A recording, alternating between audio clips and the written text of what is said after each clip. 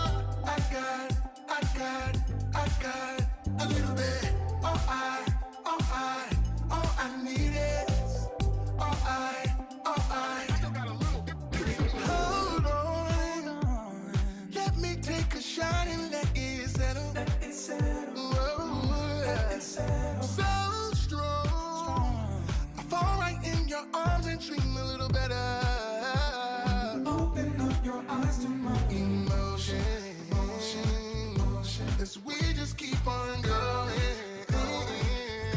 Just so it starts to show it. I know that it's going down when I notice you through the crowd. I got just enough when it's the two of us. Even when I'm down to nothing, I won't give it up. All I need is love. Even when I'm down to nothing, I just got a little bit. Give me just a little bit. I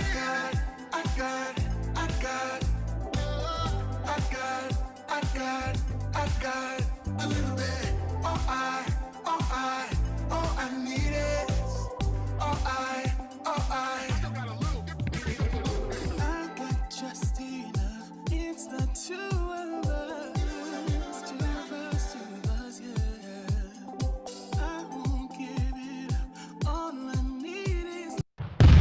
It's time for the Mixin and Chillin blog.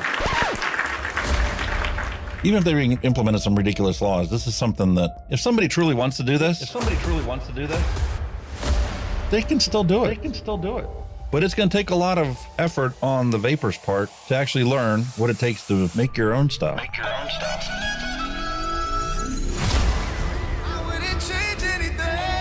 I don't know what the heck happened to the last hour of my life, but it certainly wasn't streamed on YouTube like I thought it was. Restrictive policies block progress towards smoke-free world. Many people incorrectly think that very little nicotine content cigarettes are less carcinogenic than current cigarettes. This risk misperception by people who smoke could reduce motivation to quit under a nicotine reduction policy. That's a bit of a problem. Someone who specialises in helping people kick the habit is Dr. Colin Mendelsohn. He joins me now. Look, vaping is a far less harmful alternative to smoking for adult smokers who just can't quit, and that's actually the majority of them. The road to quitting smoking is paved with candy. Double chocolate clear from TFA. Published in the Vaping Post, we have long-term study. Vaping increases odds of quitting heavy smoking. This is Kenny Thompson, the Vaping Heed. He's got a YouTube channel. He's been on here a lot longer than I have. I'm not going to stop until this is legal and available for everyone. You know, I cover things from all around the globe, but that's because science has no boundaries. I mean, you know, the FDA and everything would know that vaping is safer than smoking, but they'll have the pressure off the tobacco companies or the states that are in the MnC and all that. It's just a financial thing, and unfortunately that takes precedence against everything. And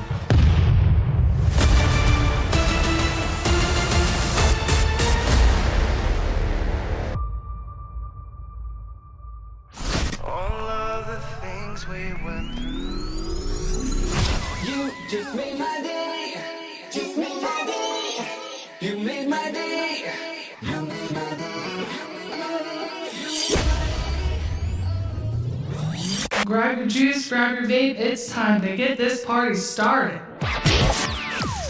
It's time for the Mixin and Chillin blog. Long-term study. vaping is safer than smoking. Smoke-free world.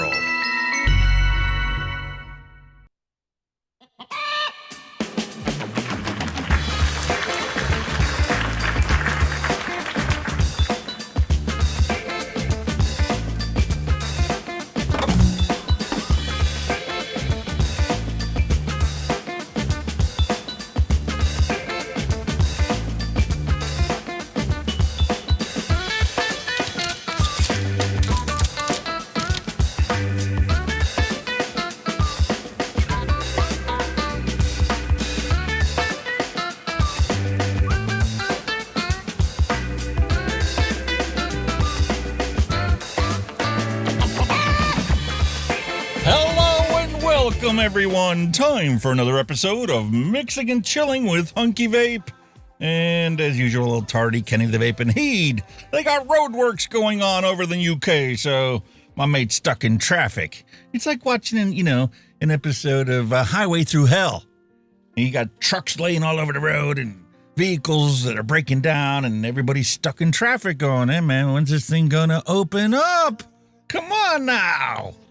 Anyway, we're going to truck on. It's going to be another fantastic day. It has been a really busy week, at least for me here.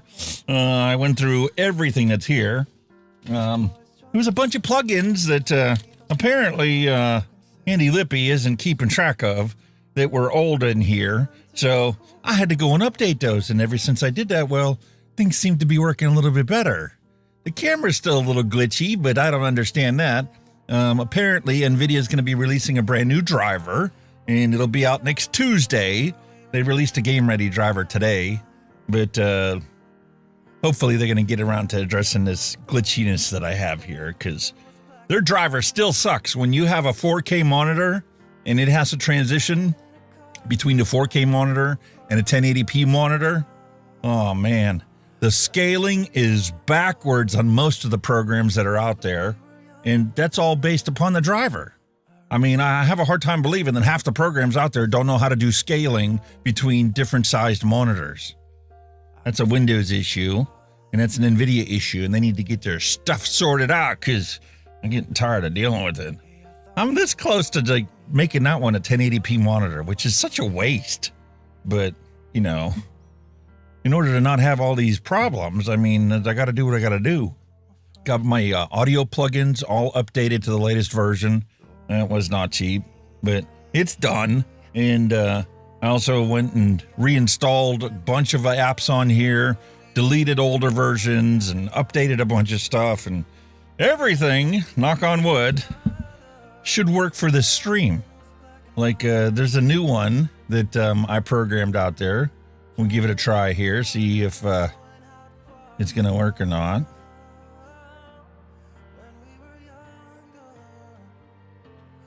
Kenny got me inspired. So we'll see if she works. Oh, it doesn't work on this scene. Oh, that's horrible. It doesn't like it. It doesn't like it. Oh. Apparently, when you green screen something out, it doesn't like it when you do stuff with the base layer image.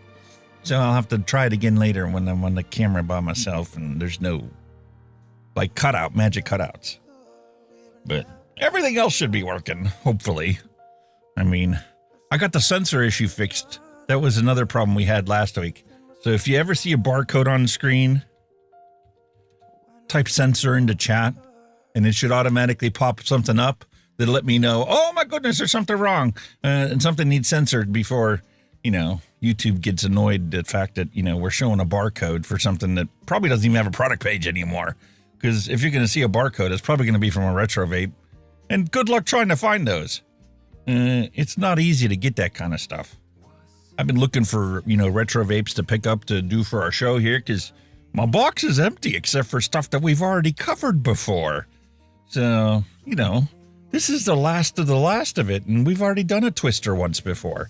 But because I got sent this beautiful e-liquid, well, I need something to put it in. So we're going to try this out today.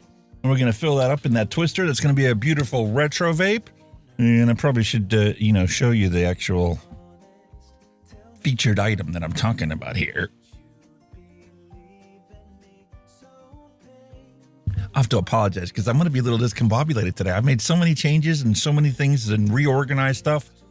Some of the things I did, I should have done a long time ago. Like there's an Windows Mover app that you can use when you do streaming like this. And you can actually take everything that you normally have pop up and open during your stream. And like, instead of having to move it to a specific corner of the window and resize it and then like tweak it so that it actually fits right alongside the other ones. I can push a button now and everything just goes poof right to where it's supposed to be. Man, is that really going to help improve my productivity for the stream here? And I finally got this Social Ninja stream sorted out. So your messages should scroll across the screen there, regardless of what platform you're on. We're simulcasting on YouTube and Twitch and Twitter and Rumble. So if YouTube does happen to censor the show, you can always go catch it on one of the other platforms and watch the replay. Otherwise, we're going to be here for a long time because we're on a mission. I feel like I'm on the Blues Brothers. We're on a mission from God. to empower smokers with the single best way to quit smoking. So, cheers.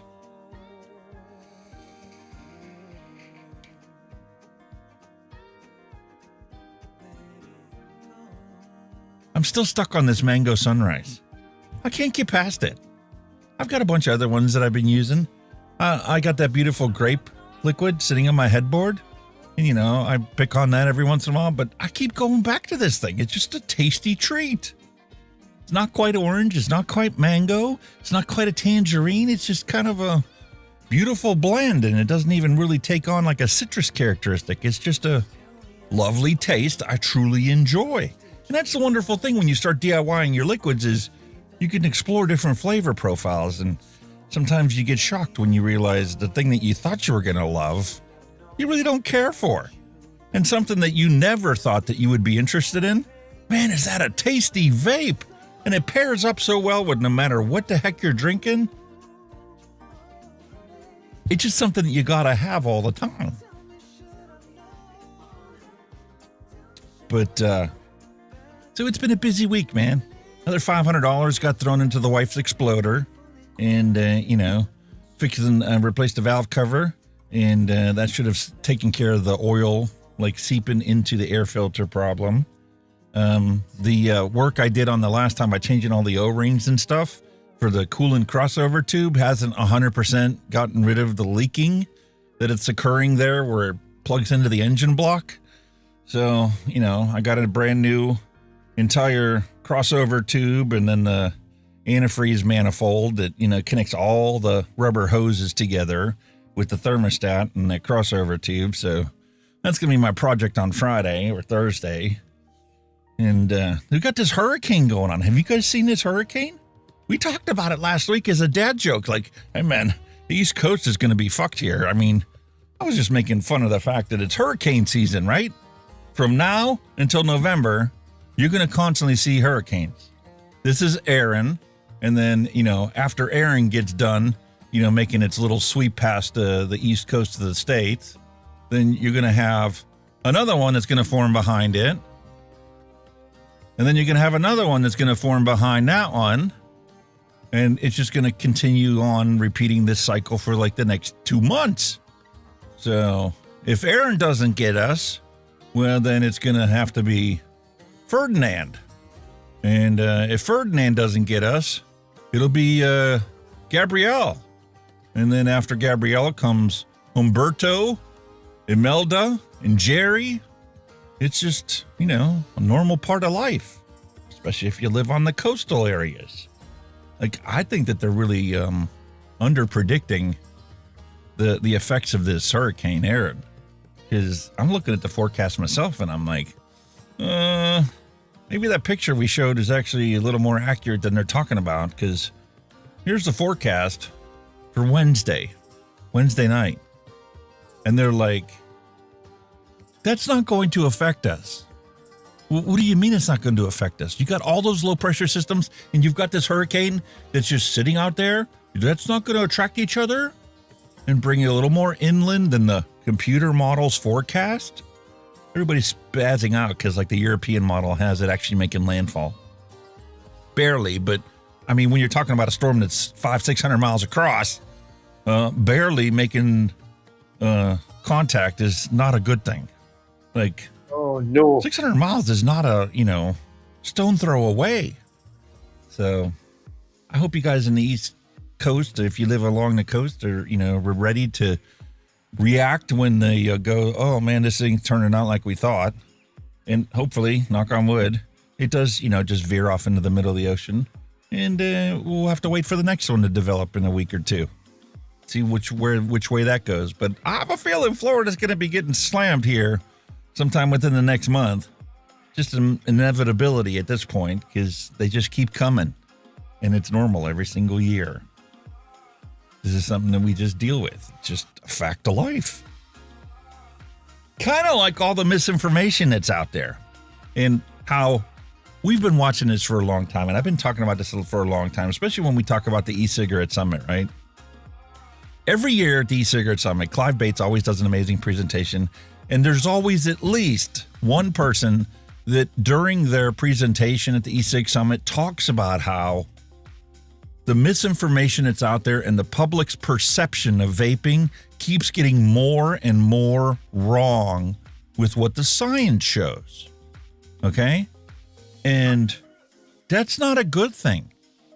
And for some people, especially the tobacco controls out there, well, I think it's intentional.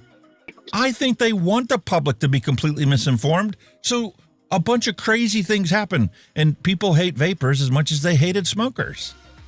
And that's not a good thing. 500,000 people in the United States die every single year because they don't know. There's an easy way to quit. If you've tried all those things that the doctor told you to try, you haven't tried the best way to quit smoking. This is now scientifically demonstrated as the most successful way to do it. It's crazy.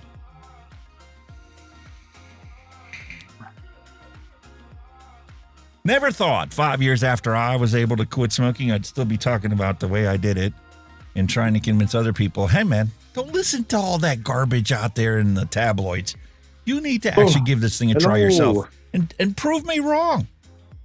Prove me wrong. If you completely give up the smokes and you switch to vaping, tell me you can't taste things better than you did when you were a smoker. Tell me you can't make an up and down a flight of steps way easier than you ever did as a smoker.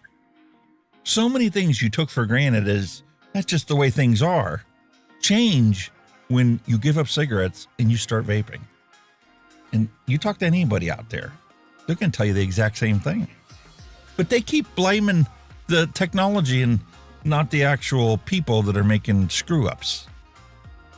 You hear Kenny. Okay, hold on. I don't hear him because I have him muted. Let me unmute him. Hello! Hello!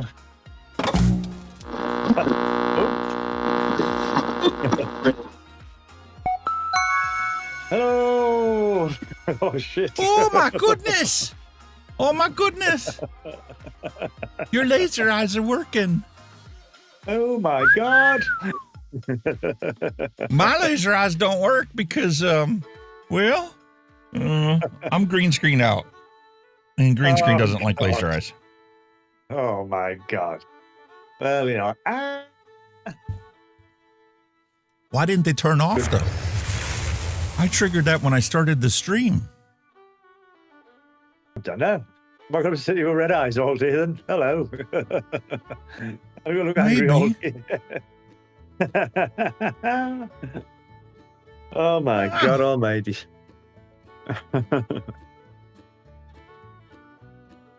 And there's something else. I was telling everybody, I updated all kinds of stuff. I updated a bunch of plugins inside of OBS. I updated my audio plugins. I updated all kinds of stuff, right? And let me test fire this.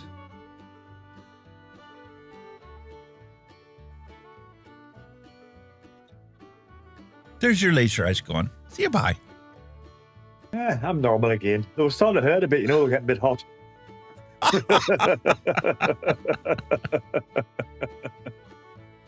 Get a bit warm there. All right. So I do need to make an adjustment.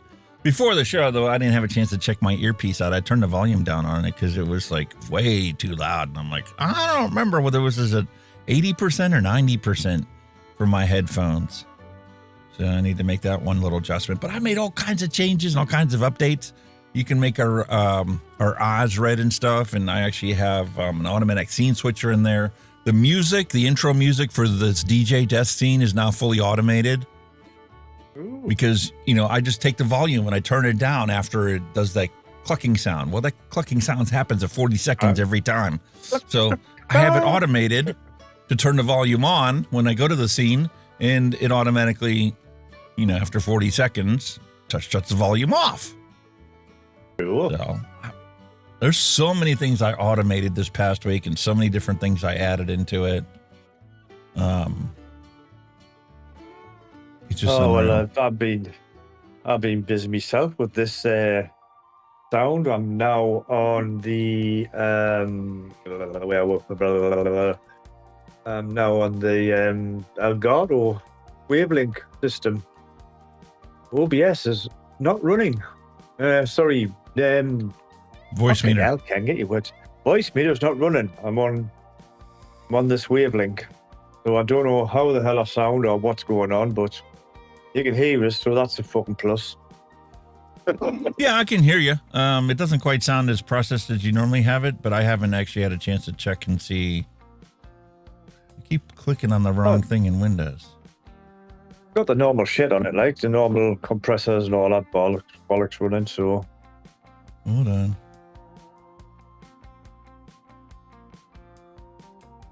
I don't know. There we go. 95% for my headphones. Now I can hear you. There you go. All right. Audio settings. Wavelength microphone effects. So yeah, you're processed. But I'm not going to hear anything from your OBS though, if that's what I'm listening to. I don't know. I mean, I don't know if like. We'll figure it out after the stream.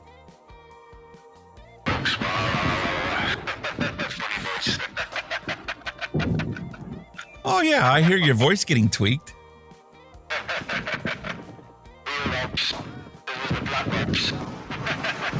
Mr. Roboto.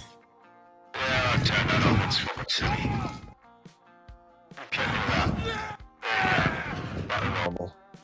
There you go. Not normal.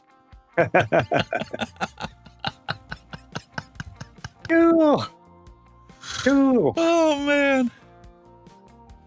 So anyway, this whole problem we've got going on, that's why today's show is titled Weaponized Ignorance. They've made the public ignorant of the single best way to quit smoking. They made them fear nicotine and get it to the point where when you tell them there's therapeutic benefits and there's people that are using them for the nootropic benefits and there's people biohackers out there. I got sent a link to watch this YouTube video where this guy, this big YouTuber, did a coverage about how, you can biohack using nicotine. It improves your attention span, doesn't have the same crash you get after drinking a bunch of coffee that makes you all jittery and crazy. Yeah. And it doesn't trash your body's natural ways of regulating hormones and stuff. And it was just a fantastic thing, So it's added to the Follow the Science playlist on the channel. Easy for you guys to check out. You can also check it out on the Discord server. There's a link to it. Or if there isn't, I'll check after the show. We'll make sure we get one up there for you guys to check it out and watch it. Well worth the 10 minutes. It was the most succinct 10-minute explanation for the current nicotine situation in the country. You should hate the smoking because of the combustion, not because of the nicotine. This is it, isn't it? This is about the demonized vape, and it's not the vape, and it's the nicotine. That's what the demonized. Oh, you've got nicotine. But that was the only thing he got wrong in there. He talked about how when you smoke a cigarette, there's over 5,000 toxic carcinogens that you're breathing in, and that's what makes it more addictive. That's what causes all the harm. But at the end of the thing, he's like, I never smoke, I never vape, and never will because, I'm like, dude, you lumped it in the same category, but it doesn't meet the definition of combustion. So where's the harm? Exactly. But I think he did that. He did that because he knows that YouTube hates vaping, and I must be running out of paper. I don't know if you guys noticed, but Stanton's been upgraded. I printed out a new copy. I mean, we've been doing this for 4 years now, and that was the original picture. Original Stanton.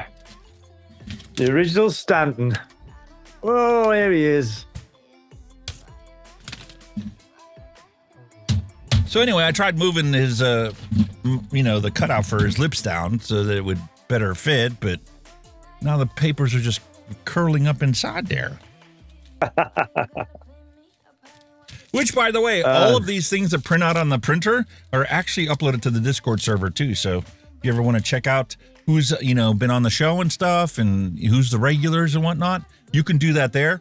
And one of the additions I did for OBS is when we roll the end screen, we all say goodbye and we go to the end screen.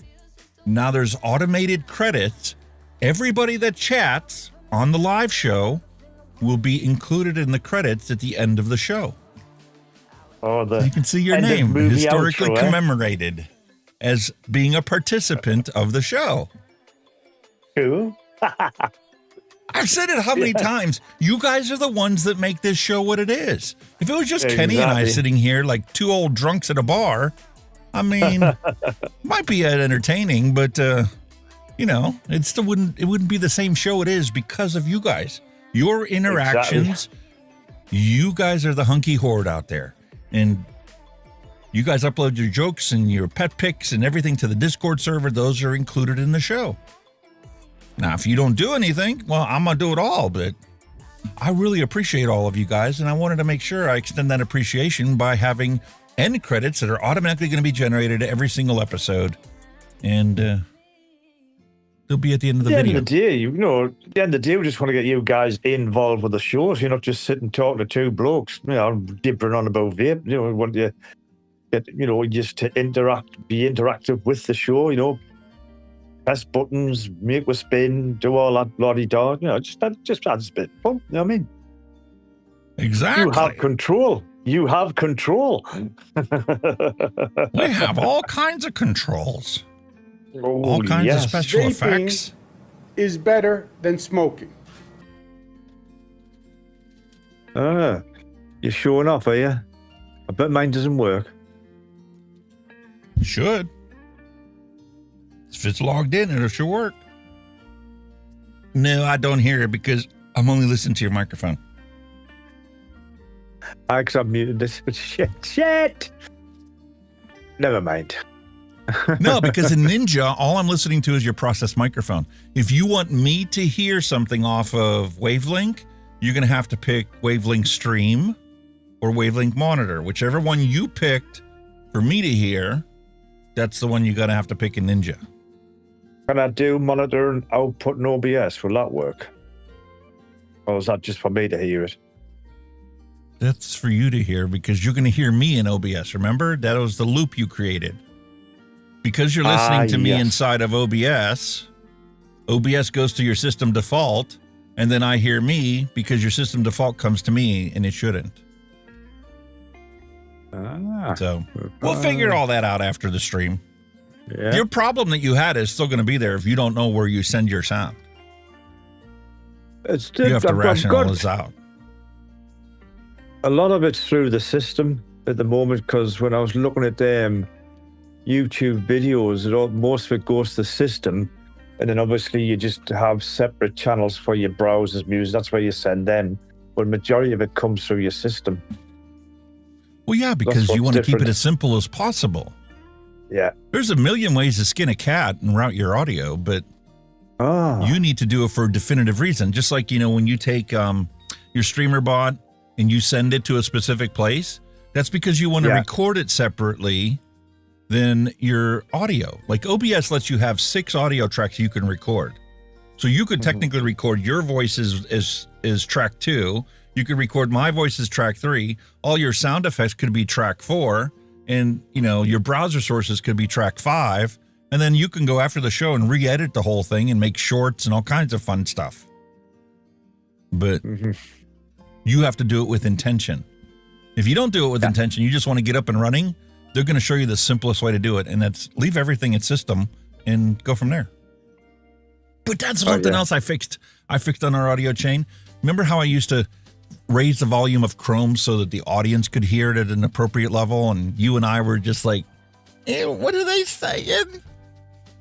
Well, I couldn't do it through StreamerBot. I had to do it through Stream Deck, but Stream Deck lets me control Voice Meter Potato.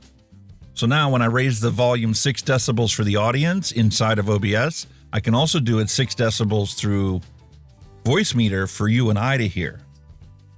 Last week, Brent Stafford was really freaking loud, except for him and I. We didn't hear anything wrong with it. I noticed it on the replay, so that got fixed too. The list of things I fixed this week is unbelievable. Kind of like these new products here from Hell Vape and from Freemax. Oh, very nice. These pod systems are delicious. Dude, I really don't think it can get any better. How are they going to make it any better? Unless they start doing double or triple coils for their pods, just like the other ones do. What the fuck? My annoying thing is the fact that these pods are only 2 mils of capacity. I'm filling them up constantly. Weird that, like. What's weird? When you're filling them up all the time, you must be hammering them. Well, the one that I have that's got 15 milligram in it, yeah, I'm hammering, I'm filling it up just same as I would my mod and tank. That gets filled up twice a day. So for a pod system to get filled up twice a day, it's nothing. It's only 2 mils. That's 6 mils. Ah. So it's been a busy week. And we've got our intro out of the way. So I suppose we ought to jump into the news and have a little rage sweat time. Have a little rage sweat, yeah, man. Hey.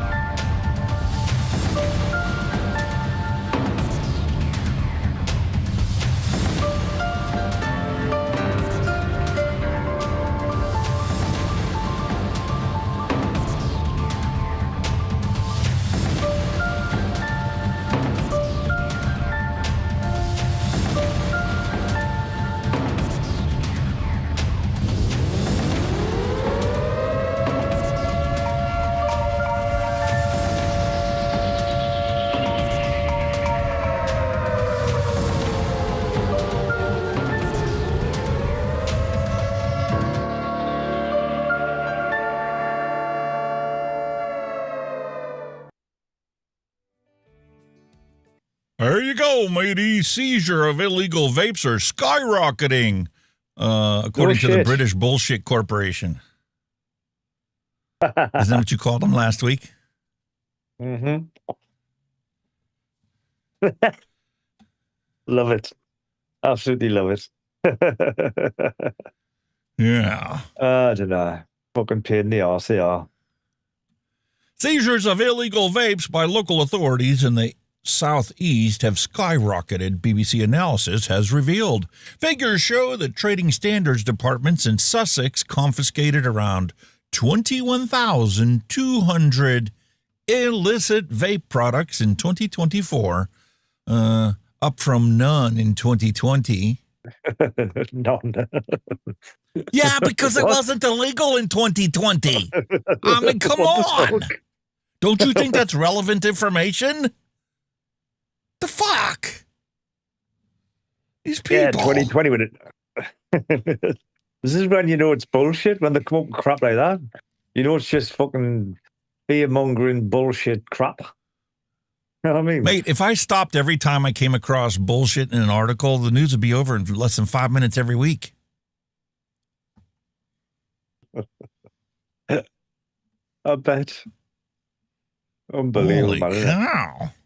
You want some real facts? Here's some real facts for you, because, you know, the people that, invest in stocks and all that other stuff, they want to know exactly what's going on here. So despite all the bullshit that's out there and the fear-mongering and all that other voodoo crapola stuff, the market's expected to double.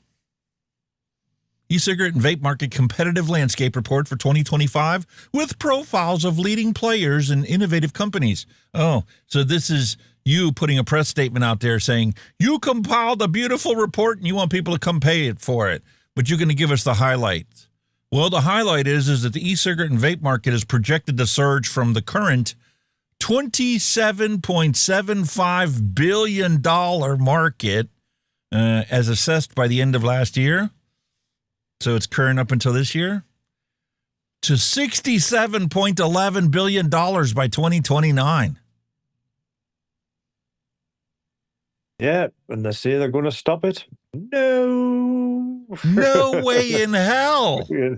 More than double in the hell will next freeze over. 4 years. Yep. Hell will freeze over, mate, before they stop that shit. Still has an adjusted growth rate of 19%. Okay, now. They are not stopping this. People are figuring out this is the easiest way to quit smoking, and they're going to buy it. Speaking of buying stuff, I did talk my wife into placing an order from the Mafia, and the Mafia is scared of the post office, so our package is now coming via FedEx. So we'll see how long it takes them to get it here.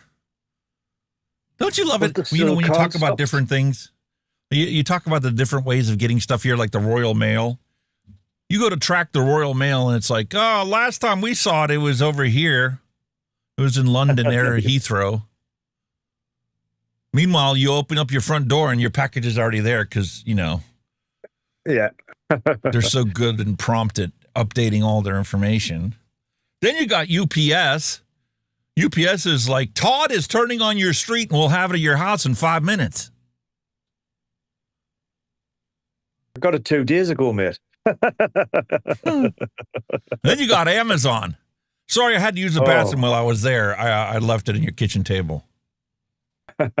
Amazon, just take a friggin' shot with them to leave it anywhere. I don't know, man. The crackdown by the post office is the last thing that we freaking needed right now. I know we make fun of the fact that the vape mail ban is, you know, useless, but they're actually cracking down on this stuff. That's not a good thing, because the shops and the distributors that are out there that are getting products to the people that need it to not smoke cigarettes are having to, once again, shuffle their shipping options because they don't want to be driven out of business by the post office. Cracking down. If there's money to be made by it, somebody will do it. Somebody will do it regardless. Because at the end of the day, with everybody else cracking down, there's a new market for somebody who will do it. They're going to get all of the market, so they're going to make all of the money by shipping all this stuff about. So, of course. You know what I mean? Of course.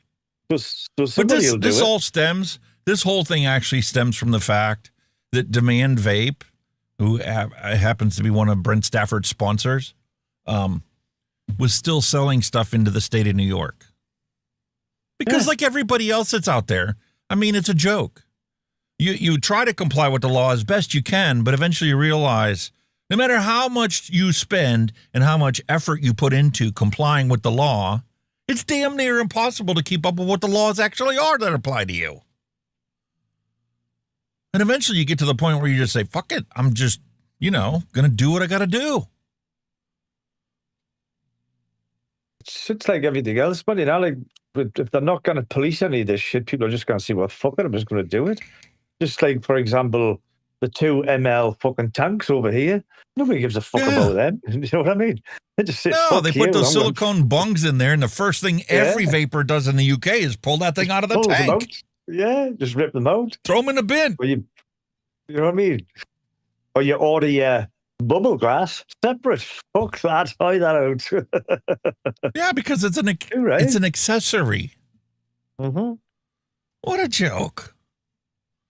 Well, it's not so much of a joke it's stupidity, because it doesn't matter whether you've got a 2 ml tank on or a 5 ml tank on. When it's fucking empty, you're going to refill it.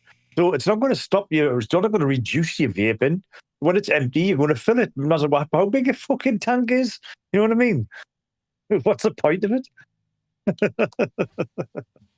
It's ridiculous, dude. Stupidity. It is stupidity, man. Most think we're all because stupid. of this ridiculousness and the fact that, you know, we placed the order and they couldn't send it via the post office. They had to wait until Monday to actually ship it because FedEx doesn't operate on the weekends. And unless you want to charge twice as much, pay twice as much to ship something. And even then, it doesn't move on over the weekend. He just sits in a warehouse somewhere. It's Pretty like, much, aye. if they would have sent it the old way before the post office cracked down, that thing would be in my hands probably tomorrow. Yeah. Postal Service, 3-day shipping. They operate 7 days a week. No. Yeah, I told my wife yesterday, yeah, they shipped it. Yesterday was Monday. This was the first day they could get it out the door. And it's coming FedEx. So it'll probably take a week to get here. She's like, oh, fuck, I got to go to the vape store and spend another $40 for one freaking disposable. Maybe they'll have a sale like they did last time I bought it, and I'll buy 2 for $40. Exactly. That's That what way you it's only like a kind of do. $3 to $5 markup, not a $25 markup. That's another thing you've got to do. You got to shop about, see if anybody's got any sales, or like 2 for 1 or 3 for fucking $25, whatever. You that's how you've got to do it. You've just got to shop about. That's the way the corner shop is right next door to my house. You walk in there for 1 vape, it's $40. 2 for $45. 3 for $60. That's it. So, I mean, it is what it is. But it shouldn't Always be a like way that. around it. Yeah. The forcing And here's people here's into the best loopholes. part. Yeah. Expect to benefit fucking tobacco. There's a fucking surprise. Holy shit. The crackdown is expected to benefit big tobacco companies, the news agency said. So, hang on then, right? So, if they're not going to ship vaping, could you order tobacco online and they'll ship tobacco? Yes! That's the best part! Oh, God. If you are verified as a fucking adult, you can get up to a certain quantity of tobacco sent to you through the fucking mail, completely legal. No problem whatsoever. What? But if it's a vape, oh my God, that's illegal. You're going to federal jail. What? You can't get locked up. Why? I love it. I love it. Weaponized Oh my God. ignorance. They Fucking pass right, these is stupid it? laws because the public thinks it's a good thing because they don't fucking know any better until their next door neighbor quits smoking with vaping, and then all of a sudden that's all they fucking hear about, and they get sick and tired of it. I think that's like why they come out with some of these like scaremonger stories, because people are starting to think, well, what are you talking about? People are starting to question, like, why is this so bad? Why is it? What are you talking about? You know what I mean? People are now starting to question it now, wherever you Joe's are. been using his vape for 20 years. I haven't seen him keel over dead. What the fuck are you talking about? Exactly. In 2021, technically the vape mail ban did take effect where businesses couldn't send it to their customers. And for the first couple of years, most businesses, I'd say all of them for the most part, except for the ones that were flying under the radar to begin with, followed the rules and didn't send it there. But eventually they got to the point where it was like, our customers keep bitching because this freaking thing that we got set up to get adult signature fee and all this other crap, I mean, it's costing them time, costing them money, making us look bad because it takes them a month to get their shit.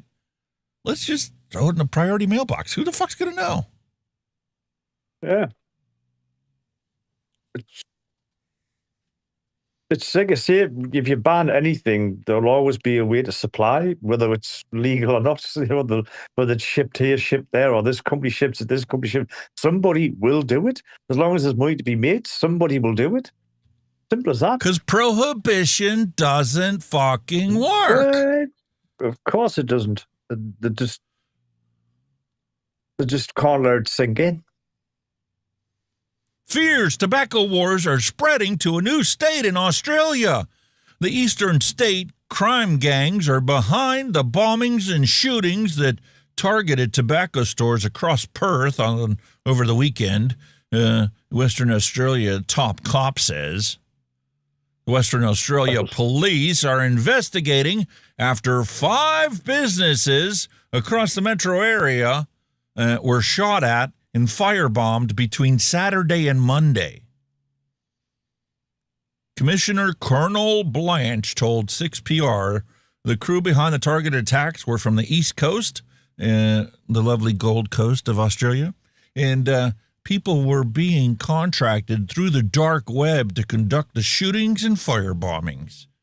To take out your competition. Prohibition, boys and girls. Prohibition.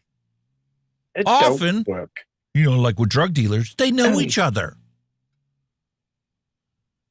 True. But what the fuck did you think was going to happen when you banned it? When you relegate it to the pharmacies that don't want to sell it? And then you're completely shocked. And, oh my God, this is ridiculous. We never thought this was going to happen. Why? Are you stupid? Yeah, you dip. Oh my Meanwhile, the God, cops are like, we've been kicking in doors since we saw 3 attacks between the 9th and the 11th of August. The commissioner said that the nation was experiencing a new wave of organized crime through tobacco sales, and new legal strategies were needed to prevent the sales from happening. Wait a minute, you banned it. It didn't work. You made everybody get a fucking prescription. 96% of your country said, go fuck yourself. I'm not getting a prescription. I'm not going to the doctor to get a vape. Are you nuts? Mm-hmm. So then you decided, well, we're going to ban all the vape shops because that's where all the kids are getting it from, even though they weren't getting it from there. And we're going to make it pharmacy only. And out of the 5,000 pharmacies in Australia, I think only 130 of them sell vapes. Yes, because half of them didn't want the hassle. I'm not taking that shit. You fuck off. Where's all the vapors? Because you got millions of vapors in Australia. Where are all those vapors getting their stuff from if they're not getting them from the pharmacy? Exactly. They're not just all going to quit. I don't know why there's fire bombings. It doesn't make any sense to me. We need to crack down on it some more. Make some more laws. They've turned vaping into like a drug, like heroin or cocaine. And that's your next line of drugs, vaping. Oh, we've got vaping now. It's a classified drug. Australia, you got to keep up with the times. In Australia, if you get caught with heroin or cocaine, it's $100 fine and mandatory education class. You just go to an AA meeting over the weekend and, they'll sign your certificate and you're good to go. Oh, and if you can't afford it, don't worry about it. They'll waive it.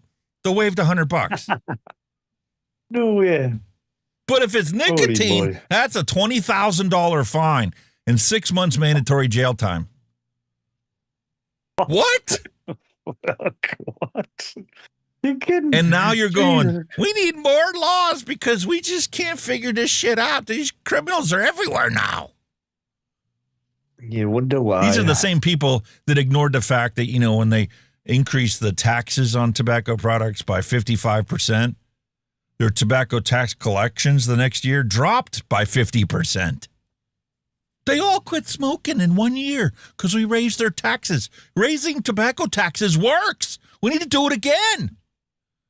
Moron, you just created a fucking thriving black market, a $8 billion a year black market because you raised the taxes 55%.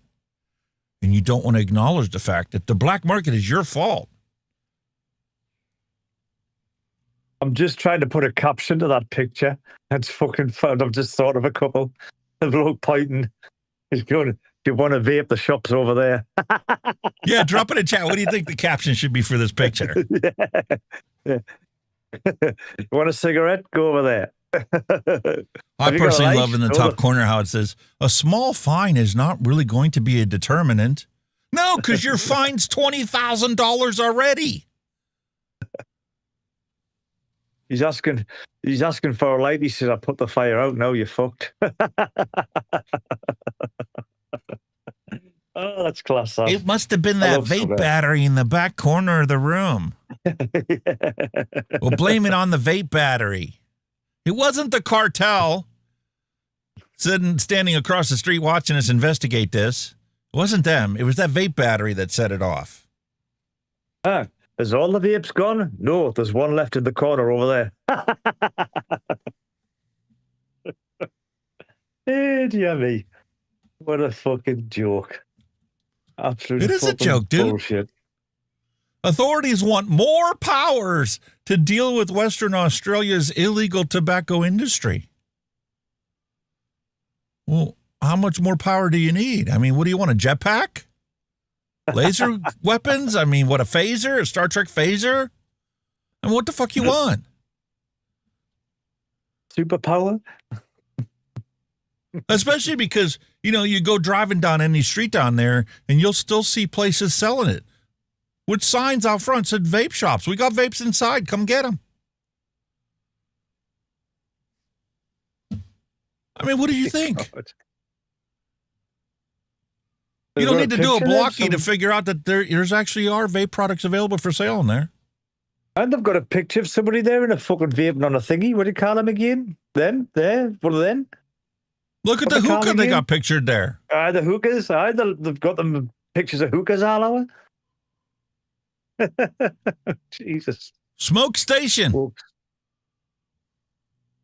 You can buy a bag of Chop Chop for $20. Meanwhile, a pack of fags, a pack of dirties is $65. One pack, 65 quid. Have you noticed they've got the bollards there for the ram raisers? Yeah. UK thing. Have you noticed the cops don't have any bollocks? They just let the criminal activity take place and then show up afterwards going, I wonder what happened here. But that's where his hand is. There he's feeling to see if he's got any balls down there. Oh, I mean, they act like they're dealing with the Sinaloa cartel down there or something. Probably are. But you know what? You can go to any corner shop, gas station, convenience store. You can buy yourself a smoke and have at it. As long as you cough 40 quid a pack to the government for taxes, you can do whatever you want. Exactly. Well done, Mr. Butler. Well done. This is what you have created. This is your legacy. Yeah. Because history will not judge you kindly. Because this stuff isn't going to go away. It's only going to keep getting worse. The more you clamp down on it, the worse it's going to be. There ain't a fucking doubt in my mind.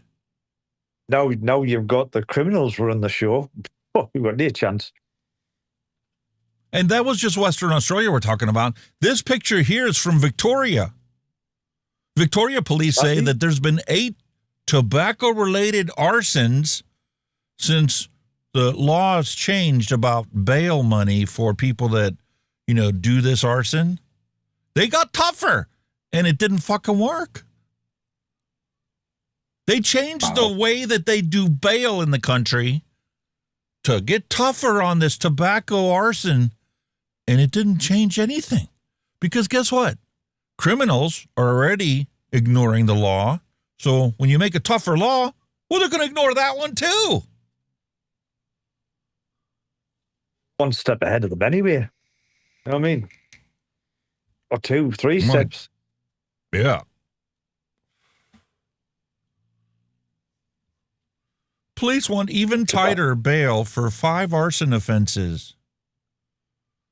Those offenses were criminal damage by fire with the intent to endanger lives, criminal damage with the intent to gain. Well, any criminal activity is with the intent to gain. I mean, Exactly. how many ways can you say the same fucking thing? Intentionally or recklessly causing a bushfire. Wait a minute. The bush, where's the bush compared to the store? This is the 300 smoke miles shop with away? smoke. 300 kilometers away? What the fuck are you talking about? Placing inflammable materials for the purpose of causing fire. Okay. Isn't that by definition arson? Yeah, I would have thought so. Like, yeah. Why don't we just name it as arson? Well, no, because this way the lawyers get more money. And this way they get longer jail time so that the prison system gets more money. It's not about actually stopping crime. If they wanted to stop crime, they would simply eliminate the taxes on the harm reduction products, on the safer products, make them, proportional to the health risk you take by using that product. Job done. Black market gone. Who the fuck is going to go bother, risking all this jail time when there's no way to make money because you can go anywhere to buy your products? You lost all your customers. Exactly. You can buy it legally. Oh, my God. I mean, I guess common sense isn't something that, Oh, hell. they can Hell no. deal with down there. Common sense? Common sense? What's that? And tobacco harm reduction advocates demand urgent change as Australia's tobacco wars expose global tobacco policy failures. The WHO wants this same bullshit all across the world. The WHO. And I sent a letter to Nancy about this. I'm sorry, but 125 is half of what it actually is. Yeah. As Australia's tobacco control strategy descends into chaos with over 125 fire bombings, a thriving $6.3 billion illicit market, that's also way too low. We know for a fact in 2019 it was an $8 billion market. I'm sure it's a lot bigger now. Oh, we probably double now. And smoking rates stagnating at 11%, leading tobacco harm reduction advocates are calling for urgent paradigm shift ahead of the groundbreaking Asia Forum on Nicotine conference, where they're not going to listen to you. Nope. Because most people don't want involved in this advocacy stuff. As long as they can get their products, they don't give a shit. That's the reality of it all. Just like the reality of it all is that number is way wrong. How do I know? There's a website that shows you, and Pippa tries to keep up with it, along with the rest of the people over at Alive. 244. Yeah. But see, Australia's prohibition also applies to their news. Yeah, you can get a subscription to watch ABC and BBC and stuff, but they block news agencies around the world from covering their crap because then it's going to expose the government for being a complete mockery of what a government is supposed to be. Fucking nuts, man. The tobacco vape turf wars have been exploding continuously since 2023, and it's not going to change anytime soon. Until you decide to legalize stuff.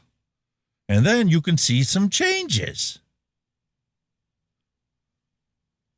Okay, what's the deal here? The nuts, man. The nuts. It's just something they've created themselves due to ignorance. So here you go. And I know you guys like watching videos, so we're going to watch this one here. Marijuana, 1 year later. I talked about it before. Ohio legalized recreational use of cannabis. And they did it in a way to make sure that there isn't going to be a big cannabis corporation that's going to control the whole thing. You want to grow your own stuff? You're allowed. You can grow your own plants. Each Ohio resident is allowed to grow 2 plants of their own. And you're allowed to have a certain percentage, a certain quantity of it on your person, no matter where you're at. And you're allowed to have a certain quantity of concentrate on your person for personal consumption. Yeah. So here we are a year later. It's a year later, and they're finally going to take a look at the holistic look at what's going on over there. But, breaking news is this is a $1 billion industry in the making, easily. Gotta pay.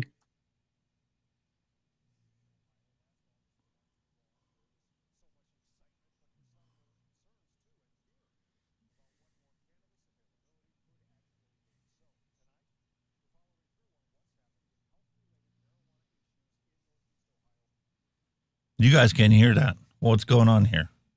I can't. Hold on. I know you can hear it, but they can't hear it because OBS is not recording it.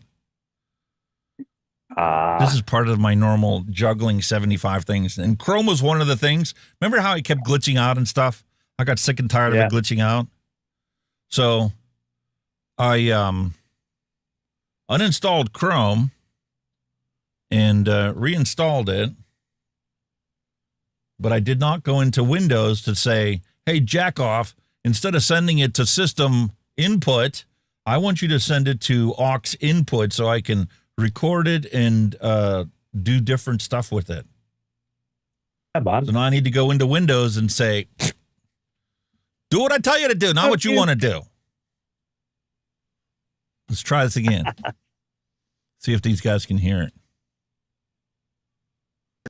This month marks 1 year since dispensaries started selling recreational marijuana in Ohio. Last August, the lines were long. There was so much excitement, but for some, there were concerns too and fear about what more cannabis availability could actually mean. So tonight, we're following through on what's happened with health-related marijuana issues in Northeast Ohio 1 year later.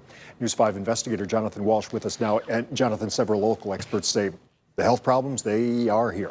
As a matter of fact, yeah, some major drug treatment organizations, Rob, tell us they are helping people with severe cannabis issues and don't see it stopping anytime soon. They say having state-sanctioned marijuana is not good, but not all experts agree. For Joe Veronese, the first thing I did, even before I drank, was smoke marijuana. His early teen years It was alarming. of smoking marijuana turned into real problems by his senior year of high school. I had pretty much experimented with all substances, from opiates to cocaine to hallucinogenics. It's the kind of experience. But marijuana is the problem. It isn't the fact that this guy wants to do every single drug in the world. Exactly. You couldn't find somebody that just abused marijuana if those people actually exist. You had to pick somebody that's got a propensity to try every fucking drug in the world because, well, they like the fact that it changes their way of thinking, the way of acting, and their behaving, and the way they feel. That's who you're going to use as an example why this law wasn't such a good idea. Really? Yeah. Do you realize most of the public knows that you're full of shit? Pretty much. That worries him and others with so much more marijuana now available in Ohio. Why we would then want to bring another drug to the forefront. Carol Negus is the director of nursing at the treatment center Stella Maris in Cleveland. The center says it has not seen a dramatic increase in marijuana-related cases in the past year since recreational cannabis started sales in Ohio. It does say cases of cannabis use disorder have gone from 1,900 to 10,000 since 2013, a disorder that can include disturbing effects. A kid one time come in who thought he was a dog for 3 days, and all he smoked was marijuana. That was it. He thought he was a dog for 3 days.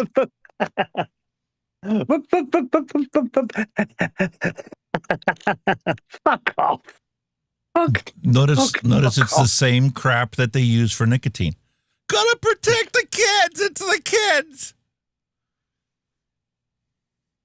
Used to be that weed was considered dangerous and being compared to or seen as a gateway drug, like vapes are a gateway to cigarettes, even though the science doesn't back any of that shit up.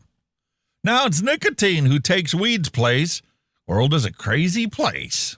Sure is. No, I did heroin, but marijuana's the problem. That's what got me to do heroin.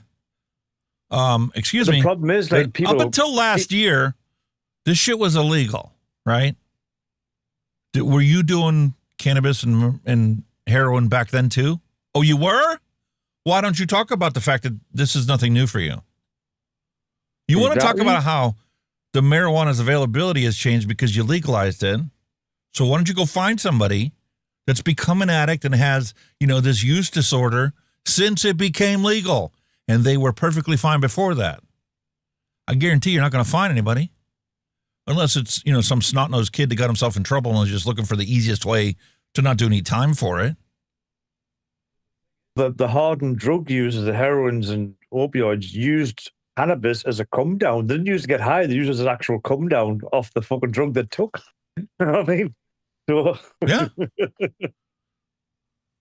Crawled around on the floor, barking and drinking out of a water bowl. She tells us she's seen a shift in attitudes about cannabis, people not taking it seriously. And some of the repeat client cases are also troubling. The ones that come back that have relapsed almost always the comment to me is, well, you know, I started smoking marijuana because that's not really what my drug of choice was. We definitely. Wait a minute, don't they say the same things for alcoholics? Yeah. Don't alcoholics come into the clinic and say the same damn thing about alcohol? So how is this any different? You're not planning on banning alcohol anytime soon, are you? See, an increase with the adult use customers. We were there. We're really excited to be in Cleveland. When Clutch opened its downtown cannabis store on August 1st, its fourth shop overall in Ohio. The state licensed dispensary, there's training requirements that we all have to follow. Lauren DeLandy says at Clutch, they pride themselves on getting the right information to customers. And we're taught as well to go over, the risks and the considerations with patients and customers as well. Definitely storage and locking it up, how important that is, and just how to use it, especially if you're new, starting low, going slow. The state keeps track of cannabis sales. The first report came out last August. There's been a steady increase in edible sales with a peak of 110,000 and oil for vapes peaking at more than 178,000 during the same week last month. I personally am in favor of legalization. I think Dr. Ryan Marino is from University Hospitals. There's a lot of safety and regulatory things that I think that can bring. He says he also recognizes the risks, especially with today's products having high potency levels and higher dosages. But he tells us the fears some people had of emergency rooms flooding with marijuana-related problems just hasn't happened in the past year. And I think nationwide it hasn't been that dramatic of a problem in terms of like mass psychosis kind of effects. The National Institutes of Health reported this year there is some evidence of increases in emergency department visits nationwide, but more studies need to be done. Cleveland Clinic says it's seen a gradual increase in marijuana-related visits to its emergency departments over the past 10 years. And the way the Cuyahoga County Board of Health keeps records, it does not include THC marijuana gummies. We do not have any data to offer, meaning they don't have any data to offer? Meaning they're not worried about it. Exactly. Does that bother people? It's not even tracking it. But for Carol at Stella Maris, 80% of the clients walking through the door smoke marijuana. And for Joe, he's managed to stay sober for the last 5 years. He's now a counselor at Stella Maris, where he says he has seen more clients depressed and isolating themselves. That could lead to other things, whether it's mental health issues, suicide, stuff like that. And people don't like to take that connection between mental health, marijuana, and suicide, but that's okay. Can we like put things into perspective, since you guys failed to do this consistently, regardless of whether you're talking about nicotine or cannabis or whatever? 30%, 1 in 3 people in this country have either anxiety or depression. Regardless of whether or if or at any point in time they have used drugs. Meanwhile, the percentage of people who choose to use substances is way less than 1 in 3. But sure, we'll blame it on the substance, not on the rampant prevalence of anxiety and depression in this country. Because, ironically enough, here in the state of Pennsylvania, where they didn't legalize it for recreational purposes, you need to get a patient card. And one of the symptoms that is eligible for marijuana use is anxiety and depression. So if you have anxiety and depression, you're allowed to consume cannabis because there are scientific papers out there showing that that is an effective treatment for it. Yeah. It's the same thing like with the vapes. You know, they talk about all these kids and they have all these problems. Okay? It wasn't caused by the vape. Nope. And the anxiety and depression in these people that are seeking treatment for substance use disorder had the depression and anxiety long before they ever had their first substance. So maybe that's the reason why they chose to seek substance use. And because it didn't actually fix the fucking underlying problem, maybe that's the reason that they abused the substances they could get their hands on. But see, that requires, a little bit of logic and reasoning and stepping back and going, what's really going on here? Questions the news will never bother to answer for anybody.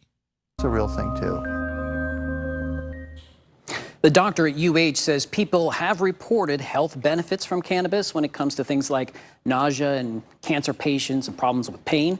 Clutch Cannabis says some PTSD cases have been helped by THC. Meanwhile, the director of nursing at Stella Maris, Rob, tells us that she hopes those who are selling cannabis put some money aside to pay for the psychosis cases that will happen in the future. My goodness, Jonathan, great reporting again. And is there anybody left in the investigator's office? We were We've had everybody on deck here.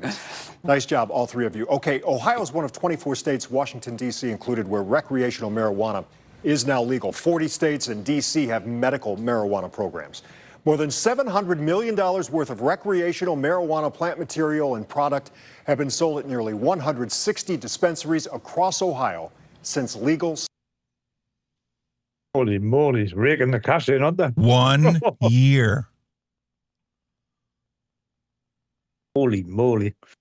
Did I not call this? Did I not say this was going to happen? As cigarette sales plummet, they're going to need to replace those tax dollars from somewhere else. And the easiest way to do it is cannabis. And it wouldn't shock me if Trump came out and says, you know what, we're going to reschedule cannabis. It's not going to be, going from class 1 to like a class 3 or something. And you really watch marijuana use take off in this country. Because then that prohibits the banks from discouraging customers who sell this from being customers of that bank. Once they drop it as a Schedule 1, then the banks are going to want to deal with these cannabis people because right now, the way the laws are and because it's still federally illegal, these people deal in cash only. Yep. Duffel bags full of them. I mean, look at the sales figures for just the state of Ohio in 1 year.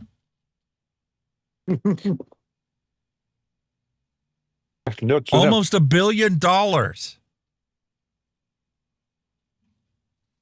All right, $750 million. But still, that's for one state. Imagine what the cannabis industry could be for this country if all 50 states had it legalized. No more chasing tobacco tax money. Maybe the vaping industry can get a fair shake then. I know, wishful thinking like everything else, but you got to have a positive outlook on this at some point. Sales began. That I thought was just wow. It is kind of nuts, that, like. So now, it's common sense to look at it and go, wow, growing pains? Well, yeah, no shit. $700 million in 1 year.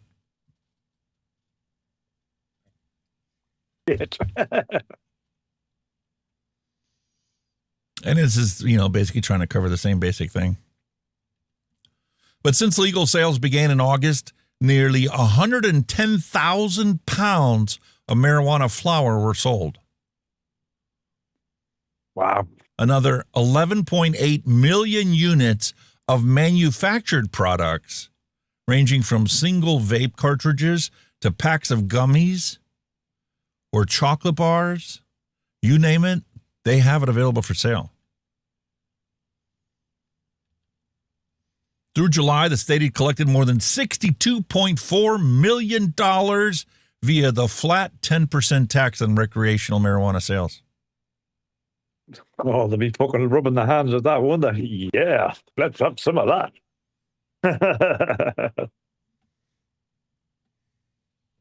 It's an eventuality. Wow. Cheers, man. Yes. Everybody's talking about it now. All because they put it up to a vote. Issue 2 was a vote that everybody got a chance to vote on in the state of Ohio. And they said, yes, go ahead and sell it. It's been a fun ride, said Sage Graham, Director of Operations for Amplified Dispensaries, which is several locations throughout Northeast Ohio.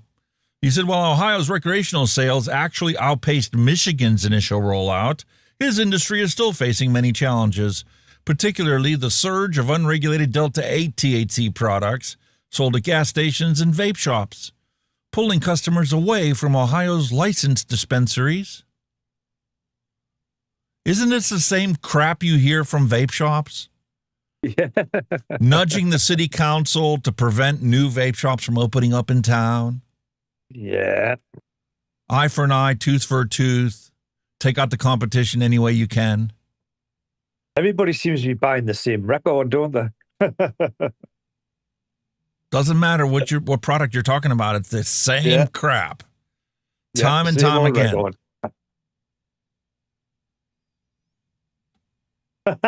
Really? Neil Pitt said an article that weed is now being smuggled into Mexico instead of it coming into the US. There's a surprise. It's going the other direction. That's probably They're pitching it over the wall. Accept. They're pitching it over the wall to their Mexican cohorts. Catch! Holy moly, man. What can you do? Ooh. This is crazy, dude. More and more people are starting to come forward and talk about this. You've been lied to about nicotine. All you've been told is how addictive and terrible it is for your health. But when used correctly, it's the ultimate health hack. Yeah. Here's the secrets 99% of people don't know about nicotine and how beneficial it can be. And Grok does not agree with them. Rate the proposed community note. This post does not adequately disclose the harmful effects of nicotine, such as increased risk of cardiovascular, respiratory, and gastrointestinal disorders. Nicotine's also got adverse effects on immunity and reproductive health. And then you've got the World Health Organization stance on it. Nicotine's highly addictive. It raises heart rate and blood pressure, increases risk of heart disease and stroke, and can harm brain development in young mice. While some research explores medical uses, major health organizations warn that the risks outweigh the benefits for the big pharmaceutical companies. I beg to differ on the reproductive health. I mean, I have been consuming nicotine since I was a teenager in one form or another, and I managed to have quite, 3-4 healthy children, and everything still works mighty fine down there. So all shit to that one.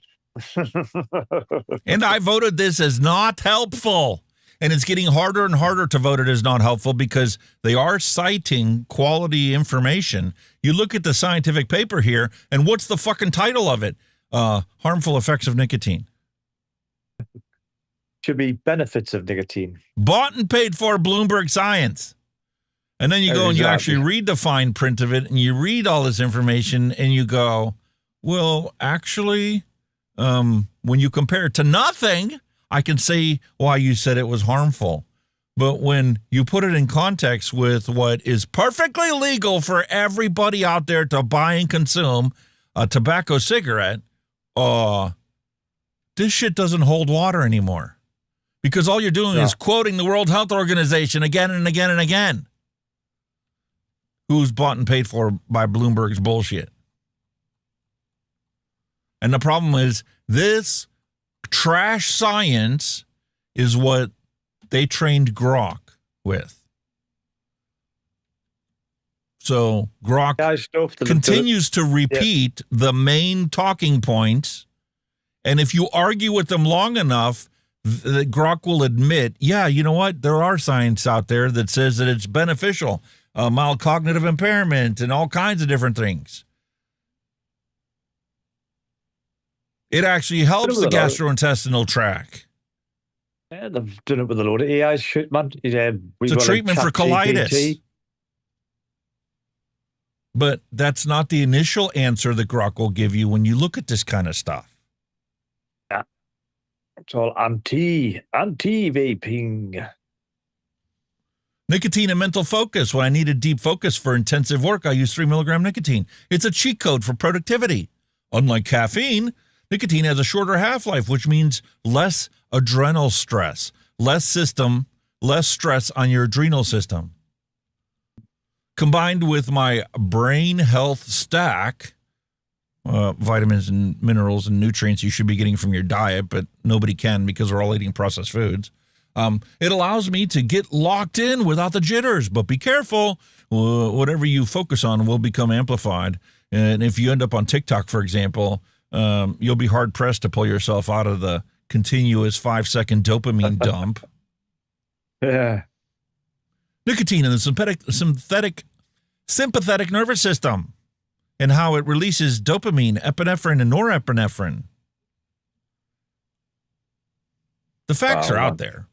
And more people are starting to talk about it, especially these health gurus that, want you to hack your life into becoming a more productive human being and ditch the pharmaceutical companies and the healthcare system in favor of looking after your own health and finding what balance works best for you.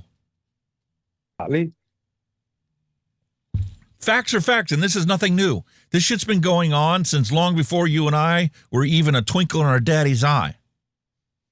Raw milk wasn't banned for our health in the United States.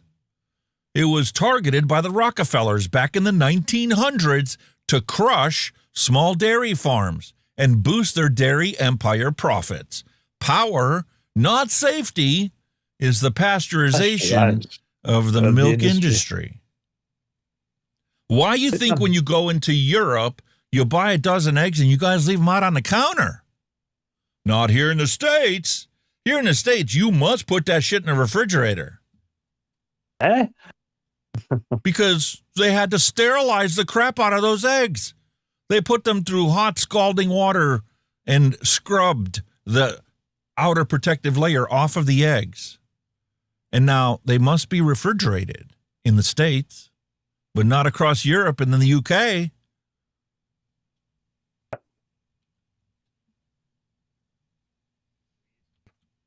Weaponized ignorance. Stark, raving insanity. There's no need.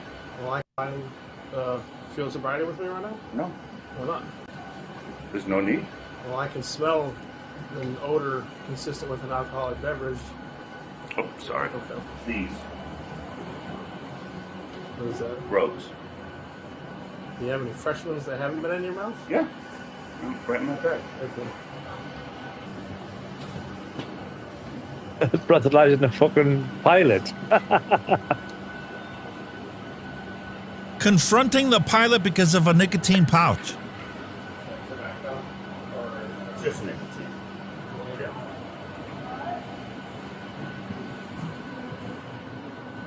Smells mini.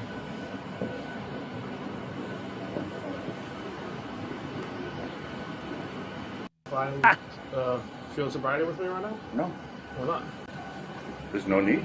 Well, I can smell Okay, now. odor consistent with What's an it? He's alcoholic poked on a beverage. fucking nicotine pouch. Sorry.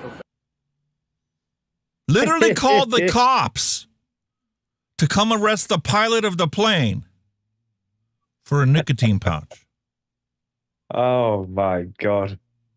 Weaponized ignorance. The public is All right. completely unaware of the health benefits of nicotine consumption through safer forms of nicotine use, and, well, they think it's worse than heroin. Flying while on nicotine. Woohoo! He's using it so he can concentrate on flying the plane, you dumbass. Okay, now. But Grok does Oh. not want to admit the fucking truth until you keep beating it over the head. And then it finally says, well, yes, cigarette smoking's addictiveness rivals heroin and cocaine due to the rapid delivery and enhancements like MAOIs, per multiple CDC and NIH studies. Alternatives like vaping pouches, snus, or heat-not-burn deliver nicotine without these, showing lower dependence in research. So it's not as addictive as heroin, is it? Even when it comes from a vape. But, tobacco controls will never admit that.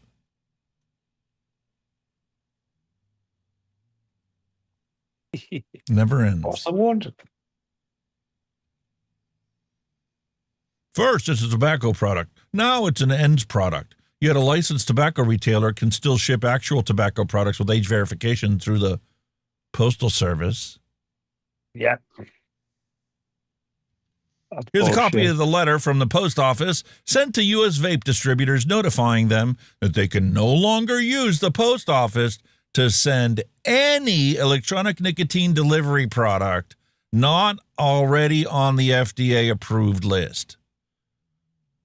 I personally think this is a violation of the Sherman Antitrust Act, going way back to the fucking 1800s, preventing a monopolized marketplace.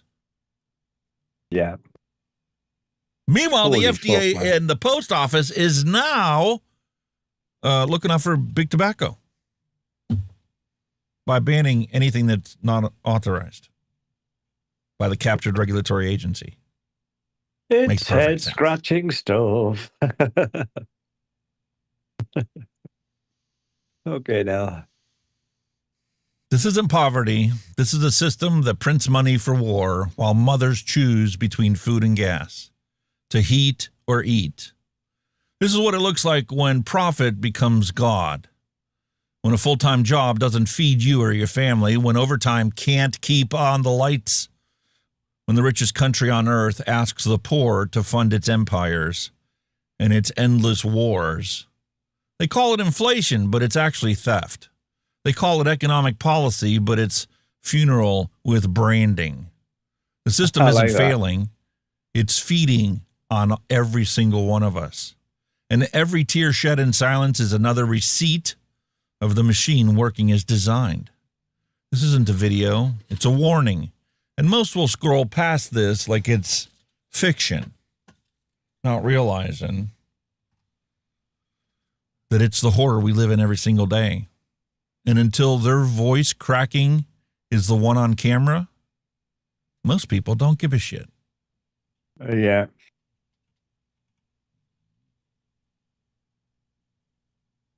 Wow. This is the world we live in today. Save £50 per person. That's too. Bloke's out there doing DoorDash just to make ends meet, right? In addition to his full-time job. And he still can't keep up with the car payments.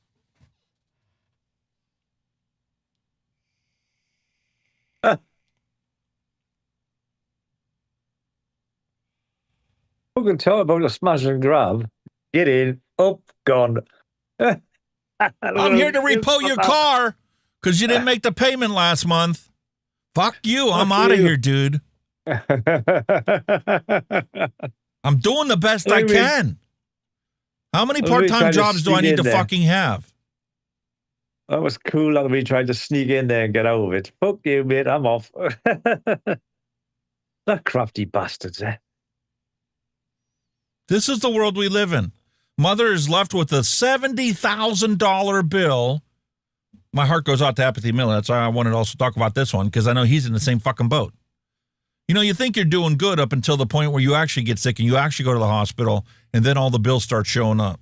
And they continue to show up for months upon months upon months, and then that turns into collection agencies trying to come after the money, all adding on to the bills that you acquired through a simple 15-minute trip to the emergency room. Well, here's a $70,000 bill for a 15-minute trip to the emergency room for her 6-month-old son. Absolutely insane. This California woman, Jessica Farrell, says that she was forced by doctors to put her son in a helicopter, which ended up costing $90,000. Holy fuck. The insanity didn't end there after a 50-minute helicopter ride, which was deemed necessary by the doctors because the hospital Farewell went to didn't have a burn unit. She was forced to put her son in an ambulance to get him from the helipad to the hospital to get another $10,000 ride for a third of a mile. Holy moly. The son, Brody, was treated with second-degree burns and discharged the next day.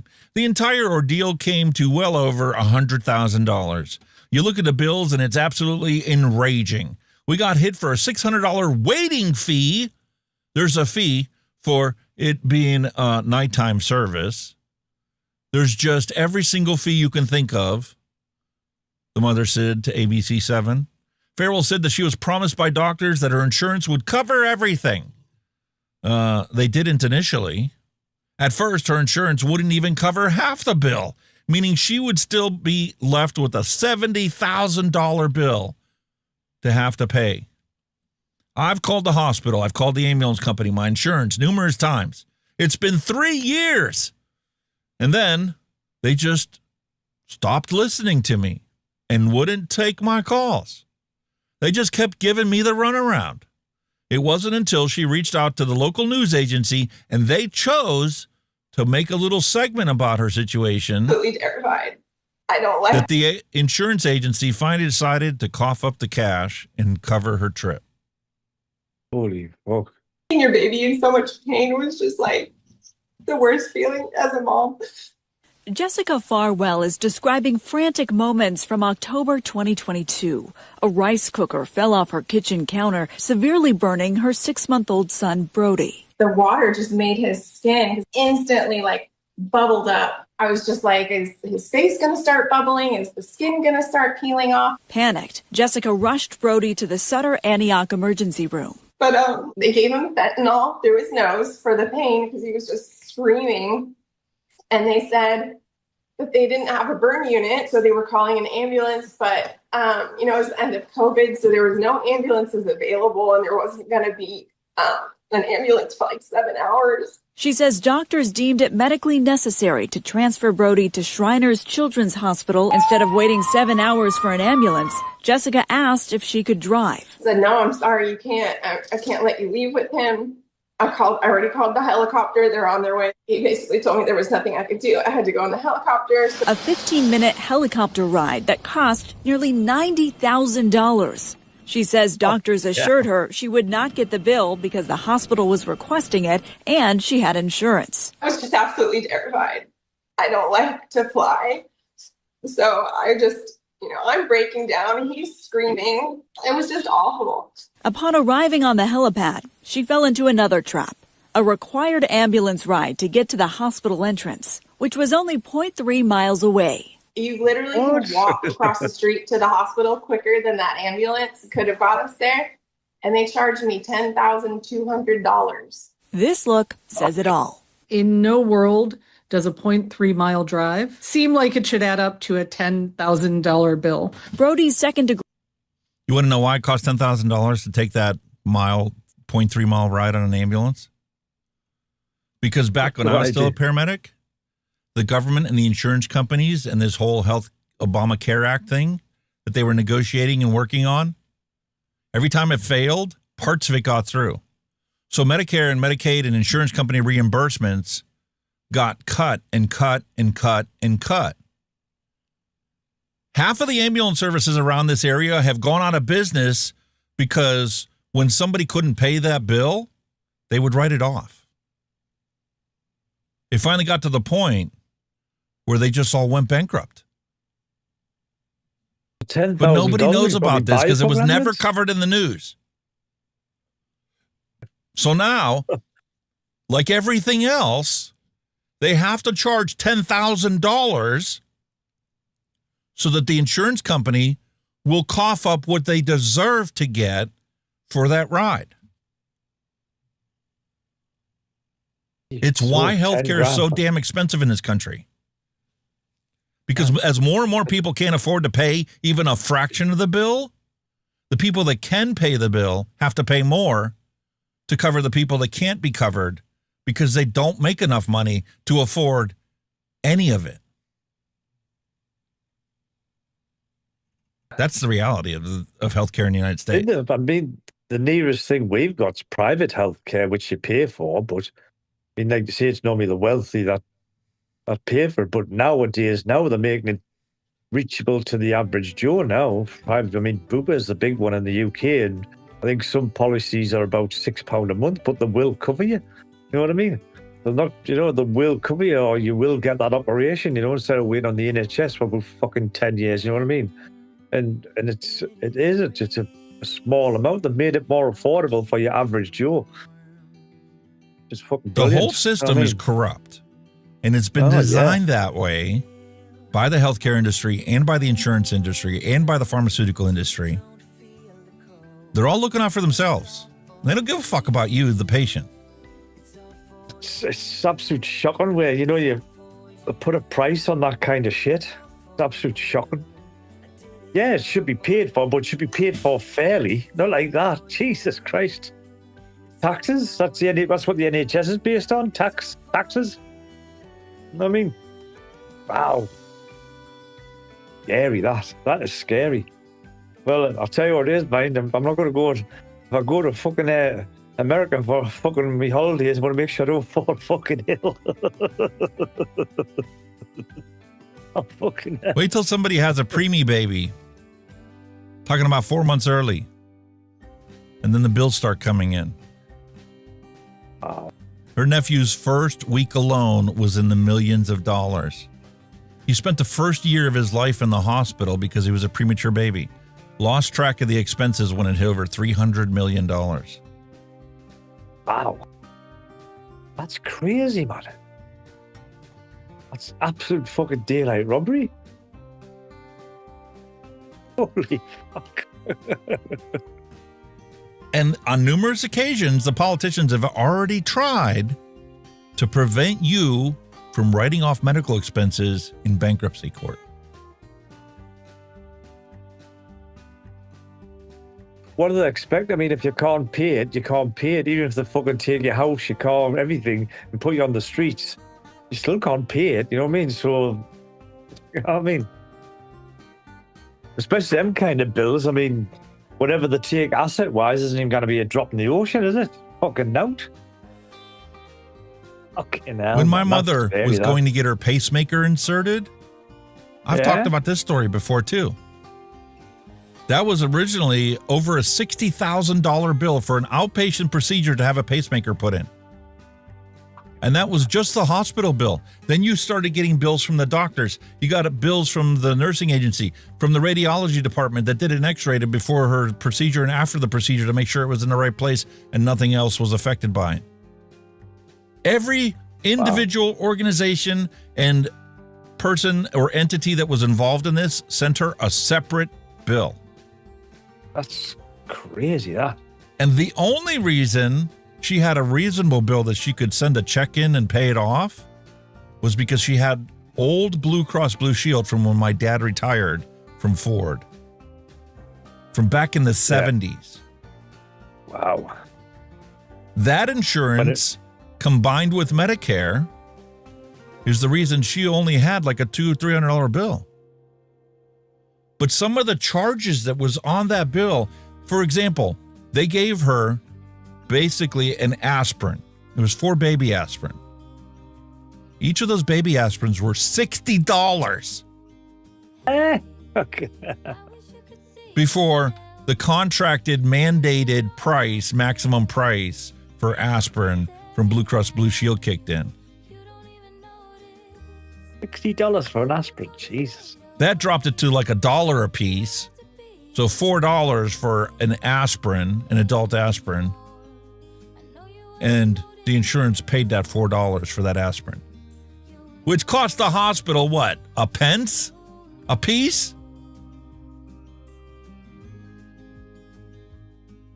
I mean, well, the similar thing we've got, I mean, it's not like, it's a bit off there, but we've got like, what, veterinary surgeons, we're vets for our dogs. For, say they're going to give you a dog, I don't know, what we would say an ibuprofen. They'll charge you about 30 quid for that tablet, but you can go get fucking 20 packs of ibuprofen from your corner shop for it, you know what I mean? It's the same fucking thing. You have to charge you a fortune for it. Yeah. It's actually cheaper for the hospitals because they buy it in bulk. You can't buy it in the bottle sizes they buy it in. You're limited to like 60 or 100 pills in a bottle when you go to the store to pick it up for a couple quid. Yeah. They're buying them by the lot. They buy cases of them. Jars of 500 pills. Yeah. Oh, well, believe it. Wow, man. Fucking talent. Like I say, everybody's in to make a buck on that. Everybody's in to make a fucking buck. It's disgusting. It really is. It is, like. Especially when it comes to healthcare, that's daylight fucking wrong. And everybody's like, I got good insurance. I'll be fine. Wait till you get sick. Nope. You won't have that position for the rest of your life. That'll completely change. Like I said, I mean, when you think, say, for example, you pay an insurance company, I don't know, off the top of your head, round number, $100 a month for your medical insurance. There ain't no insurance package in the United States for $100 a month. No, I'm just saying as an example, right? So, or whatever. And then your medical costs are going to fucking, I don't know, quadruple what you're paying in, regardless. Then how does that fucking work? It's weird. For your shit bronze package insurance, right, that you would buy off of the Obamacare setup, you're looking at like $4, $5, $6 grand a month. Easy. Now, you get a subsidy from the government to knock that down to an affordable price, right? But here's where they fuck you. That's based upon how much money you made last year. Don't make a penny more next year because you will owe money at the end of the year for your health care package because you made more than it was originally based on for your subsidy. But based on your income as well. Ow. It's based on your income to make it affordable because it can't exceed a certain percentage of your actual take-home pay. And the government subsidizes that package down to a price that falls within that percentage. But at the end of the year, you have to reconcile that based upon what your actual earned income was for that year. And if let's say you got a raise and you make an extra $6 grand, your entire raise may go to pay for the healthcare expenses that weren't covered, but we paid for ahead of time for you because we're looking out for you. It's Obamacare. The whole system's a trap. Fuck it tells about it. Jesus. And then the best part about those insurance packages is you have to go to a provider that the insurance covers. You get services from anybody else that's not one of their providers, it's not covered at all. You're responsible for that bill 100%. So if the hospital's lab is not in your package, but the hospital is, well, then the hospital bills will get paid, but the lab fees won't. You're responsible for that. But it's not advertised anywhere that the hospital's lab is not part of your insurance package. And the hospital doesn't tell you that when they go to draw your blood and get it sent away to get the test results that your doctor ordered. And one of those little hidden costs, is it? And they're not the only ones. Wow. My favorite is when you go to the emergency room. The emergency room physicians might not be covered by your insurance package. The hospital's covered. The radiology department at the hospital's covered. Anybody that's an actual employee of the hospital's covered, but because you're going to get separate bills from all of them. But the emergency room physicians group might not accept your insurance, and you won't know about that till you get their bill 6 months later. Fucking hell. That's scary, that, like. That is scary. It's enough to send you to your grave and never being ill. Darren D's like, I have the best insurance they offer at work. I'm paying $600 a month, taken right out of my paycheck. I had to have blood work done lately 3 times from the blood lab and racked up $400 in charges that I thought I was covered with my insurance. Wow. Without my insurance, my insulin alone is $110 per pen. I use 2 different insulins. I use 4 pens a week. That's $23,000 a year.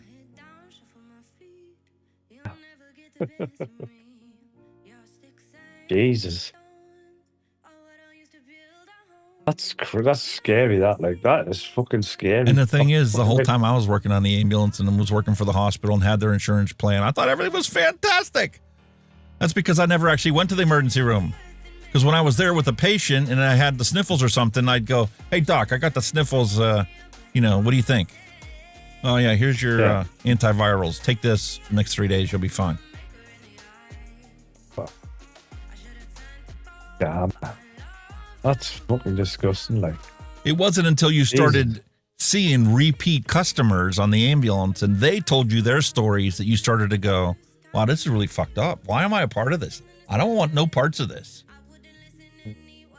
And then it's even worse because then you get facilities like the nursing home, the extended care facility nursing homes that aren't actually nursing homes. They're like long-term care facilities where grandma goes and, she's got a room and they have bingo and they have activities during the week, and they all they basically do is make sure grandma takes her pills and she's fed and her laundry's done.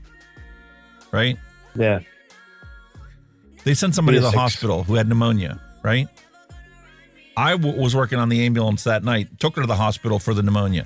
Before I got done at the end of my shift, I had to bring her back to the facility and put her back in her room, right? I was working a double.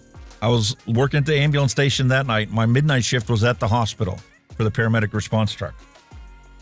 We took and put the patient back in her room, and they got pissed at us because they're planning on waxing the floor in the patient's room that night. So they pulled the bed out of the patient's room into the fucking hallway, right?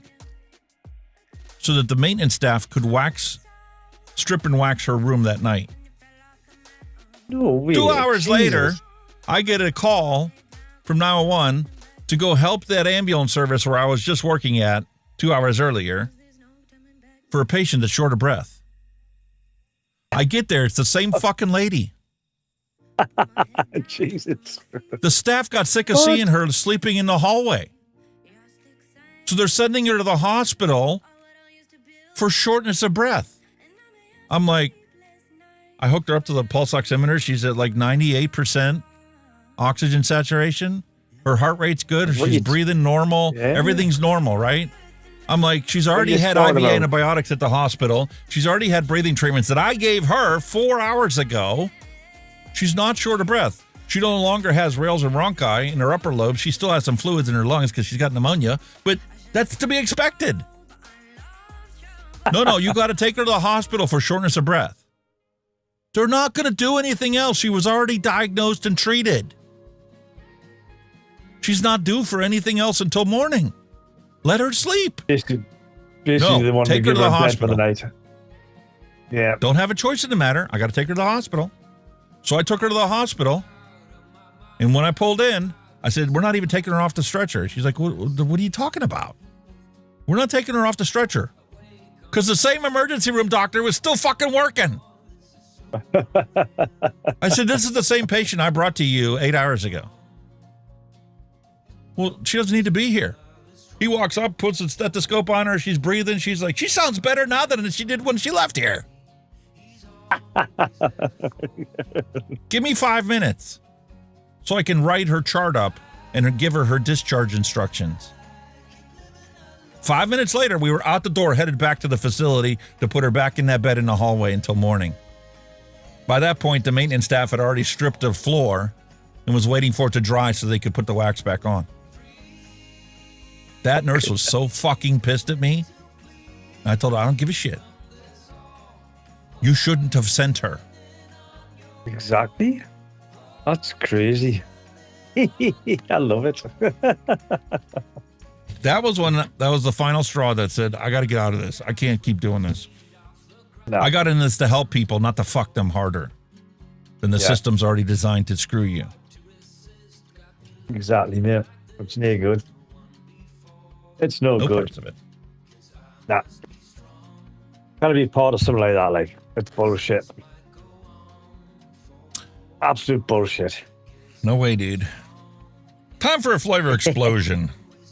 Ooh, yeah. Very nice.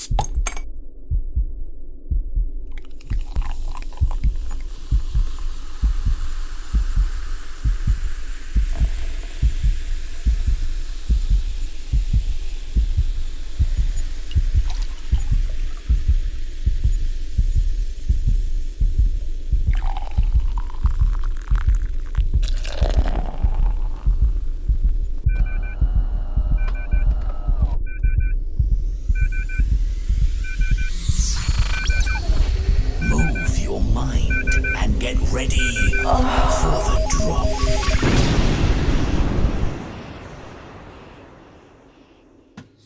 Up for your entertainment today, my wife picked up a can of Olipop Cherry Cola.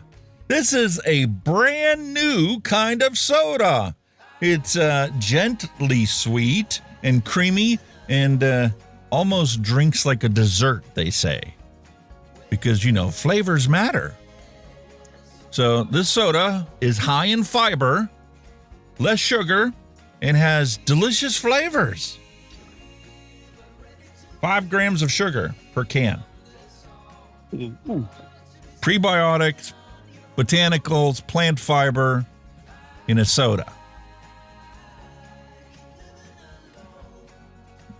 Entertainment tonight, I have got some bitter. I have got some good old-fashioned John Smith's Extra Smooth, the one with the widget in the can. This is 3.4% alcohol by volume, and guess what? How much does that cost? Absolutely nothing. I got it off a job at work. No shit. If you picked it up in a corner shop, how much would that cost you? About 5-6 quid. Again, you've just got that lovely creamy pour, and then as you see, it'll just start to settle, and then it'll just go nice and oh, look at that. There you go. She's starting to go clear now already. I love the way that falls down to the bottom of the glass. It's so cool, isn't it? But the story behind it is, right? The story behind the I'm just talking about the story behind this is I took a group up to Edinburgh. We're having like the yearly annual day out, you know, like working men's clubs here. And basically when they got on the bus, they loaded up with booze, you know, there was ciders, blackcurrant ciders, and obviously there was this John Smith's. But they realised that when they loaded it up, they didn't have any glasses, because obviously you can't, if you drink it out of a can, it's disgusting because it's got that widget in. So when we get back to drop them off, there was quite a few of them cans left. So they said, well, we've got 70 cans of this on the bus. So I went, oh, so I kind of take 70. I was like, I don't want 70. There's no way. I said, I look like I've robbed a convenience store or a brewery, you know what I mean? I said, no. I said, just give us a case. So they give us a case, like 24. And they had a whip. And they had a whip round and, you know, 35 quid in cash. So that's how I got them. My wife called me while I was getting the stream set up for today, and she's like, What are you drinking today? Are you drinking alcoholic, non-alcoholic? I'm like, oh, I don't care. I don't have anything in particular in mind. Whatever's in the fridge. She's like, okay, well, I picked something up for you. It's Olipop. It's supposed to be healthy soda, right? 45 calories per can and good to go, right? Probiotics, high in fiber. It's supposed to be healthy. But don't fall in love with it, because it's like $6 a can. Really? Whoa. For a 12-ounce can. That's just like a normal... Whoa. And there's no alcohol in it whatsoever. Now, the question is it going to taste like diet soda or what? $6 for a can of soda. Jesus Christ. Cheers to our health. To your health, sir. Mallory, under normal circumstances, I would have ripped his hand off, but you know, I had to park the bus up and obviously transfer them from the bus to wherever. I think if I took them in the house, my wife would have thought I'd been an alcoholic. Uh-oh, he's not impressed. He's not having it. I'm trying to decide whether I like it or not. It's not horrible. It's definitely like a diet soda. You could tell the artificial sweetener in there. You can definitely tell it's got something else in there that's weird. The probiotics and the fiber. Hang on, he's got artificial sweetener and everything, so that should be a norm. No, not here. When she hands me a can of Coke, this is funny. We ordered pizza the other day, right? And we were placing the order for pizza. I'm like, ooh, a 52-ounce natural lemonade. It's like $7 or whatever, which is outrageous, but whatever.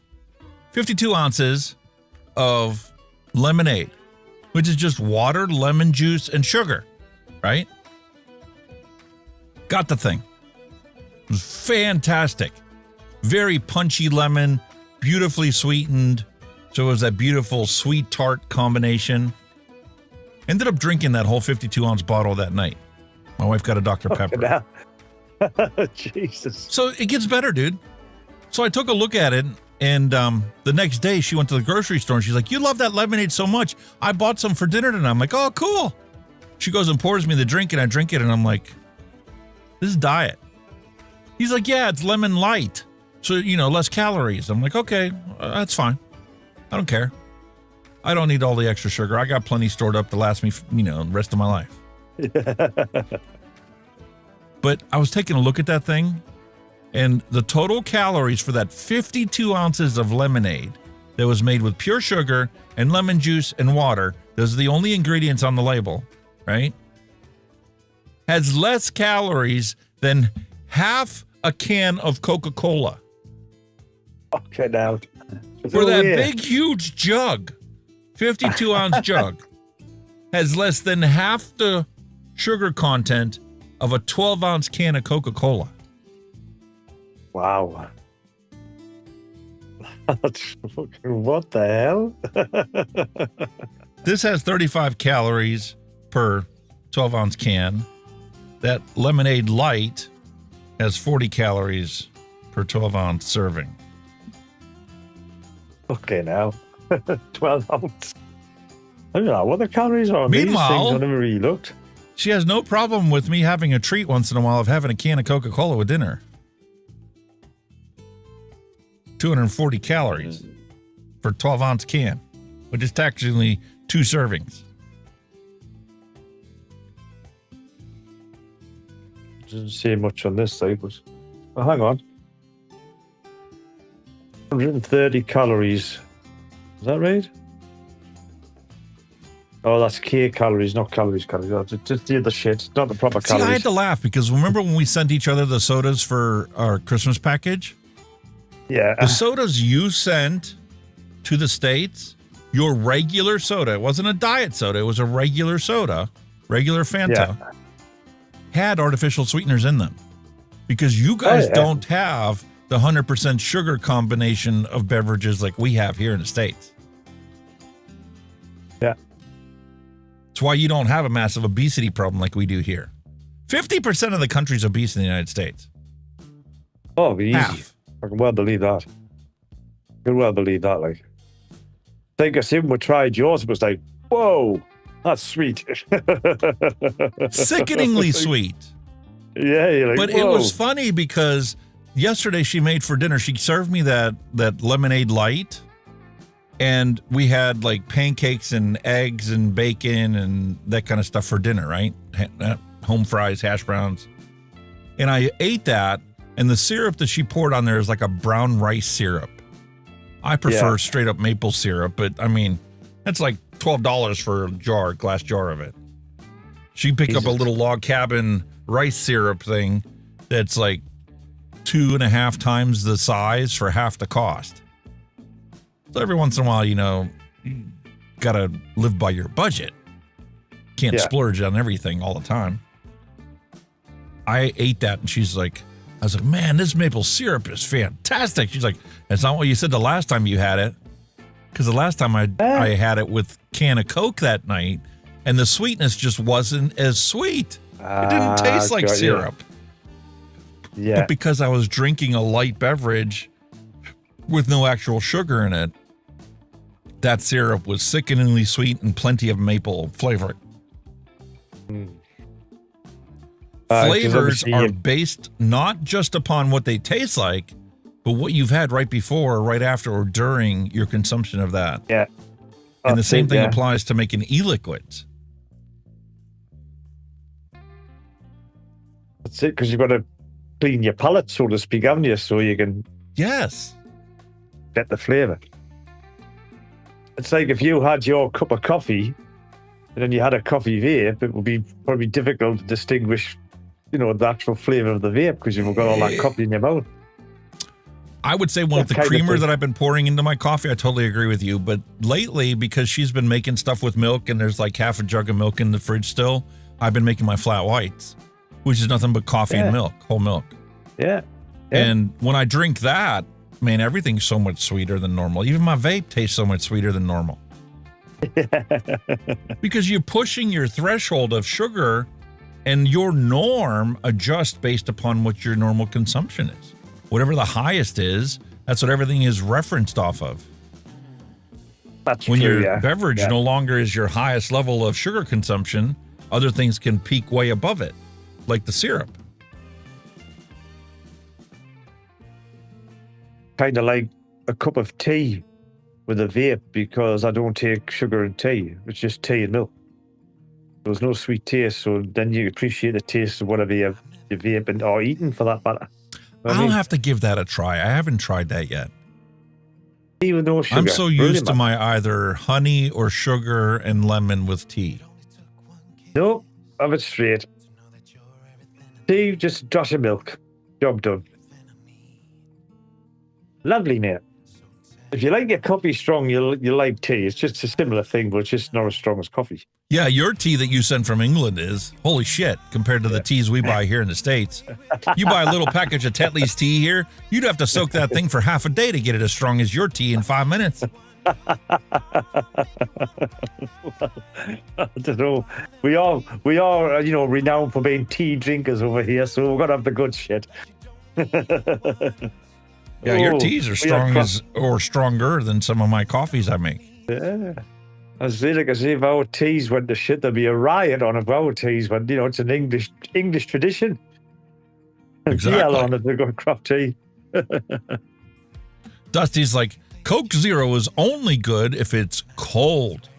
Once it warms up, it tastes like shit. He drinks or even beer, warm beer. Ugh. Manufacturing in the UK has a sugar tax on drinks, so they cut back the sugar in everything and supplemented it with artificial sweetener. So even the standard Coke in the UK is completely different than the Coke here in the States. Yeah.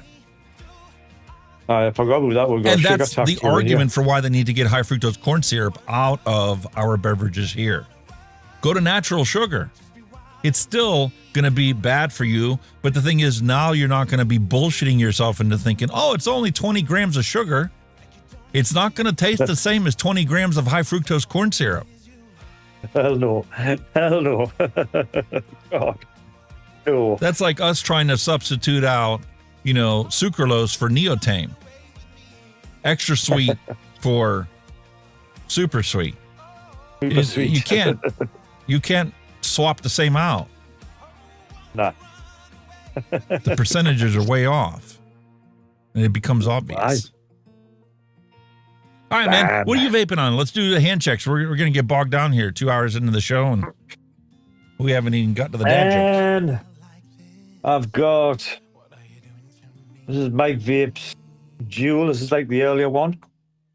This is on top of the... What's this one called again? This is on top of the Arcus. my vapes, original, I think it's the original dual RTA. I had that one out. And I like this because it's got the side fire on. The Arcus, the blah, blah, blah, but that's it there.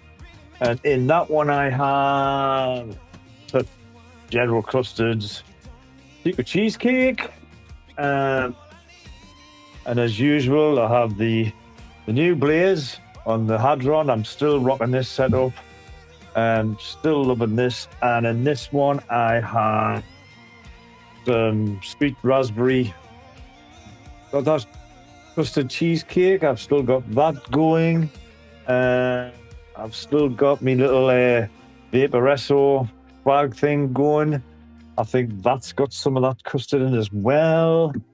And I've also had this thing. I bought this for today because all my batteries were flat. This is the Pixel 8000 rechargeable thing, and this one is a juicy peach flavor. So there you go, juicy peach, very nice. So, and that's basically it, mate. That's been my bag for the last couple of days. Absolutely loving it. I'm still rocking the Arbiter. That's the problem with this tank, is you can vape this for weeks and weeks and weeks and not notice the flavor slowly to degrading over time. This truly needs to be cleaned out, rewicked, and redone. Oh no. Damn. Hey, it tastes good. Why clean it? They got the blaze all low. I got the new blaze so low in the other room, in the bedroom, with my other vape.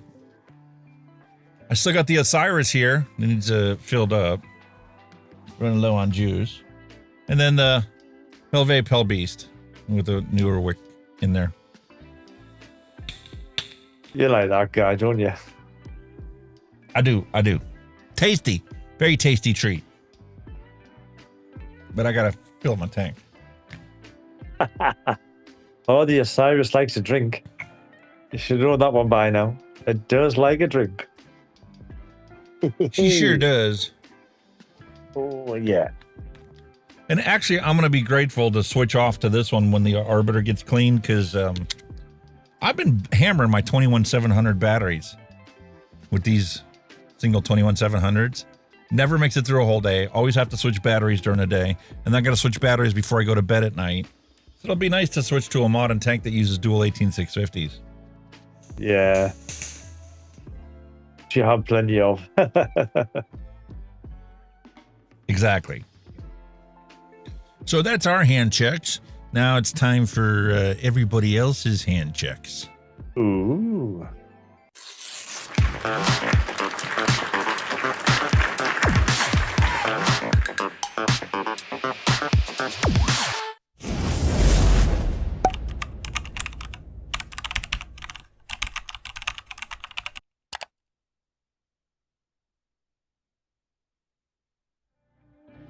All right. I haven't seen him in chat today. I'm not sure what happened to the bloke, but Buta Squad.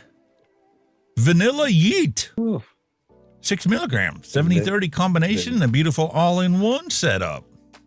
Very nice. Robert Lawyer. He's taken the plunge. He's deep diving into making his own liquids now. So he's doing single flavor testing recipes based upon just one ingredient. He's killing two birds with one stone. He's mixing up his DIY liquids using just individual flavors. And doing little recipe experimenting, and he is joining us on the journey, finding out that, you know, some things taste fantastic, some things don't taste as good as you thought they would. And other things that you didn't really know if you were going to like or not, all of a sudden become your all-day vape for a little while. Yeah. And here's something else that becomes a really common occurrence when people start to do their DIYing at home. You start resurrecting all kinds of tanks, and it's like switching back and forth between them. You do, don't you? You dig out all the old tanks and shit. Plus. So he's got himself the Osiris. He just got himself the Arbiter 2. Here's a lovely tank set up here with wire rope wicking and a little Vandy Vape RDTA from the past, a blast from the past. And you just start having a collection on your desk.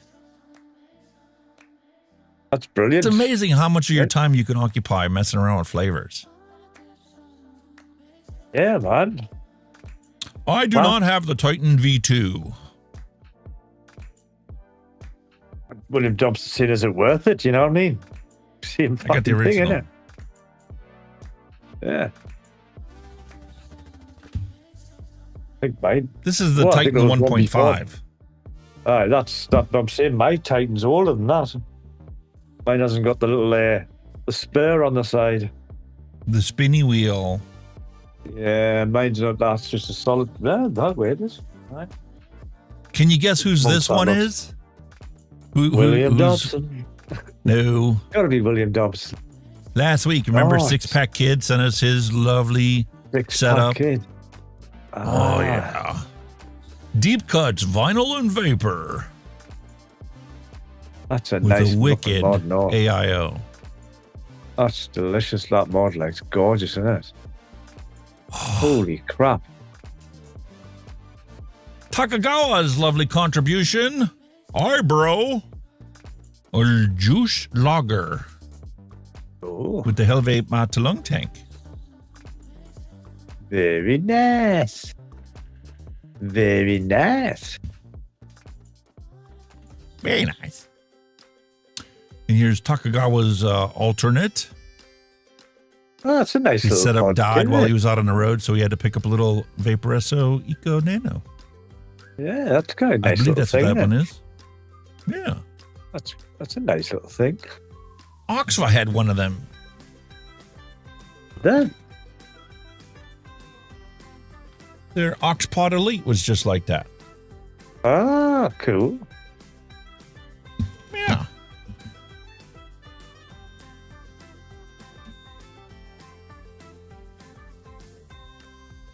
Oh. Another one from Takagawa. That's some nice stuff, like, Annie. Or she. Sorry for it. What do you think, mate? Really nice. How you like my new mousey thing?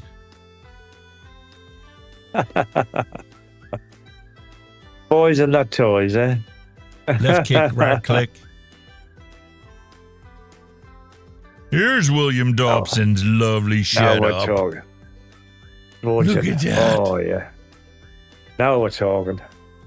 Nitrous on top, William says. Oh, very nice. That's stunning. That is nice, mate. Gives a run for your money from the gold one that you got too.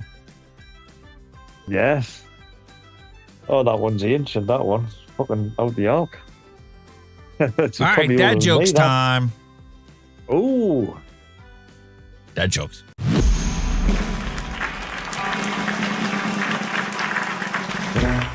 No more despair. I have paid more than I owe. Now what you see is what I give you. If a vapor's been robbed, which detectives are assigned to the case? Sherlock Holmes and Dr. Watson.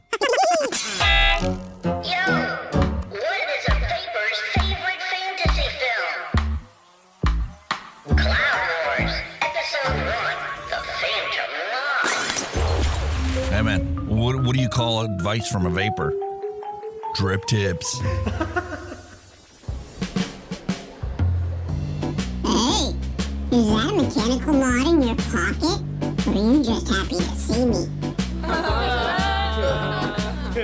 Hey, don't throw your mod at people or else it's battery.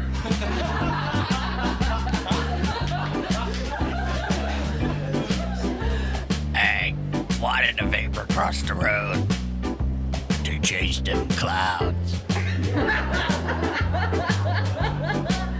And they told me vaping was cheaper than smoking. Nope, I don't care. What are you talking about? Did you hear about the guy who doesn't pay more than 1 cent per mil for juice? Shut that baby up! Yeah, we get it. You DIY or die. Gotcha. What are you waiting for? Let's do this. It's go time! Curiosity killed the cat, and my Google search history just put me on a watch list somewhere. Oops. Trump prepares to meet with Putin. Oh, I wonder what that means. More than 40 years later, and I still don't know what the name of this candy is. Strawberry something. Obviously. I don't know, but I do have a flavor art, I believe, flavoring that's supposed to completely mimic it. Really? Yeah. Scientists have just discovered a fossilized dinosaur fart. They're calling it a blast from the past. Oh, God. Fuck off. Tom Brady's statue the day after it was revealed. They're still shitting on him. Don't talk to me about bird poo. That is a tender fucking subject. Oh, your bald head wearing some bird shit? No, the open top bus I've been cleaning bird shit out of it. Lots of it. And never-ending task. Kind of like laundry. Oh, God, what? That's something else I had to accomplish this past week. Get all of our laundry caught back up. Bass loads in the washer.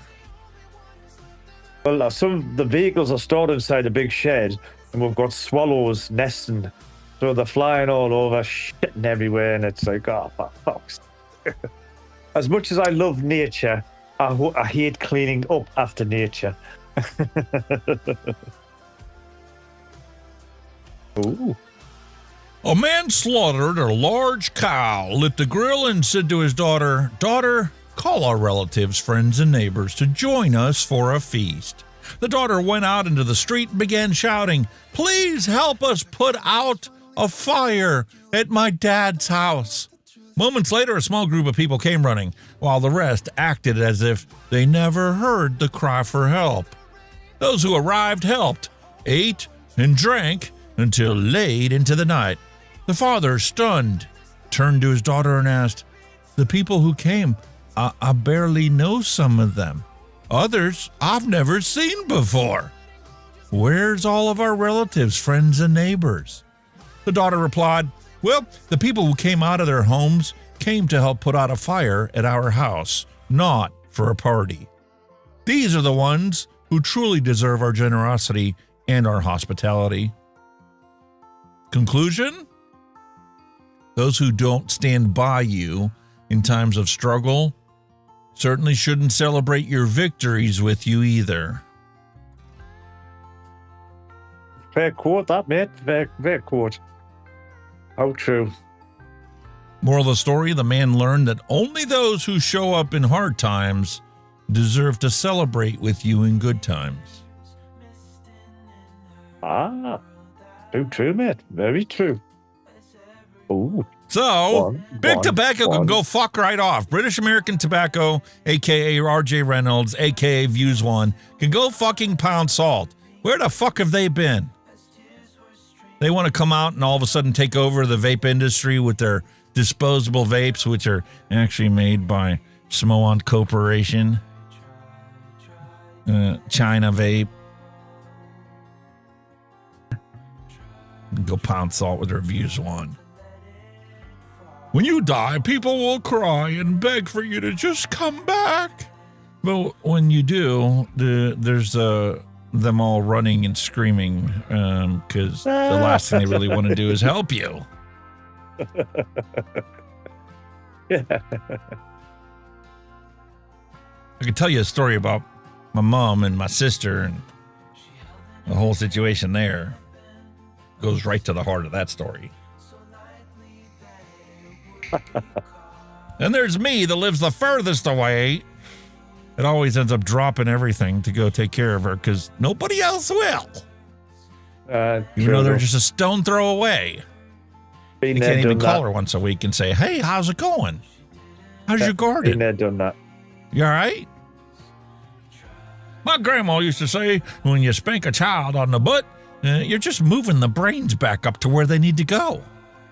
Exactly. Shit for brains. And you wonder why they got to make laws to protect the kids nowadays. Because they have no respect for anything. If a Southern woman says, what did you say? She isn't asking you to repeat what you said. She's asking if you're good with Jesus because you're about to go meet him. Oh, dear. Ouch. The shits. This was uploaded to the Discord server and pointed out to me on Twitter X. The most functional English word is shit. That's right, shit. You can smoke shit, get shit-faced, buy shit, sell shit, lose shit, find shit, tell people to eat shit, forget shit. Some people know their shit, and some have shit for brains.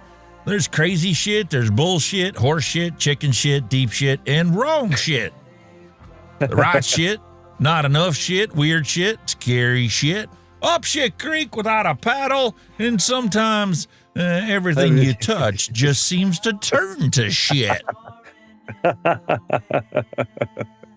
You could pass this on if you give a shit or not if you don't give a shit. Hope you have a shit-free week ahead. But remember, shit happens. That's quality, that, like. That is quality. Oh? Saturday night. No, I'm just having the one glass of wine tonight. Just one, no more. Meanwhile, the Sunday morning headlines. Drunk woman steals a ferry and yells, I'm Jack Sparrow! Yeah, just the one. Well, Jack, shit. You the bomb. No, you the bomb. A compliment in America, an argument in the Middle East. Oh, yeah. Oh, shit. Oh, shit. Piss me off, and I'll fill your leaf blower with glitter. Your yard gonna look like Tinkerbell hit a landmine. I think that would be pretty, actually. Listen, I told you I sold my snowblower, right? Because we ain't never gonna get no snow. I'm making a prediction right now. This winter, we're gonna get so much snow. I'm gonna question whether the leaf blower is gonna be good enough to clear the sidewalk or not. Yep. Guaranteed. Probably As soon as you get rid of something, that's why, I tend to not be as bad as my mother, but some people might call me a hoarder because I refuse to throw anything away because the second I throw it away, it'd be You're like, gonna need it. I need to go buy one now because I need it. Oh, God, I got that. That's it. Evil meets its match. New movie coming out. Chucky versus Annabelle. That'd be cool as fuck, that. That'd be so mint. Though that's going to be... If that's real, it'll be class. Chucky and Annabelle. Therapy bat. Why pay for therapy when you can just swing a bat around?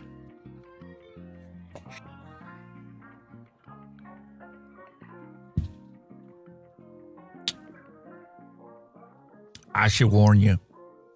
I identify as a postmenopausal woman. My pronouns are try me. Try me. Try me. You don't mess with a woman who's in postmenopause. Oh, nope. Hell nope. I'm addicted to the pot. And it took me 50 years of my life before I realized that part in the middle where the coffee drips into it when you're making it is actually a straw holder. A straw holder. Oop. After I showed my wife the picture of the fish I caught, she told me I ain't allowed to go fishing no more. I don't know why.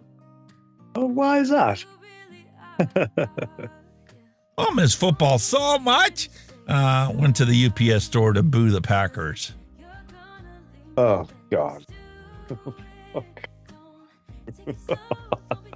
Get you a tattoo that actually means something. Pixelated. No way. Underwear must be worn with kilts when wind speeds exceed 25 miles an hour.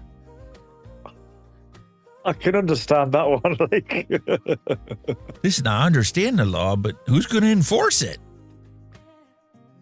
now, can I check your kilt? But then again, 25-mile-an-hour winds blowing down there, there'll not be much on show anyway. It'll just go, whoop, I'm not having that. It'll just go, dissipate. Oh. Went to my therapist and said, tell me about your life's biggest accomplishment, and she wasn't amused when I showed her the picture of the solitaire game I won. Yeah, right. I actually beat it. This is why shampoo bottles have instructions. You're holding it wrong. Definitely holding that one wrong. Thank you for smoking. Beckham Williamson Funeral Homes and Cremation, Cocoa Beach, Florida, and our second office in Vera, Florida. Thank you for smoking. Well, it's keeping the trade busy. For April Fool's Day in 1998, Burger King ran a full-page ad in the USA Today announcing a left-handed Whopper made for all the left-handed Americans with the same ingredients but rotated 180 degrees. You believe thousands of customers showed up the next day asking for it?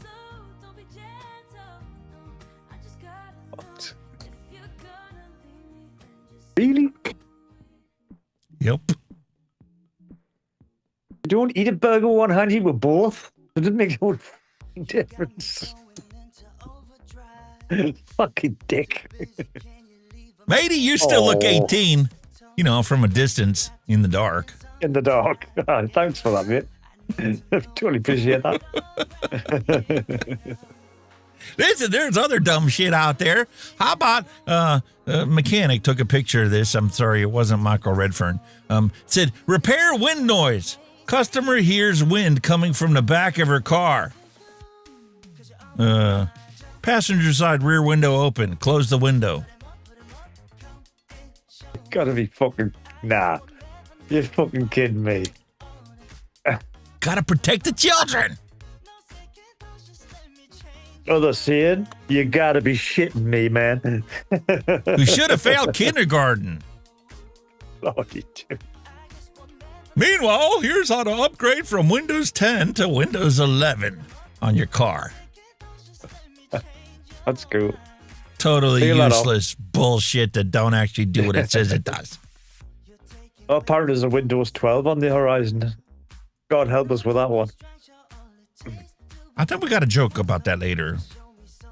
Meanwhile, I'm going to Facebook trying to make some extra cash so I can, pay for the rest of my plugins to get updated.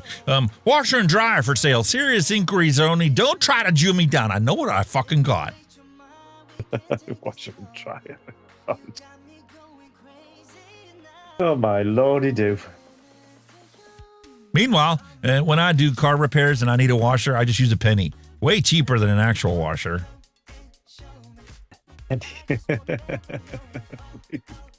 Mad Max was set in 2021. So is it okay for me to dress like this? You can, but probably get some strange looks.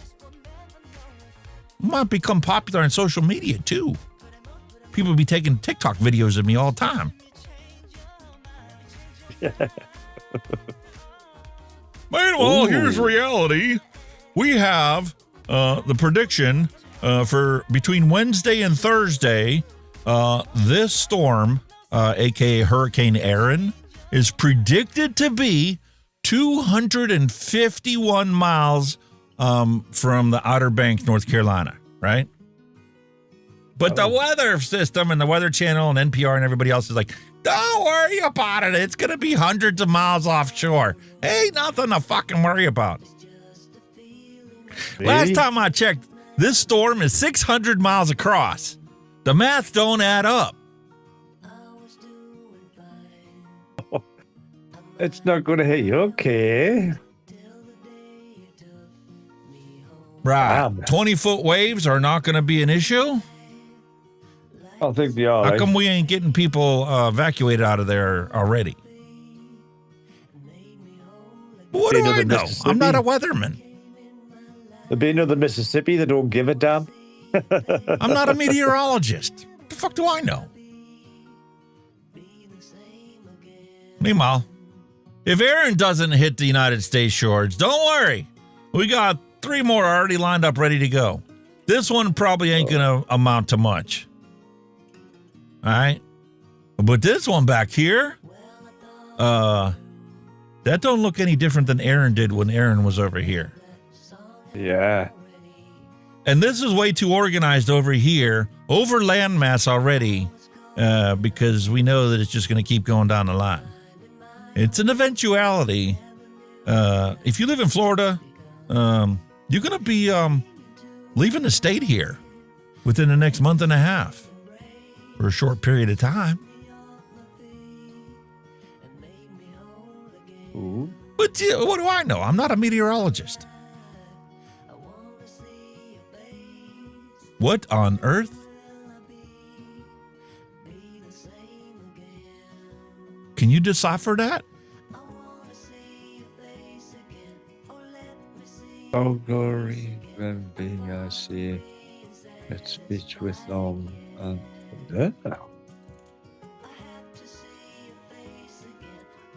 so I might actually have to go to Discord and figure that one out. That's weird, that. Mallory, are you here? Did you upload this on, one? Mallory. Who uploaded this one?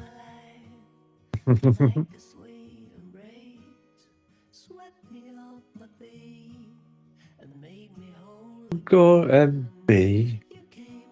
I see. Yes. Oh, but so. Yeah, that's one of Mallory's, but there's no explanation for it. Said she sent the decipher. Just said she's check the Discord dad joke. She just sent the decipher. She sent the decipher? Yeah. For the t-shirt. Translation. Yes, it is from Lord of the Rings. My brothers, I see in your eyes the same fear that would take the heart of me. A day may come when the courage of men fails, when I forsake our friends and break all bonds of fellowship. But it is not this day, an hour of wolves and shattered shields, when the age of men comes crashing down. But it is not this day.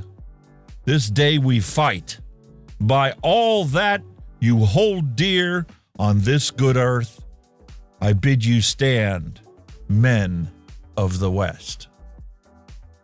I would never have gotten that in a million fucking years.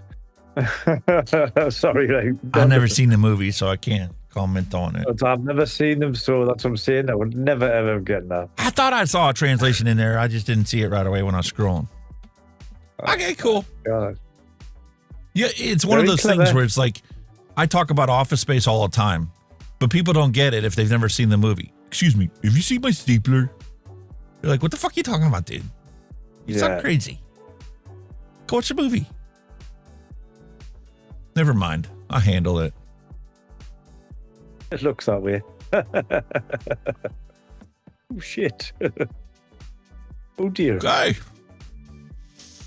Meanwhile, somebody posted some bullshit on Twitter about why on earth are Trump and Putin meeting in Alaska. Alaska's clear on the other side of the map. I'm like, the motherfucker, this ain't flat earth. Russia and United States are neighbors. Borders. Only separated by the international date line, which, by the way, is 16 hours apart on this island versus this island. Food for thought. You could literally, on a clear day, see Russia from the United States. Wow. A little too far away to throw a baseball there in the other country, but you get the idea. Yeah. Clever migrant wears the Epstein files to hide from the Trump administration. I don't see anything.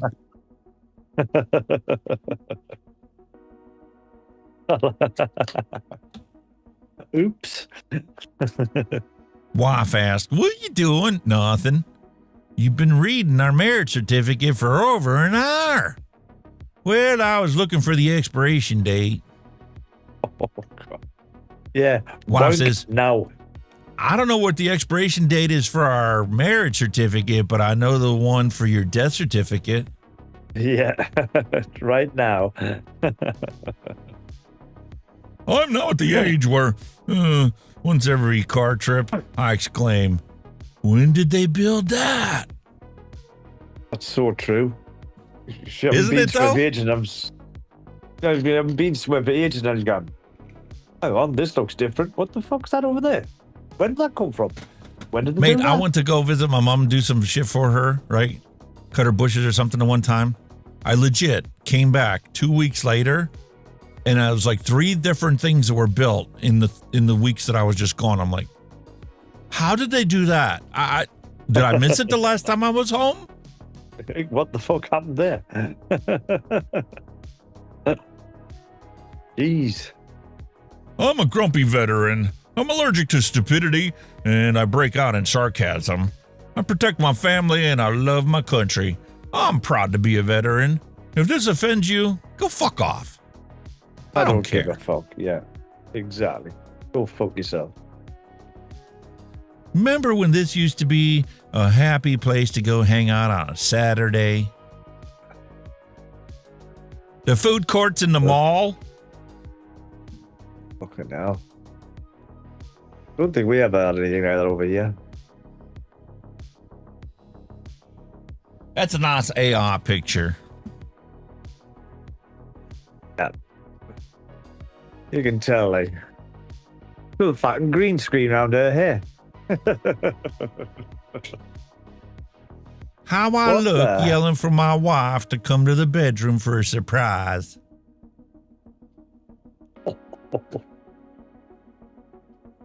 Fucking surprise, all right. Oh, Jesus.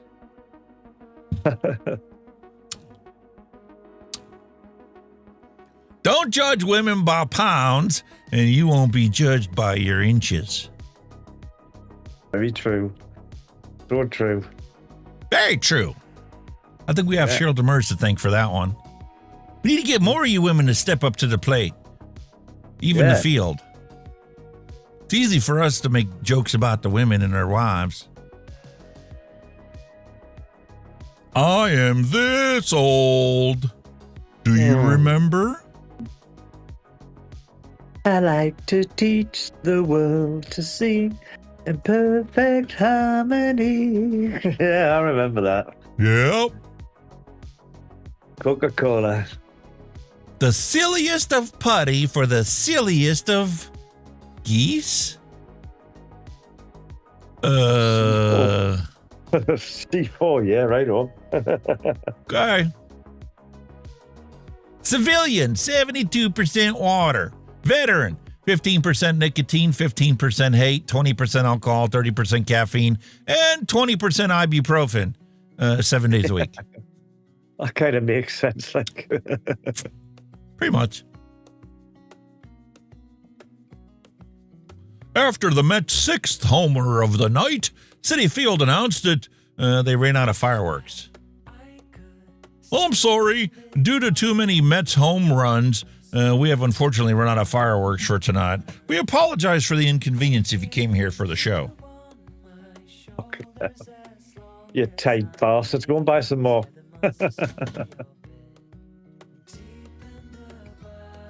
You're not a real mechanic unless you've done this at least once. Extension on extension on extension on extension. Hell yeah. Oh, yes. Been there, done that. On many occasions, to be honest with you. Fair enough. Most truthful sign I've ever seen. Fuck off. Fuck off. Pretty Just leave us basic, the fuck simple alone. statement. Yeah. Basic, simple statement. Fuck off. How many of y'all remember Light Bright as a childhood memory? Oh, not here, mate. Some of you are old enough to remember Light Bright as one of your children's memories you purchased for Christmas. Oh. I ain't never had one as a kid, but I did buy one for my kids. I like that worried face on that top plug hole. This little worried face above the plug. It's like, oh. Yupper. Oh, How my. many 80s movies have you seen? Pretty in Pink, Breakfast Club, The Goonies, Short Circuit, Weird Signs, The Lost Boys, Better Off Dead, Trading Places, Gremlins, E.T., Friday the 13th, Risky Business, Steel Magnolias, Beverly Hills Cop, Lethal Weapon, The Evil Dead, Raging Bull, Broadcast News, Aliens, Bill and Ted's Excellent Adventure, Fast Times at Ridgemont High, Working Girl, Can't Bomb Me Love, Mystic Pizza, The Terminator, St. Elmo's Fire, Die Hard, The Karate Kid, The Outsiders, Caddyshack, Ghostbusters, Heathers, Jesus. Flashdance, Coming to America, Stand By Me, and the original Top Gun. Top Gun. Well, The Lost Boys is one of my wife's favourite films ever. Loves that movie. Absolutely loves it. Seen the majority William of them. Dobson's like, Seen I've most seen of them. most of them, actually. Most of them, yeah. Mallory's like, Most of all of them but the Heathers. I ain't never seen the Heathers. I ain't never seen it either. There's probably half a dozen of them there up there I haven't seen. Yeah, there's a few that I haven't seen. Cheryl Demers admits that Light Bright, she played with it more than her kids did. Heathers was good. Might have to gather up the old lady and go and watch it. Ah. Lethal Weapon, Evil Dead. God, that was brilliant. That I remember watching the first one. That was class. It was really There's gory. a bunch It was on here really, I haven't seen. Well, I haven't seen Pretty in Pink. I haven't seen Weird Science. I haven't seen Better Off Dead. Risky Business, I think I've seen. Steel Magnolias, I think I've seen. Raging Bull, brilliant. Broadcast News, haven't seen. Can't Buy Me Love, haven't seen. Mystic Pizza, haven't seen. Outsiders, Caddyshack, haven't seen. Heather, haven't seen. Pretty much the rest of them. You know, I come to the realization the only ones on there I haven't seen are horror movies because I never watched horror movies. Oh, I loved horror movies. Friday the 13th, legendary. I've seen bits of it. I ain't never watched the whole thing, though. Beverly Hills Cop 1 and 2 was 80s. Loved Beverly it. Hills Cop, yeah. Eddie Murphy at his finest. Have you seen the new one? They made a new one. Eddie Murphy made a new one. It's on Netflix. It was actually pretty good. I was impressed. He ain't a spring chicken anymore. No. Housing market today be like 1 bedroom with AC on an open lot, $180,000. Okay. It's a fucking tent. Pre means before. Post means after. To use both prefixes together would be preposterous. Preposterous. Oh, God. I love it. Illogical. Yes. Highly illogical. That's highly illogical, Captain. Unlike the beer flow chart, do you want beer? Yes, start here. Are you thirsty? Yes, drink beer. No? Is it Saturday? Yes, drink beer. Not Saturday? Are you sure you don't want a beer? Nah, I don't want a beer. Drink beer. Have a beer anyway. Are you sure you don't want a beer? Yes, I'm sure. Oh, come on, have a beer. Come on, get a beer down, yeah. Definitely the floor chart, yeah. Will I have one? Do I fancy one? Now imagine if this flow chart was The nicotine flow chart. God. Do you want a vape? Yes or no? You're right. Yep. Have a vape. You're right. Hey, man, for those historians out there, the people that don't like history, do you know that this machine made Rice Krispies before Kellogg's ever did? I bet. Oh, it certainly did. And this is why I hate toxicologists that do not specify a dose and a route of administration. Because I hate to tell you this, but every one of us has uranium in our soil. Yep. Because that was dropped in Japan. Yep, certainly has. Truck carrying massaging toys crashes. Scatters load on I-77 in North Carolina. A tractor trailer carrying a load of women's intimate massaging toys, including roses, lost its brakes and crashed on southbound Interstate 77 Friday morning, distributing cardboard boxes and massage toys all across the roadway. The crash led to a multi-vehicle pileup while bystanders exited their vehicles to collect the road debris and help clean it up. I bet. I bet they were absolutely buzzing. Oh, chipped a couple teeth, too. Yeah. 8-year-old me making sure that the bank teller could see me in the back seat, in order to get my lollipop. I done that. Dumb and Dumber, yeah. My dogs do that when we go to Dairy Queen now.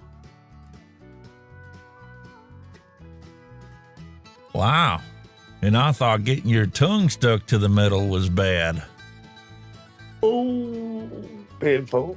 That doesn't look fucking like it's going to end well. Poor Poochie. Poor Pooch. Does obesity run in your family? Nah, nobody runs in my family. How you think we got looking like this?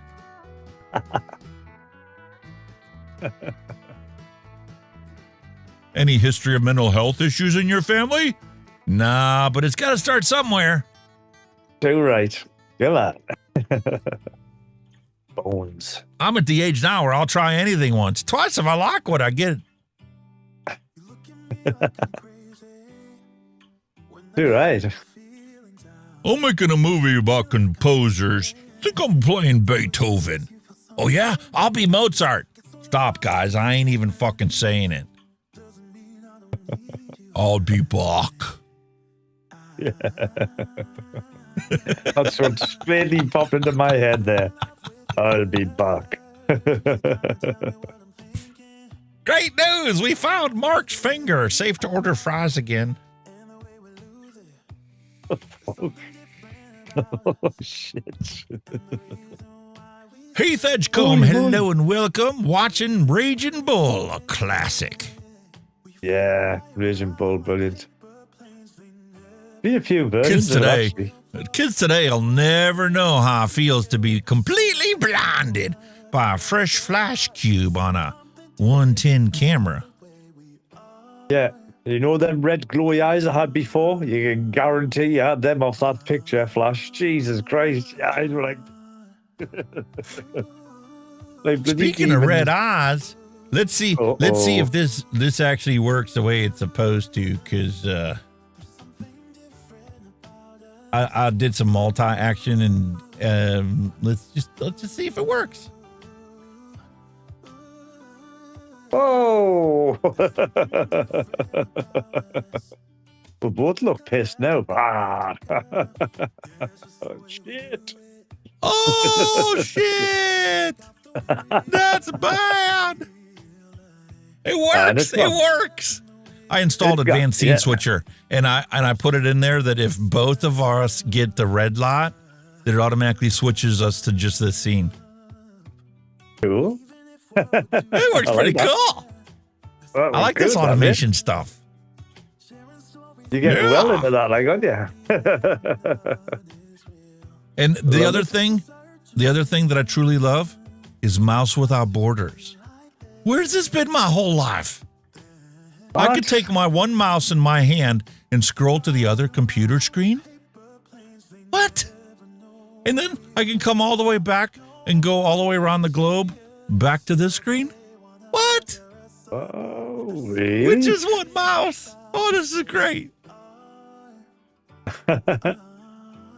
Why don't you tell me I'm beautiful anymore? Because I quit drinking, Karen. Stop drinking. Ooh. There you go, mate. Oh, my God. Oh, Mickey, you're so fine. You're so fine. You blow my mind. Hey, Mickey. Hey, Mickey. Oh, Mickey, you're so pretty. And you understand. I'm never When gonna someone give tells a me fuck. that I swear too much, I'm never gonna give a fuck. Never gonna let you down. I like it. Oh my God. Every time you go away, you take a piece of me with you. All young. Oh, pause. What that was that one gun again? You might think I'm crazy. The only one that jumps into my head with the cars is Who's Going to Drive You Home Tonight. That's always, every time somebody mentions that, it's that one. Probably why I can't I remember think of the other video. ones. I remember the video more than I remember the lyrics and the music to the song. Yeah.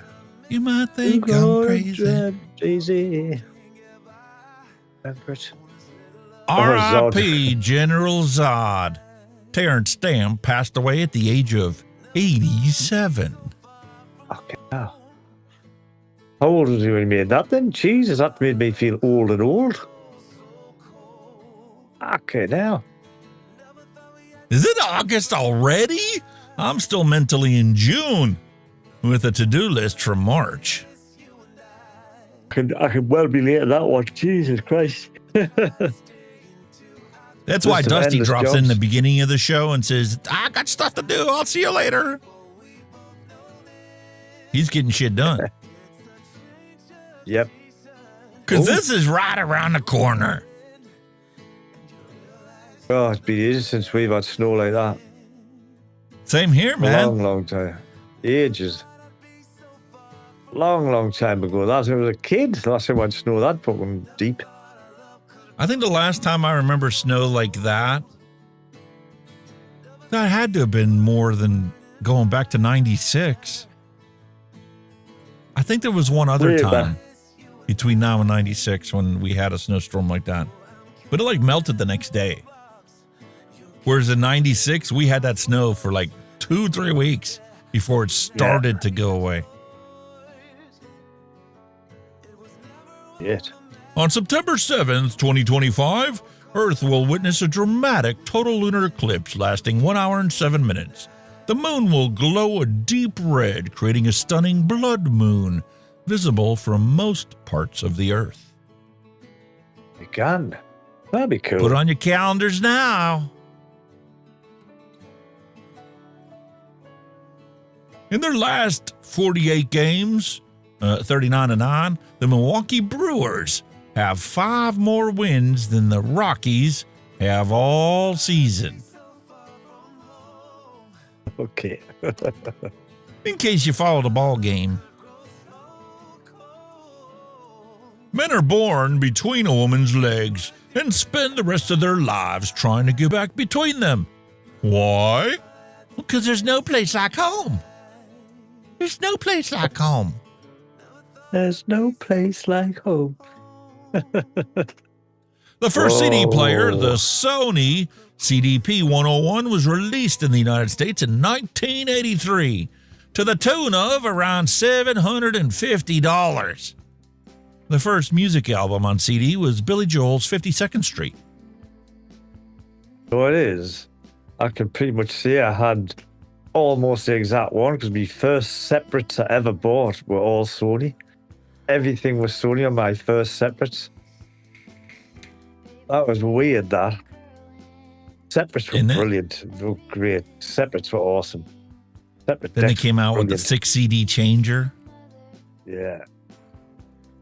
Then I moved a bit of quality. I had a Marantz amplifier. That was wicked, that, like. Marantz. Oh. Mate, you know you're Bass as getting hell. old when friends with benefits means having someone who can drive at night. Yeah. Yeah, just you fucking drive me home, mate.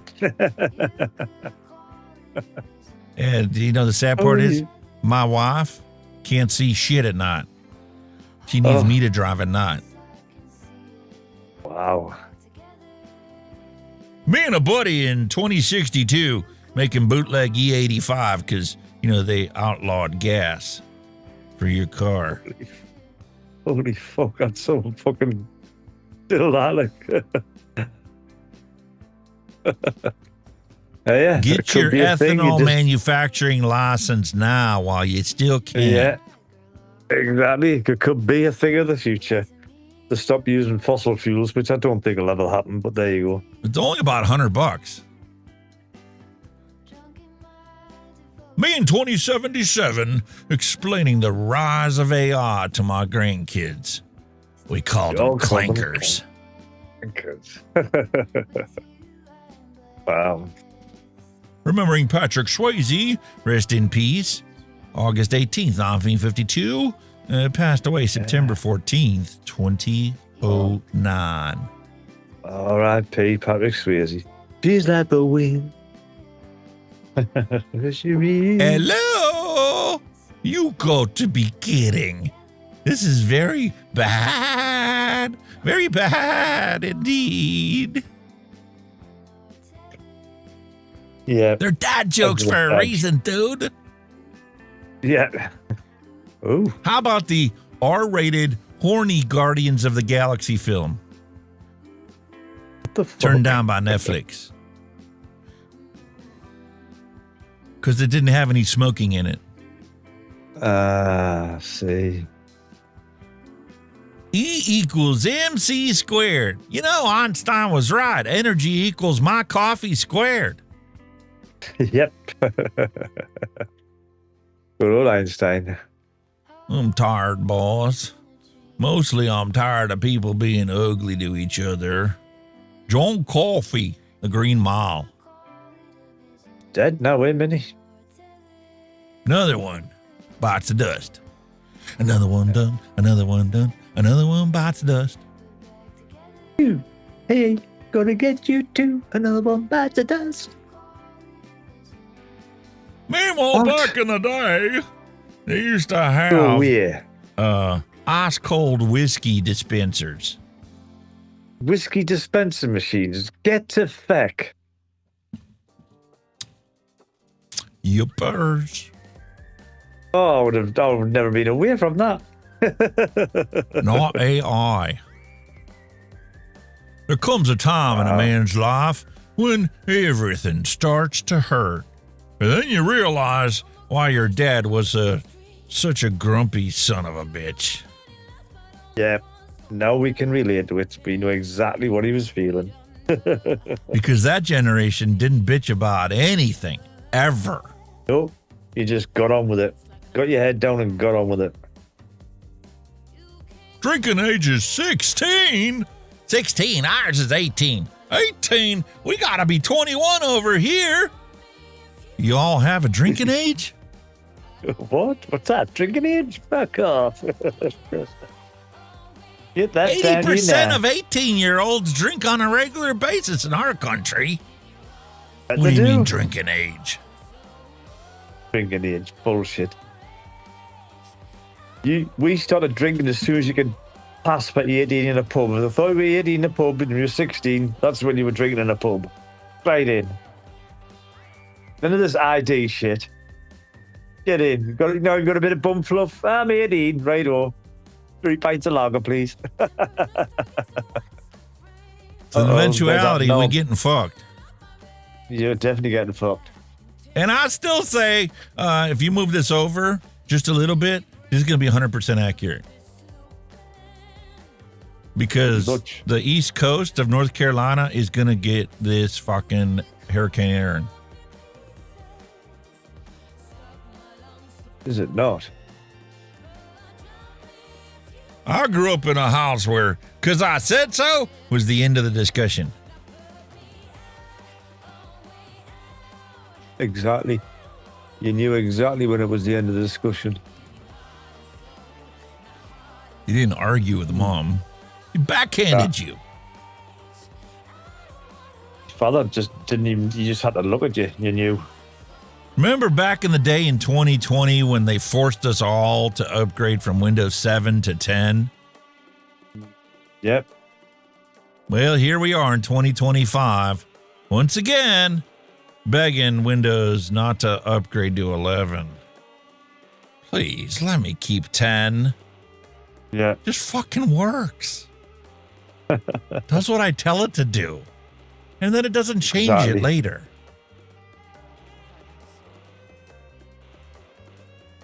I'll bet this is an American joke. I'll bet British people be having sex like, yes, splendid. Ah, indeed. Scrumptious. Carry on.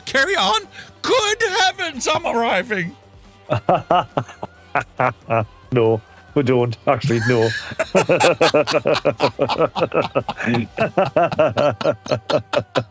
Trust us, there's none of that. I figured you liked that one. Yeah, I wouldn't even get as far as splendid and be over and done with by then.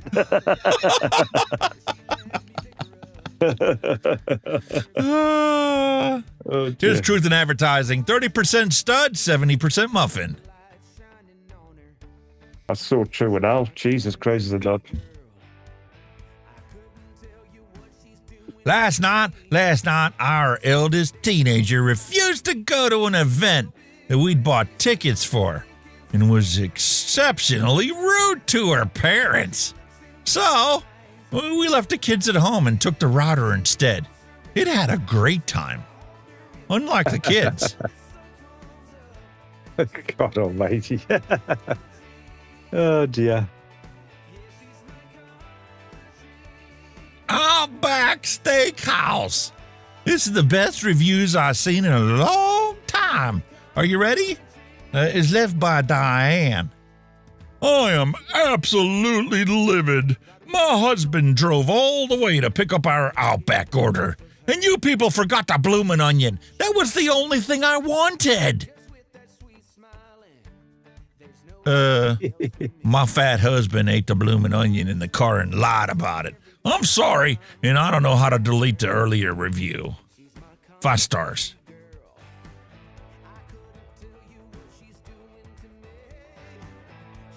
Love it. Oh, well, nah, that one's not ringing a bell. Why is that not ringing a bell? Whip it real good. Mate, is this what your mama bought you when you had tea time? Shit with sugar on sugar it? on. Yep. Meanwhile, truth in advertising here in America, it's back to school time. And the state store's got a bargain for you to check out. Even decorated the store. Party time. Gotta protect the children. Yeah. Put that liquor on sale. Wasn't this like the greatest Christmas present ever when you were a child? Oh, the fucking race. Hot Wheels. The racetrack for the Hot Wheels cars. Yeah, Hot Wheels, yeah. I remember Hot Wheels. Real 1980s and 90s kids will completely understand that. Because we all snuck in the back room of the VHS rental store. Oh, yes. How'd you learn about the birds and the bees? The rental store. We didn't have cell phones and the internet to go looking at the porn. Had to go to an actual brick and mortar store. Meanwhile, latest calculations on this year's hurricanes, all mapped on one image for you to see. That's the forecast for the 2025 hurricane season. Looks like you fucked. Well, at least one of them's got to be right. In meteorology, that's good enough. One out of God knows how many. We picked the wrong career, dude. We did, mate. We did. Jesus. Beer math. This is one beer. That's a couple of beers. And that's just a few beers. Hell yeah. Now you have your legend. Now go be one. How's that diet going? Fuck off. Fucking bent real. Meanwhile, I told you guys about this before. Ain't nobody believed me, so I had to pull up a map.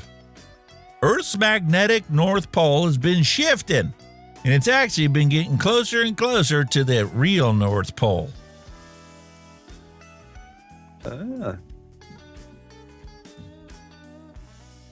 17 to fucking hell, it was 1620. Jesus. Wow. More useless knowledge to fill your brain. Wanted. Somebody to brush their teeth with me, because 9 out of 10 say brushing alone won't help tooth decay. No weirdos, please. Oh, holy fuck. I'm just keeping it real. I'm saying I don't want to go visit a dentist anymore. I was able to get away not having to see him this time. Finally old enough to do anything I want. Too tired to actually do it. Yep. How come nobody ever told us about this when we were growing up? No, they didn't. They just wanted you to find that one out on your own, matey. Great Found news! Mark's finger McDonald's again. found Mark's finger. Safe to order fries again in case you forgot the first one I showed you. I know I ain't the only one with Alzheimer's. Public service announcement, mate. You've got to keep it going. It's a public service announcement.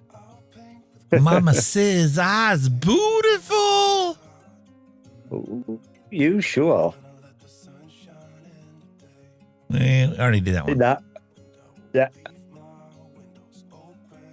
Let's all take a moment to appreciate the time and effort this guy spent putting a strap on his dirt so it wouldn't fall off. But we gotta protect the children. What the fuck? You're a trailer full of dirt. You need to put a strap on that. You need to lash that down, mate. What?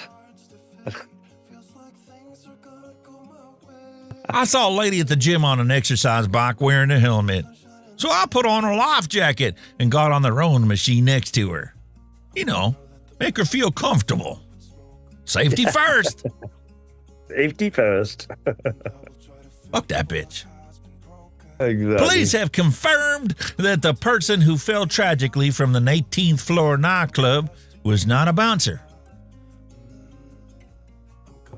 Funeral services on Saturday.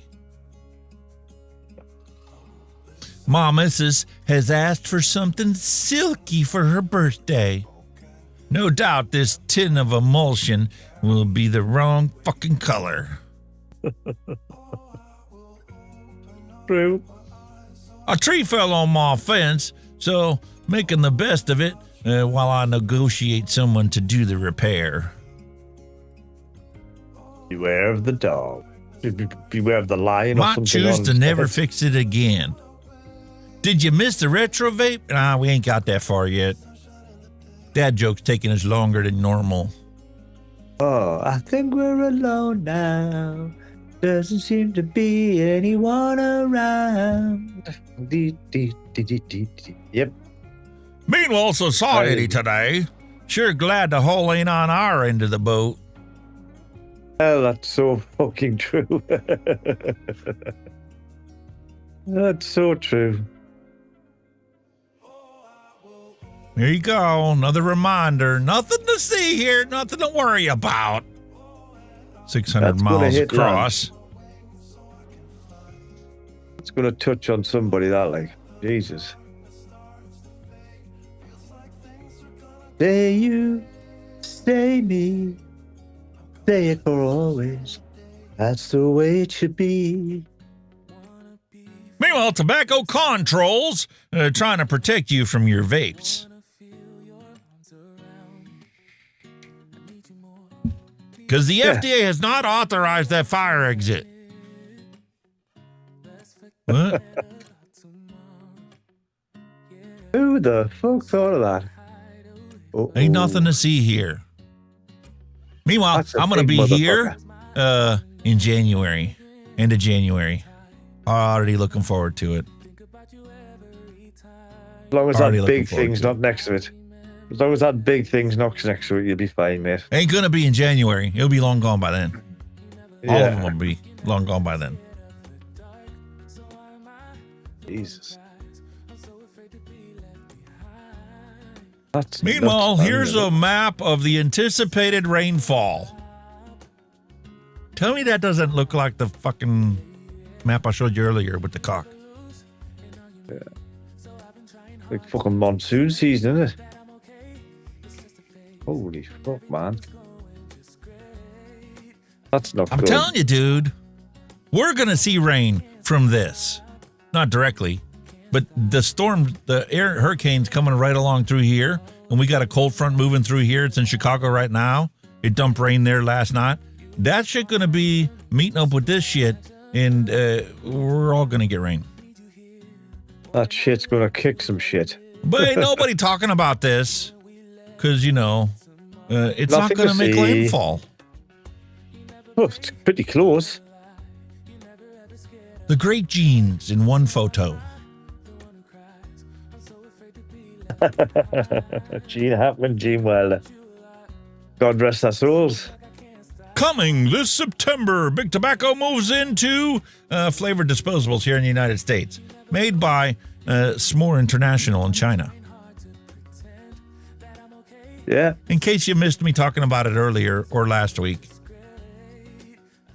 Really burns my wire. And you know what Mr. Trump thinks of China? For this bonehead who needed to see a map with Alaska and Russia together, let me remind you of a little history lesson. We bought Alaska from Russia. Yeah. $57 million, I think we spent on it. Wow. I think we got our money's worth. Definitely did. Beautiful country. I want to take a cruise up there. My wife and I are already talking about it. I think we're going to do that for our 10th anniversary. Oh, I think it'd be awesome. We'll fly out to California and take a cruise up to Alaska and back. That'd be nice. That'd be awesome. That'd be awesome. Wave to the Russians when you can't pass them. That's what I'm going to tell them. Yeah. Fuck is a response, is everything. Fuck. That's the end of the dad jokes. Fuck. Fuck. Feckity feck. As if you're an island, it's feck. All right, man, we got to get moving. We got 40 minutes left of the show, and we got to do a retro vape. You ready? Let's do it. Let's do it. Retro vape.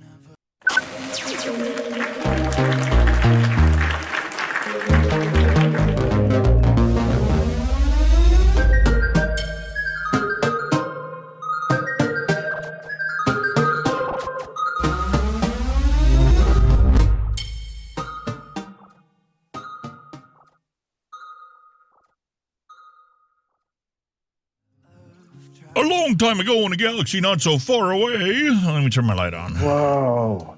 Where the fucking hell did you find one of them? A brand new, still in the package, Freemax Twister. Beautiful 60 watt. Where did you fucking get that from? My shopping cart. Holy From moly, the I Vape remember Apocalypse then. purchase. I remember then. Back when they were skirting the law, because this was not a complete vape kit. Because the mod was packaged separately from the tank. So you were allowed to import it. Non-TPD. Non-TPD. Whoa. And I was wrong. It was 80-watt starter kit. Yeah, This is 80 right watts. That's what they were.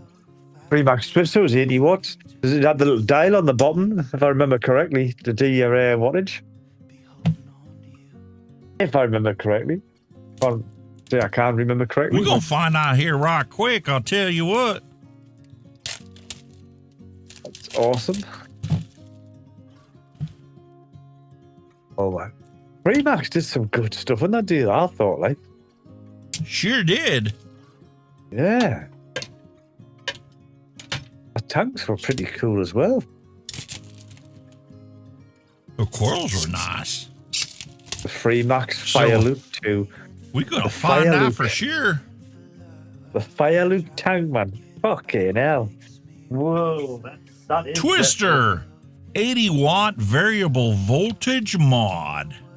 Yeah. Look at that. She's a sexy little beast. Oh, mint.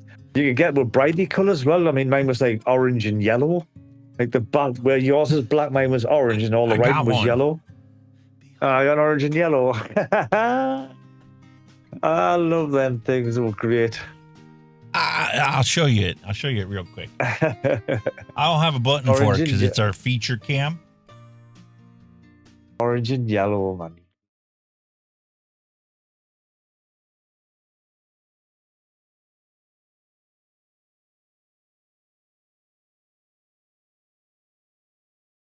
The one I had. Exactly the same. Isn't it cool? I love it. Wow. The Fire Loop tank, man, that was awesome. I'm getting tired of these cameras freezing up, though. That's annoying as all hell. That's brilliant. Classic. You know what sucks? You got a twister on the bottom. And in here, you can see what wattage you set it at. That's right. That's what it was. A little dial at the bottom. Set your wattage by it. Class, man. But the battery's awesome. Sealed. Yeah. Is this going to take a charge? Uh-oh.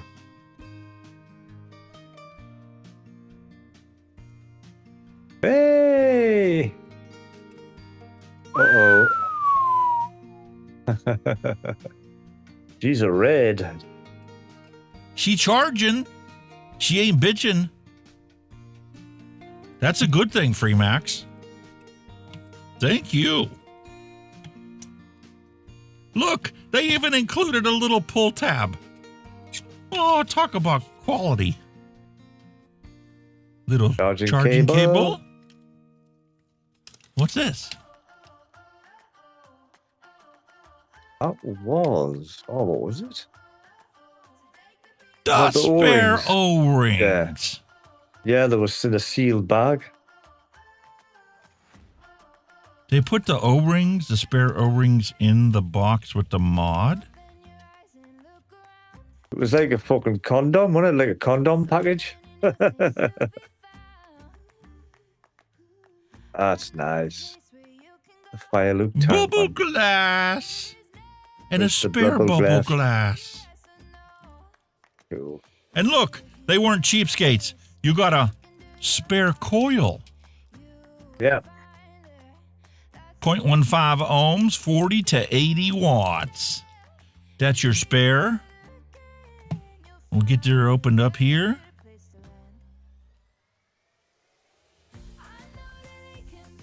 Freemax. X2 mesh. 0.2 ohms, 40 to 80 watts. Dual mesh. We're going to be putting Chain Vapor's Hurricane on there. Ooh. Just a drop on this and a drop on this. You know, to make sure that you don't get a dry hit. With the saturation.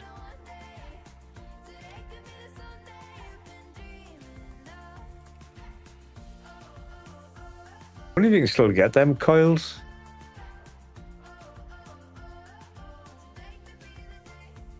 What do you think still get them?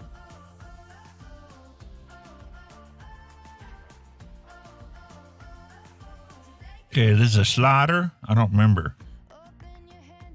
Yep. She's a Fire slider. Luke is a slider. All right, well, this is still charging. So I'm going to let that get to a full charge. And we'll throw her on a different mod.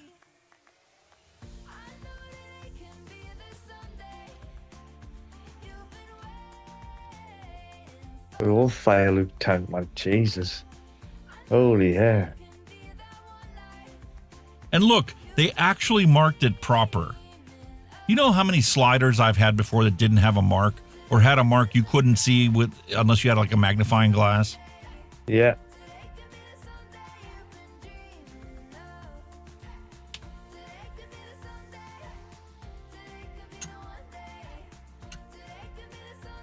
Use all the small brick. Yeah, you can do. Good thinking, Darren. Whoa, look at that bad lad, man. Fire Luke tank. This is gorgeous. That's going to pair up with this beautifully.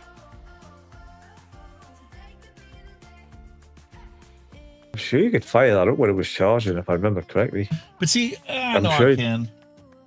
But why couldn't they do like Aspire did? See, the first one I bought, the Aspire mod that I used to quit smoking, had a built-in battery.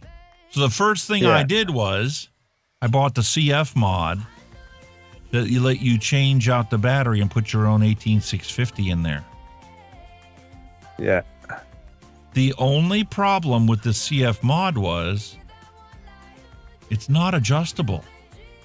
You can turn it on or you can turn it off. And whatever it was set at is what it worked at. That's what it run at, yeah.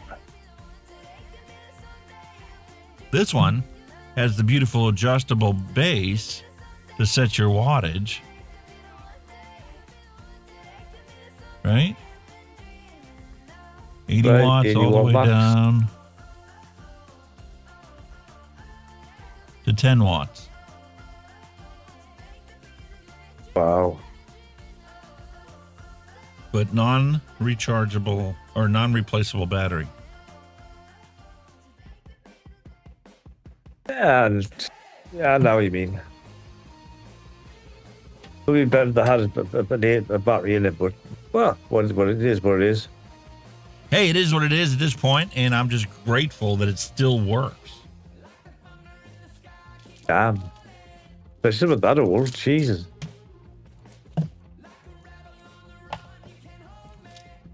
I only when that was out.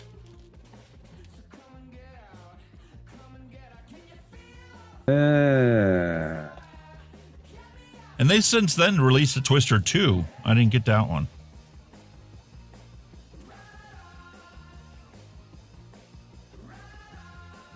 The photos. FRE.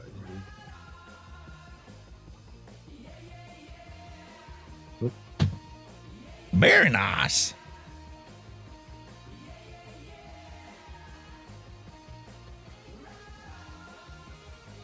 File 2. All right, well, while that is sitting there soaking up that juice, I guess it's time for some pet picks.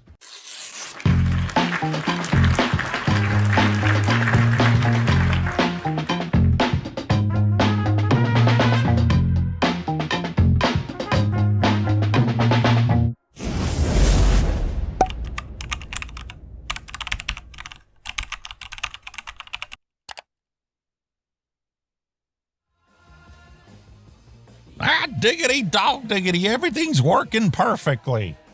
Go ahead and tell everybody what you said while the bumper was rolling. You can still buy these Freemax Twister kits. They're 20 quid. You can still get them. No way. Oh, sorry. I hit her in the head.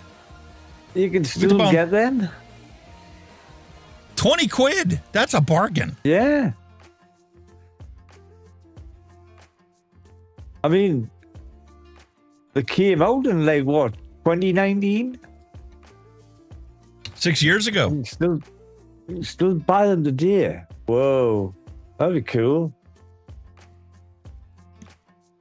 Hello, Poochies. Here's a Poochies.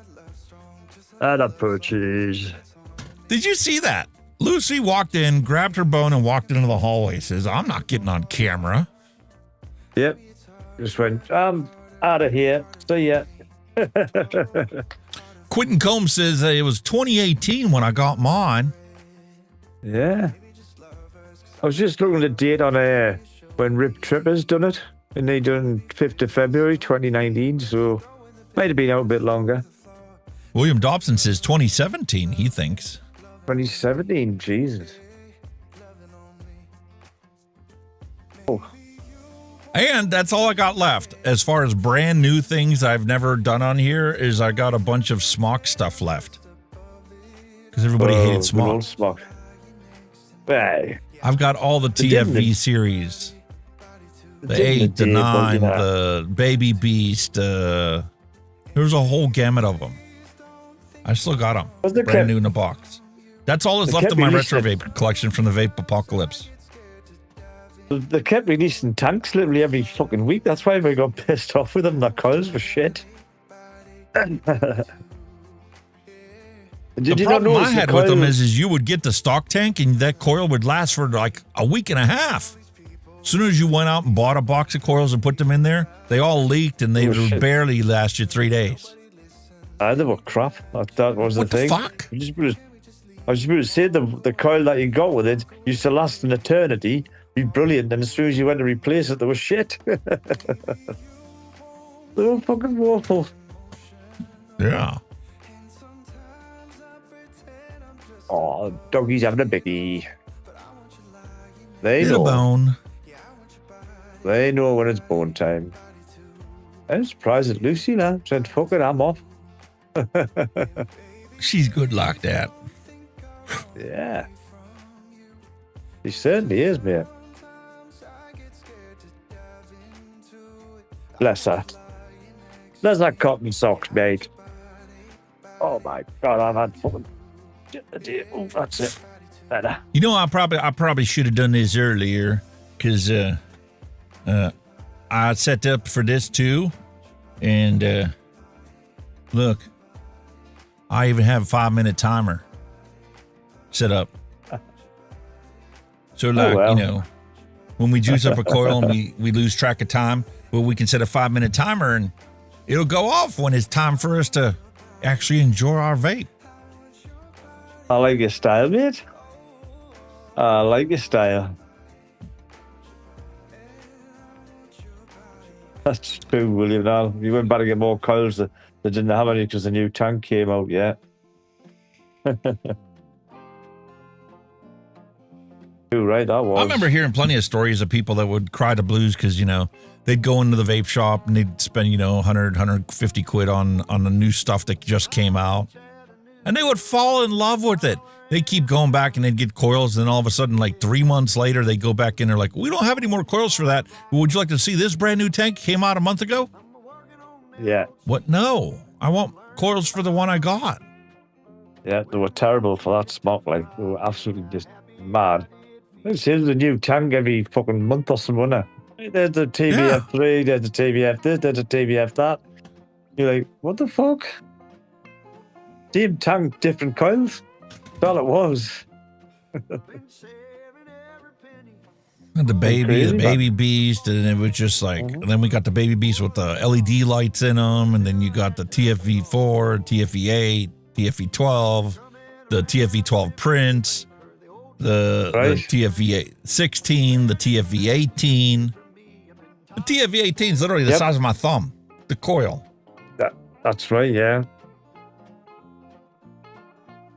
Delicious flavor, plenty of clouds, but I mean, you burn through e-liquid like it was an endless supply of it.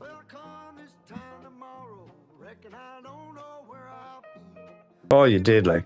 Plus, they didn't like sweet liquids either. They just to burn out straight away with sweet liquids. You're like, oh, what the fuck was that? You're lucky if you got a day out of it. Yeah, a whole day if you were lucky. Yeah. And that's the reason why people started getting into, you know, drippers and rebuildables and. That's right, yeah. Well, then again, Smock sell the RB8 decks, didn't they? They sell the rebuildable decks for them as well. For what they had. Yep. And I'm grateful that they did, because the rebuildable decks let me put stainless steel coils in them and then run it in temperature control. That's correct, yeah. So I could prevent it from dying prematurely. Exactly, my friend. Good stuff.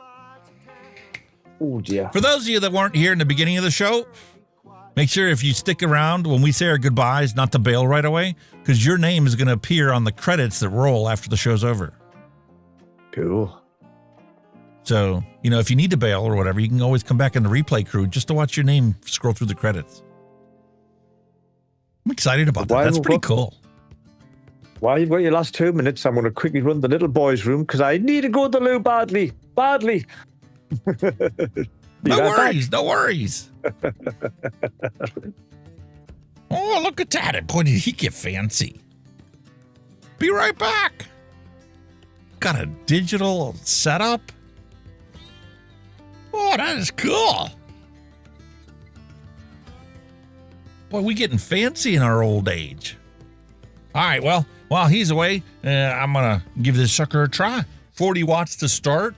This is the dual coil setup, the Freemax Fire Luke.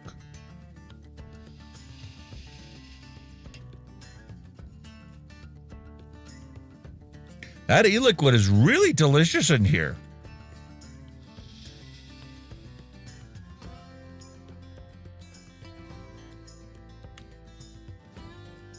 There's no real off taste to it.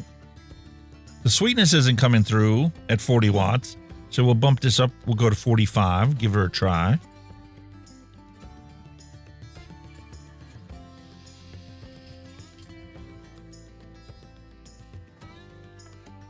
Getting sweeter. Still a very cool vape. We'll go up to 50.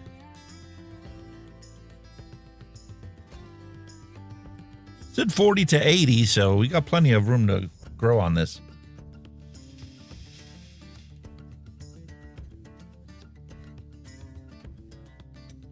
Ooh, is that a beautiful balance?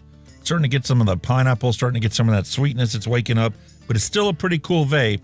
So we'll go to 55.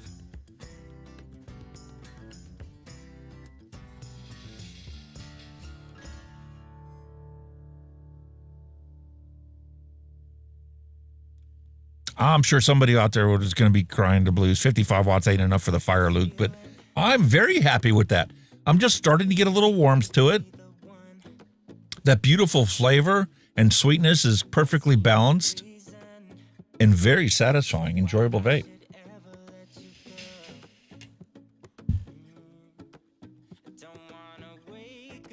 Cool. Let's take a look at this liquid. Hurricane.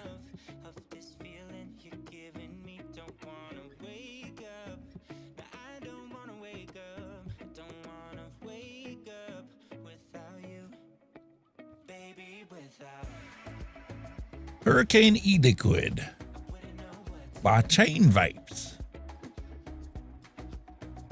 Oh, you gonna make me put in my birthday just to look at the product?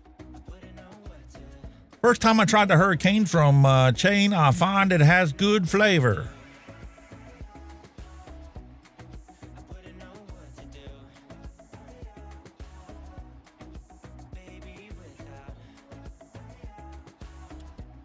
And I like it as much as their Phoenix that I've used for years. But due to out of stock, I decided to try their Hurricane. Now I like it too. Why don't you have the flavor profile listed?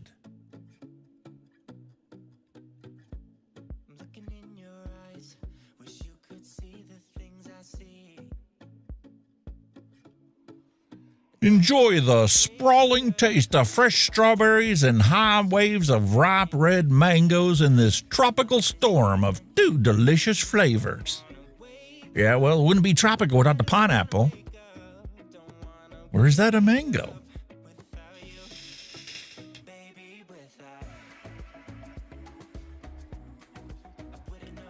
Okay. It is strawberry mango.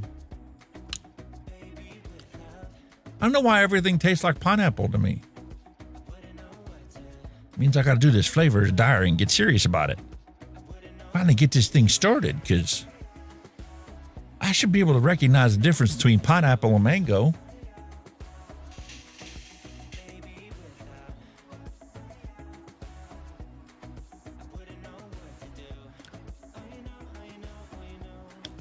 I do kind of recognize a strawberry candy. It's not like fresh strawberries. It's more like just sweet strawberries. Wonder what that recipe is.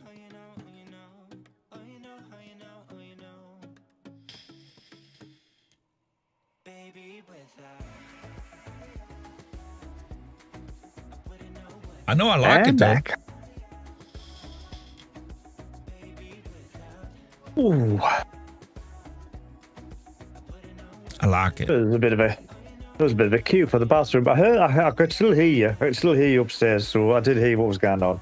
55 Yeah, man, we watts like you settled up, your beautiful setup you got going on there. It's nice. you know, you've got to speculate to accumulate. You know, I do like to try. Do you like to try? Oh. Oh. I love it, man. I got all these stuff working now. I take it you found that plugin, then Shader-tastic. Yeah, I got her set up on there and went into Streamer Bot and set up a command for it. It's Red Kenny or Kenny Red, Red Eye Kenny. There's like, I put a whole bunch of different alternates in there, so it doesn't matter if people have Alzheimer's and they put something in there that's close to it. We know what you mean. We get it. Red Eyed Kenny, Red Eyed Alex, Red Eye both Red Eye, both red. All works. Red Eye Cotton Eye Joe. Where did he come from, Cotton Eye Joe? Ooh.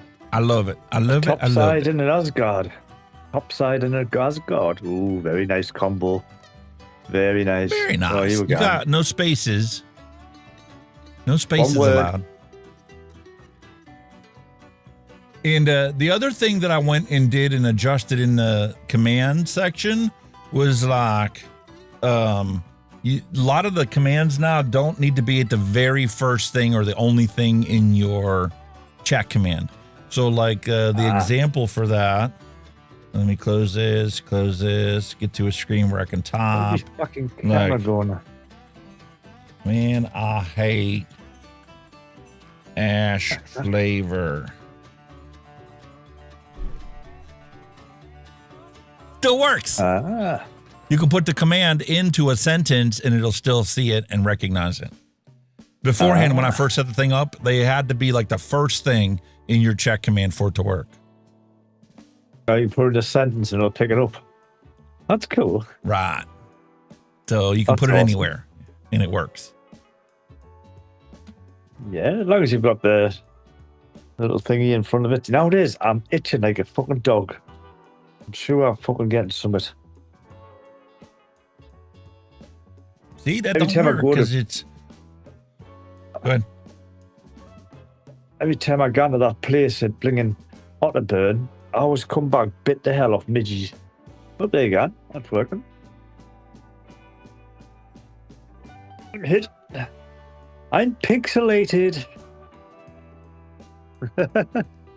And William Dobson's command ain't gonna work because I put the hide Kenny, and that's the layer on top of the layer that he had. So he's got the eyes ups working. So yeah, that's working. Yeah, and now let's check that one out. I bet I. I want to zap Kenny. What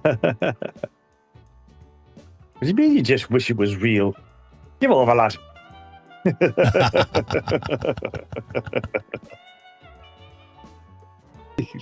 Bloody swine. Aye.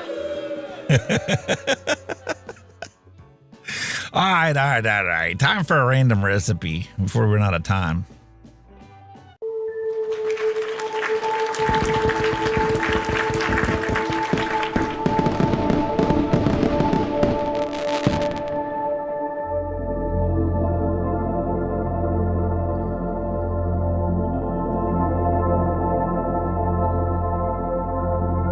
Good news!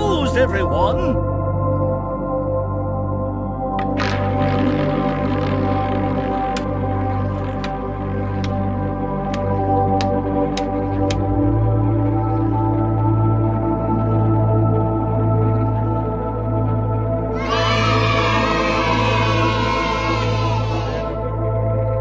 Let's keep on vaping like our lives depend on it, because they kind of do.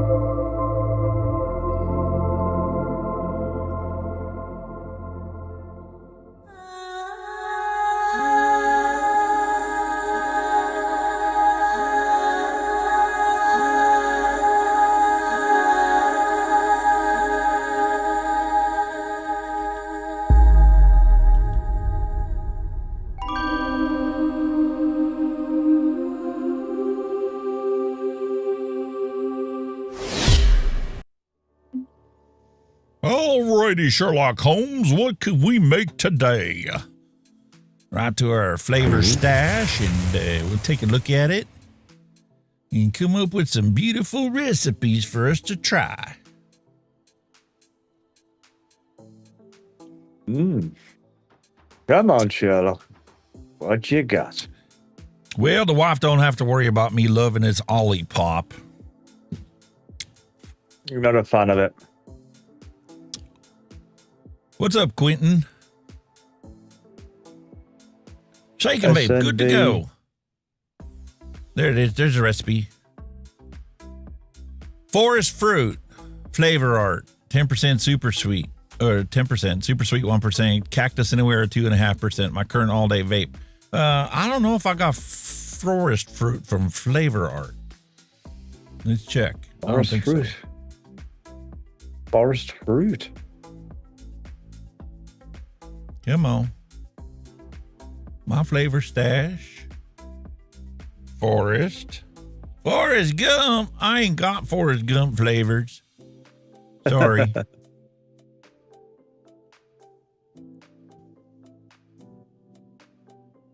I suppose you could try with another fucking I tell you what, I'm going to make a quick recipe here. And we'll call this Quentin's Forest. And we'll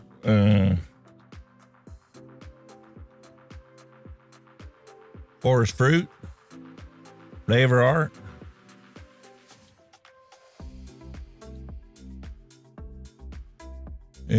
That was at 10%. We'll add to that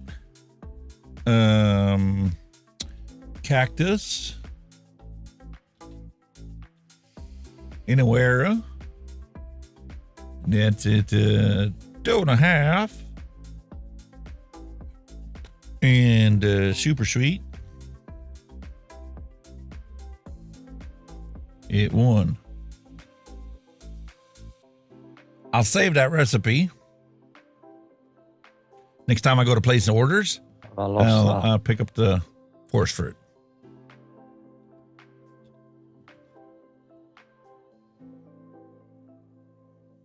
Perfect.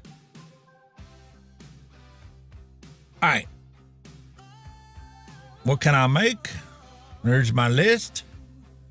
Bearded Pog, pineapple, orange, guava, number 2 from Bearded Dan.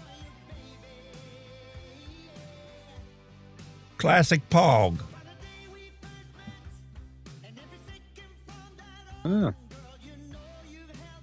Looks good.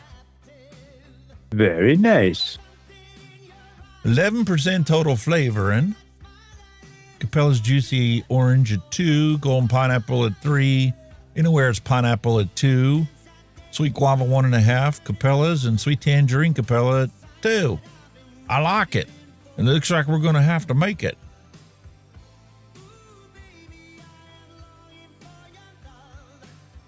What are we going to make it at? Yeah.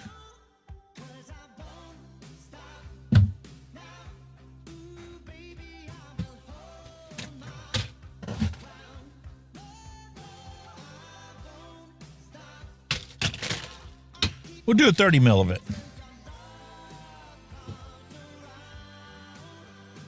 30 mils. We'll keep everything exactly like it is. Call her a day. Save. And that's what we'll mix up today. Yeah.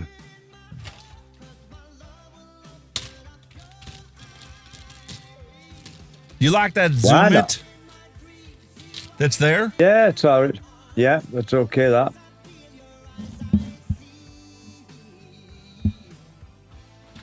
You can upload, or you can download just that as a single tool from Microsoft. It's called Zoom It. Really? That's what we were using before, Zoom It 9.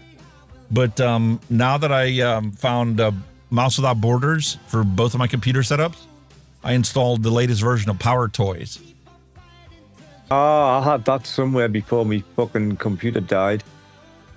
Yeah, so it's a quick, easy download, and then there's so many different tools in there that really help. Like one of the things I really liked in the Power Toys is the automatic resizer. So sometimes you take an image on your phone, it's like a 4K image, but you don't want to upload it to a website, so you need to like resize it down to like a 500 by 500 image. There's a quick tool for that. There's a bunch of add-ins that go into command line stuff and like File Explorer and a bunch of nice tools in there. When I used to do me thumbnails on DaVinci, they used to be too big for YouTube, so I used to use that to drop them down.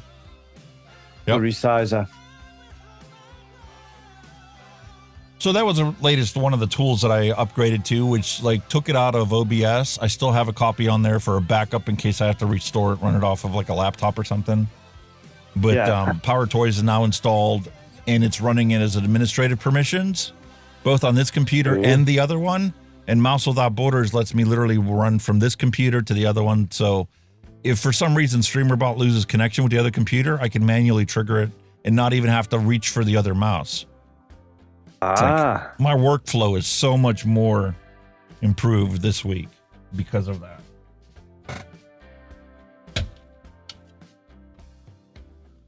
All right, so golden pineapple and juicy orange from Capella, and then sweet guava and sweet tangerine.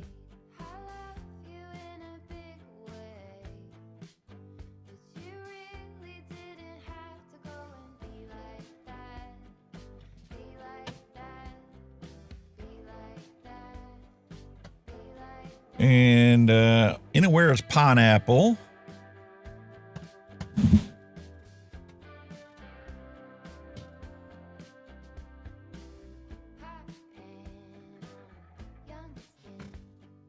Yeah.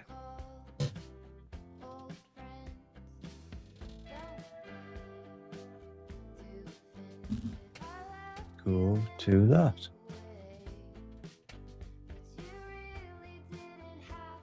Blah.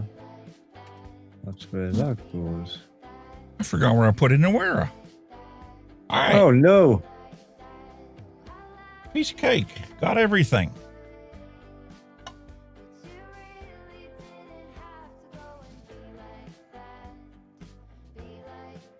Default.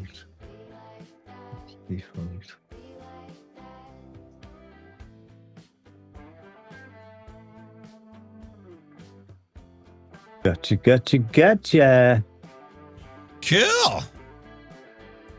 So we get our secret sauce, 1.86.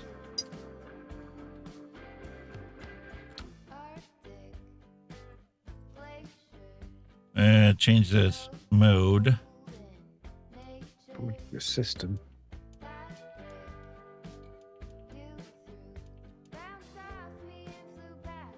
$1.86.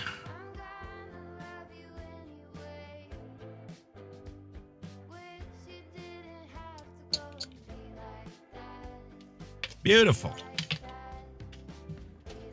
Don't drop the lid.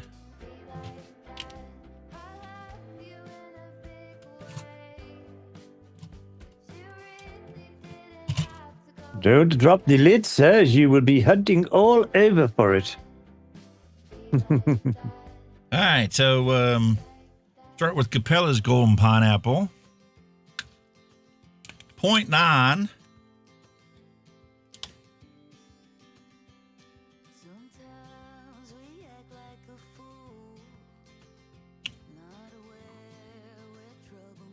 Cool. Very dry pineapple.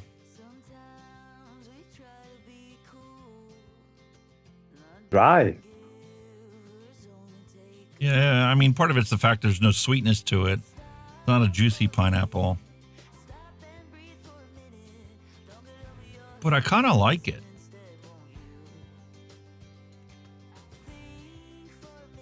Apathy Miller, hello and welcome. Hi, Apathy. How you doing? Football is good. Awesome. Awesome. He's over on Rumble. He's on Rumble. Ooh. Juicy Orange. I'm going to have to order some more of that, man. I've pretty been flying through that. Making his mango sunrise. So, 0.6. It's 2%.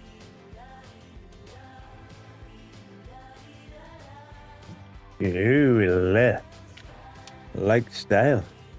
Nice. Went over a drop. All right. Anywhere's pineapple. Just got a little 10 millibite of this.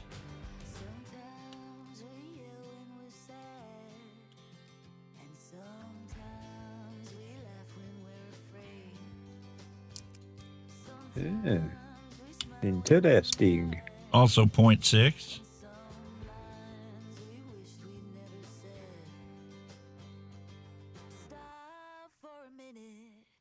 It's a lot more subtle than that Capella. Ah. Hold on a minute. Where are you? Nice. All right. Sweet guava is 0.46.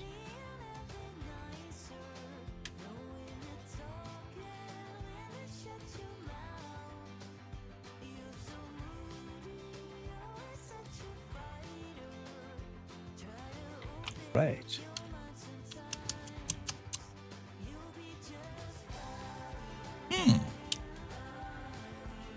Have to order some more of that too. Sweet tangerine.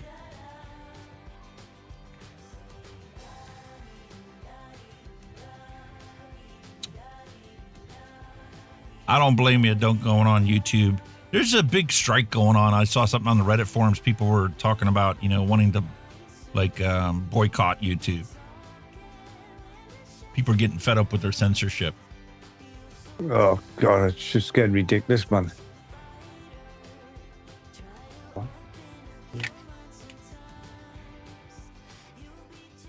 Cool. All we need now is a bit of super sweet. 0.16.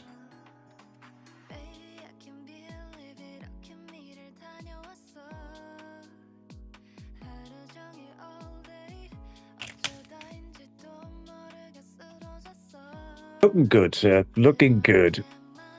Looking good.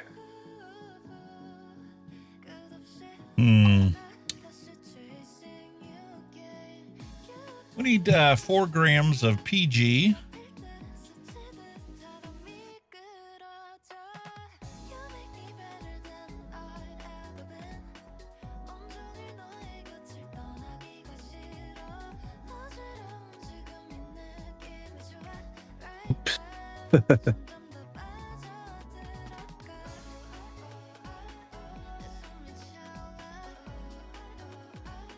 Smells good.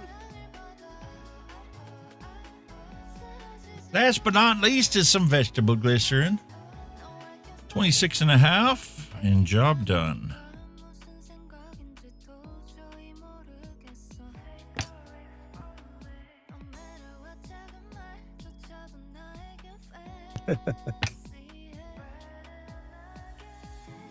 Yeah, a little over. Sorry. A little over's not gonna hurt you, man. You always take a little over.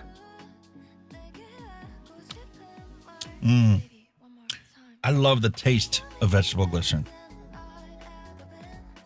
To be honest, if that sweetness could come through in a vape, would it need sweetener? True. Would it need sweetener?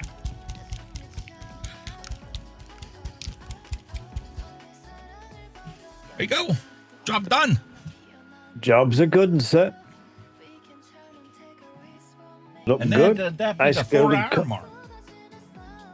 That's looking good, matey. Yeah. We've squeezed it in by the skin of our teeth, shall we say, but we've squeezed it in. I can close those Word documents and close Twitter X because that's gone. Open up my label printer.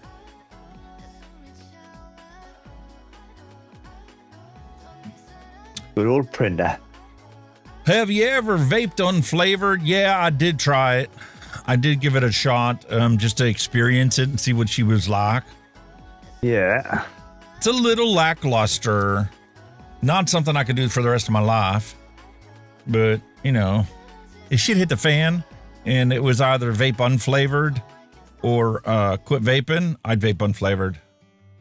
Too right. You'd keep it going.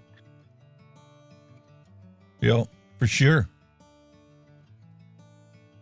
But that's something I've definitely gotten, you know, more brave about is making sure I flavor test every single flavor I possibly get my hands on and use in recipes. When I crack open a bottle that I've never used before, I definitely knuckle test it. I don't care how strong it is or obnoxious it might be at its full strength. I want to know what that flavor profile is. Yeah. And that's the reason for the Flavors Diary show that I'm going to be starting. And it's only going to be on Twitch. Because I'm literally going to be sitting here for hours upon hours. Whatever free time I have once I get done with these reviews and get that camera mounted proper, I'm legit going to spend all the time I have to single flavor test all these flavors. There's just way too many of them. I have no idea what they're like. So Kind of get that, like. Yeah. I kind of get that. And then, you know, I'm going to really try to cut that down into the most relevant parts of it and throw together, you know, shorter videos for people that don't have hours upon hours to watch it. To at least get the gist of what I'm doing. All right, so we'll throw this up onto a label.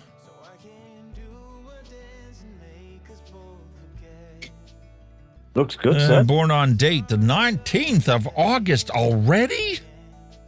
Yep, Man. it's fucking flying over. It is flying over. The wife's planning for Halloween already, man. She can't wait for Halloween to come. My wife actually posted on Facebook the other day about how she's ready for the snow. This heat and warmth can go away. She's pissed off because with her work schedule and her not being the area manager, she has no time to enjoy the outside anymore. We're not camping anymore. She used to love cooking on the weekends or when she gets a day off, having a little get together or whatever. But, you know, reality is sunk in and it's like, you can't spend a day drinking if you got to go to work the next day. It's not worth it. Nope. She'd rather spend it on the sofa watching a movie or getting caught up on her TikTok or something like that. William Dobson was asking, there was a custard you put him onto and you can't forget where it was. Oh. Custard? Are you talking about Cupcake World's Devon custard? I remember myself now. That was one that I definitely want to get my hands on. I think Kenny ordered some. What do you call it again? Rice pudding you ordered. Yeah. How'd that turn out? Oh, delicious. Then it's being used in the thingy. I mix it like 10 or 15% at first, and it could have done with a bit more, so I added another 5%, and it's much better now. There's about 2 drops of super sweet in it. That's absolutely lummy.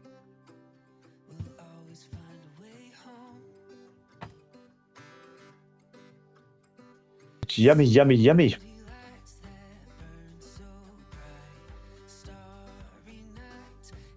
It's a hard one to match, like proper creamy rice pudding. It's a hard one to match, but It's close, not too far away. Does it taste like milk, or what's it taste like? It's sweet and creamy. You know, that's your first hit type of thing. The rest comes out a bit afterwards. Like I said, I probably could have gotten away with Brimmy's 1 drop of super sweet. I stuck 2 drops in when I added another 5% of the flavouring, so I maybe over sweetened it.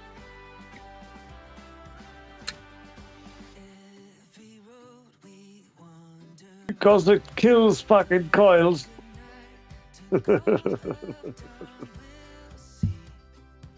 I can't believe I don't have a dripper cleaned on the desk. Oh, I've got drippers that don't have any wicking in them, but I mean, having a dripper that's clean on the desk with wicking ready to go.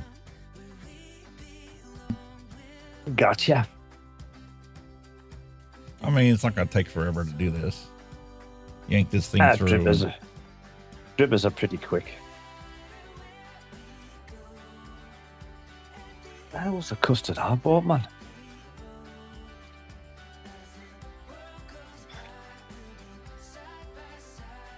It was I could have sworn it was a Devon custard. No, man, it was a Polish brand, man. You know, listeners up now. It's a brand, everybody knows it. It's not like a fucking shitty brand that nobody knows. Fucking what's happening? Mullenberry's premium custard is really good. It could be that one. Which is now being sold as SSA, Legendary Custard. Mullenberry got bought out by SSA.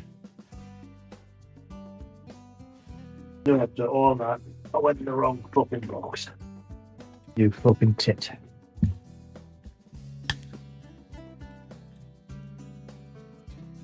Print the paper. The top of one of these boxes and scan everything.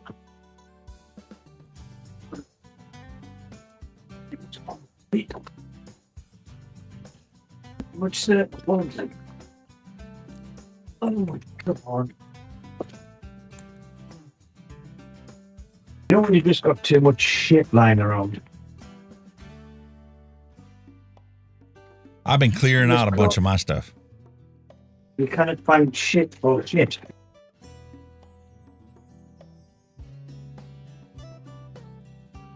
No, super sweet. Uh-oh. Brilliant clean. All right. Cut the airflow down a little bit. This is on the old Geek Vape. What is this one? What is this tank?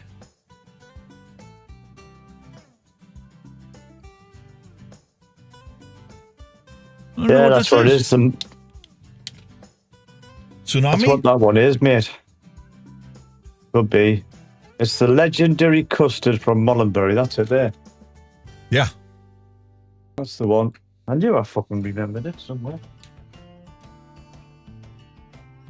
Old sized bottles, and that's why I took us further to find the cup. Oh, these fucking cotton's coming out. Mullenberry's good shit.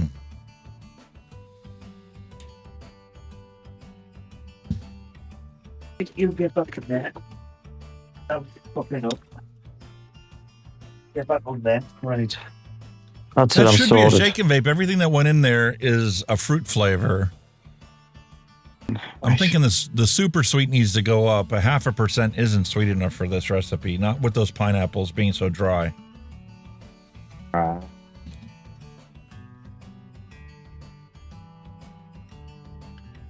But the flavor profile itself tastes like the Pog I've had before.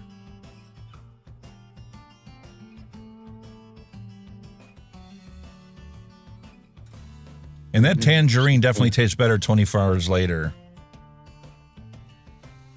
Yeah.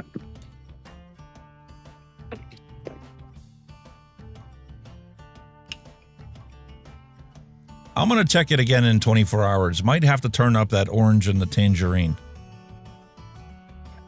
Make them all 3%. And then in that case, the sweet guava is going to have to be brought up a little bit too. Get this thing to about a 16% flavor profile. And at least a 1, maybe 1.5% super sweet. And it'll taste like the commercial juice I'm used to for pineapple orange guava. Ah, cool.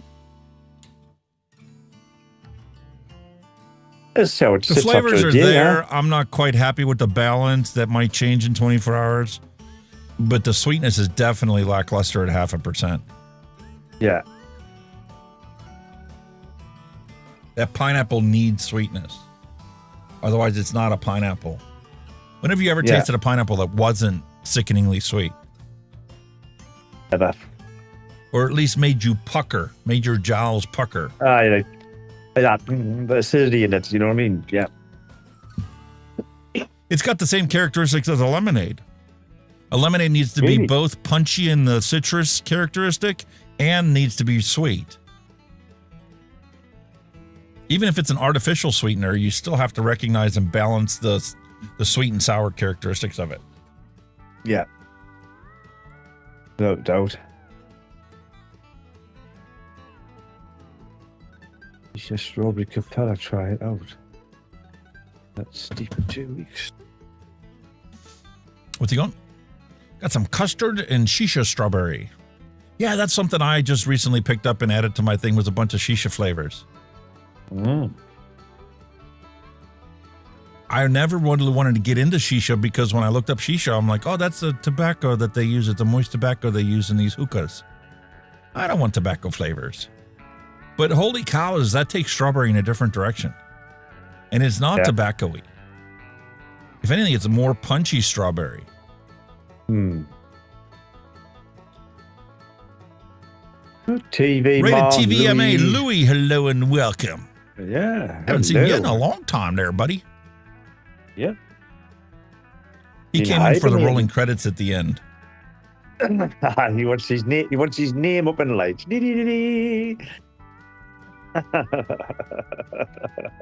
I can't believe how much I got accomplished this past week on like fixing stuff and changing stuff around and verifying that everything's working.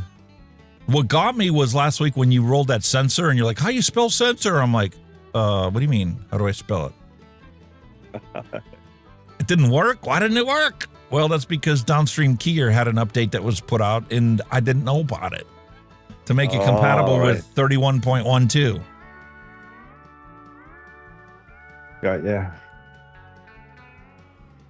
And then I was looking at it like, okay, let me look at the file log, the log file for OBS, and let me check all my other plugins to see if any of them were updated too. And there was 3 other ones that needed updated. I'm like, I thought Andy Lippy took care of all these updates. Yeah. I'm like, I guess those weren't on the list. So the teleport had an update, which lets me send video feeds from the table computer to this one. Yeah. And boy, does that look sharper and crisper than it ever did. And then there was 2 other ones that needed updated too. Oh, and there you go. Glad to see you on the mend. Very glad to see you on the mend.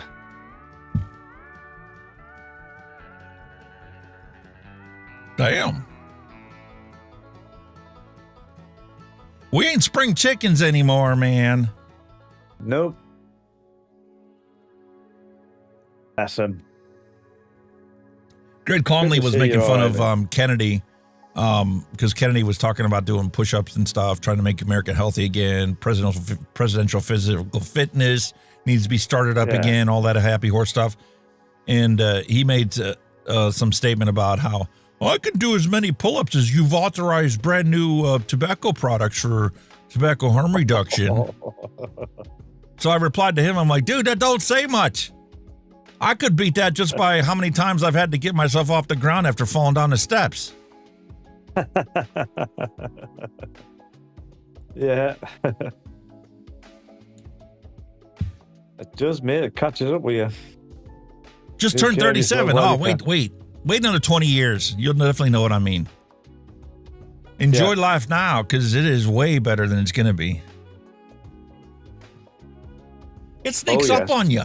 You think nothing of it, man, until one day you wake up and it's just like, was that my bones crunching when I got out of bed? Why? Didn't hurt. Crack? Why is that back a bit sore this morning with the neck? I haven't heard that sound since I was at the chiropractor last time. Fucking right, man. Jesus. Yeah, it catches up with you, mate. Life catches up with you very quickly. Very sure quickly. Does. I mean, you're running around, there's a lot. Next minute, you're hobbling around like a knacker. Yeah. Damn. Even your drinking days go down the pan. That's true. My wife has even learned that the hard way. You're right, man. Where'd I do it? I just had this on. Where's this hurricane liquid I just put in here? I'm just comparing the hurricane liquid to this DIY liquid we just made, right? I've got this one sitting on the Freemax Fire Luke in here. Beautiful, punchy, flavorful, right off the bat. You definitely recognize it's a beautiful, wide palate, juicy flavor. Compared to the one we just made, not even close. The flavor percentages in this are way too low. Need to crank them up. So, we need to do a round 2 of that. There you go. I'll tinker with that this week. That'll be my little tinker project for DIY mixing.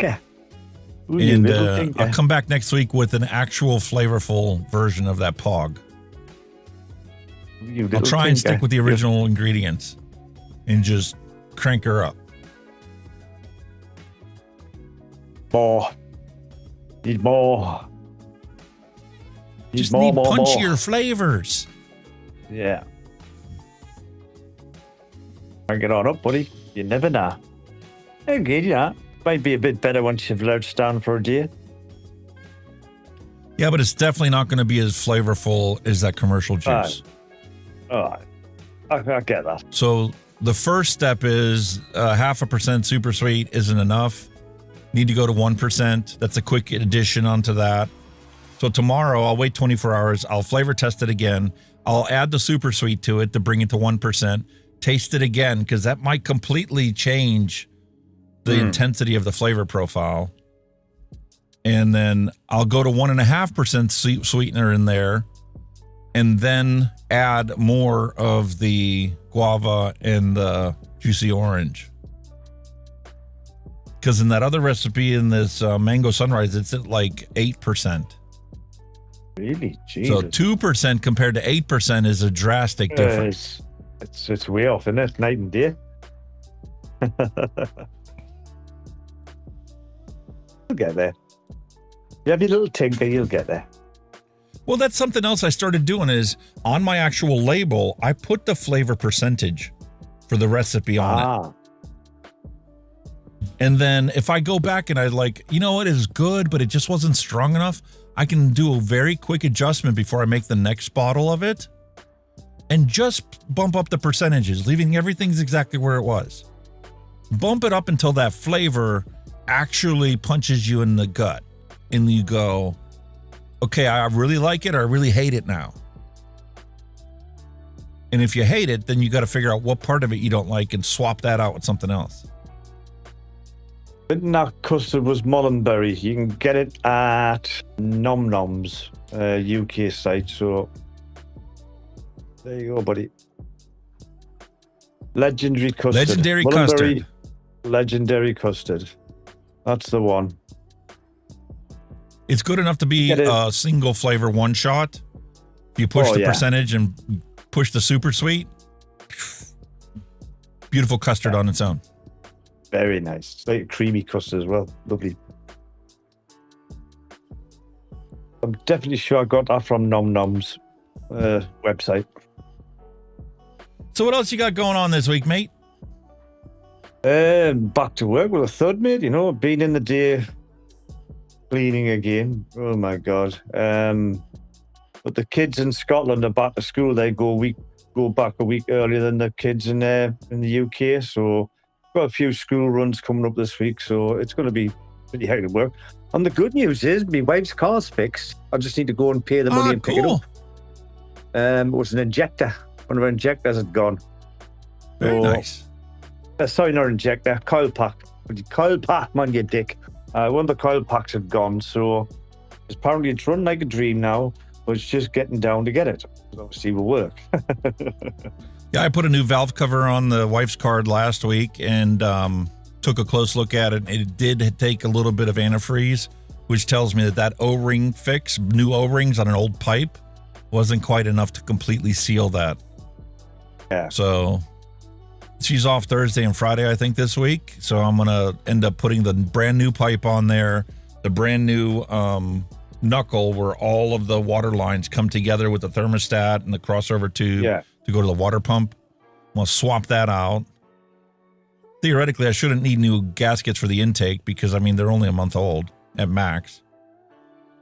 So the bad news is me fucking driver's seat in my car, you know, the seam, it's fucking split. Leather as well. I'm like, fuck. I'm toying if I maybe get another seat or just get reupholstered. I don't know which is going to be cheaper. Either way, they're not cheap. My just throw a seat cover on it.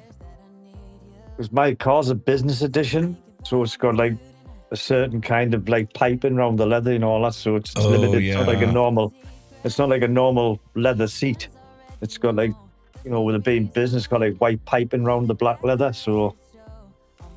DRD, that's a very interesting. Guava never sweetened mine. It just adds a deeper note. Really? Could be a I cool totally idea. get where you're coming from with that, but I would need a sweet pineapple to start with for that to work.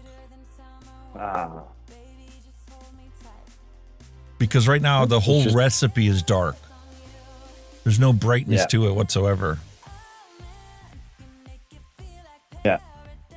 And it wouldn't be enough to just add citric acid to it to give it brightness because it needs that sweetness. That's why I'm going to just try adding 0.5% to it, give it a shot and taste it. If it's sweet enough or I can recognize the pineapple as a sweet pineapple, then I'll be fine with it. But might have to crank it all up. Yeah. I mean, what's that now? 11%? Did you see it? Yep. Or was that the other one? 11%. No, that's this one. This one's at 11%. And then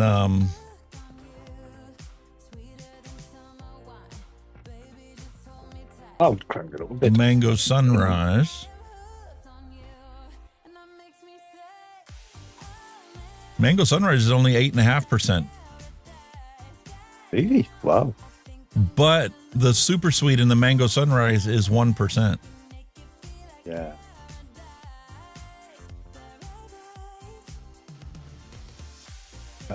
So it is. And I love it. It's just a great combination. Juicy Orange is at 2.5%. Mango Alfonso Natural is at 3%. And Sweet Tangerines at 2%. Maybe a bit more super seat might just bump it up a bit. You're just doing it now. Worth a try. I mean, the golden pineapple's at 3, juicy orange is at 2, and there's anywhere pineapple, so the total pineapple flavoring is 5%. Yeah. And then the total orange characteristics between the sweet juicy orange and the sweet tangerines 4. And then the guava's only in there at 1.5. I'll definitely increase your super sweet to 1, at least. See what that does. See, my problem is if you're looking at it, it's pineapple, orange, guava. So I should be able to taste pineapple right off the bat. Yeah. Or at least a tropical characteristic of pineapple. I'm not getting that now. It's flat in flavor. They suggest a 3-day steep. Is it going to change that much in 3 days? With 5% pineapple. We'll find out. Like you said, with 5% in total of pineapple, you should get that whack, like, easy. Yeah, I don't. It's not that much different than the knuckle test. I mean, the pineapple's a strong flavor to start with, isn't it? You know what I mean? too much, it would just fucking override everything. Interesting. Play with it and find out. The only way to actually make progress. Keep trying new stuff. If whatever you have doesn't work for you, try upping it until it gets punchy enough for your satisfaction. If it's not sweet enough, add more sweetener. There's nothing stopping you from pushing that up to 20% flavoring. Other than the fact that at a certain point, each of those flavors are going to become chemically like the concentrate is when you knuckle test it. Yeah, they're going to lose that pizzazz. And there are some flavorings that just don't work good together. You need to switch brands. Hey, Louis, I'm sitting here on a like, they're not disposables anymore, but you know, they're fucking these new. And I'm quite happy with this. No problem at all. Vape anything and anything. Guess what? When the wife placed her order, I had some bonus coupons on there from like, you know, you get points every time you place an order. Yeah. And I haven't been redeeming them the last couple times. So I had like $20 worth of credit that I turned those points into dollars. I picked up a Hell Vape dripper. It was a mini dripper. I'm like, you didn't send it to me. I didn't even know about it. So I ordered one. I'm excited when that sucker gets here. The other thing that I got, remember how during Christmas time, they sent me a package. Oxford sent me a package with their thing, and it was like the Christmas mint candy cane. I bought one of them disposables on the thing. It was buy one, get one free. Oh, I'll take that one. See, is it Vapor SO? So somebody like that have been sending out these 10th anniversary packages to everybody? They sent me an email asking me to make a short. I don't do YouTube shorts. I'm sorry. They just like, just say, you know, wish us a happy 10th anniversary. I'd be happy to do that. I did it during our live show last week. I mentioned it, but I'm not making a short. Sorry. Nick, we guys see happy anniversary, right? Boom, done. Now what? If they send you the 10th anniversary package out, maybe they could twist your arm, but you know, just out off the bat,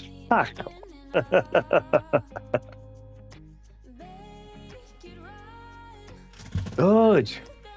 Nope. Quentin got his Kyron 3 figured out. Tell him, man, they're a bit finicky, but once you nail them, that's really lovely.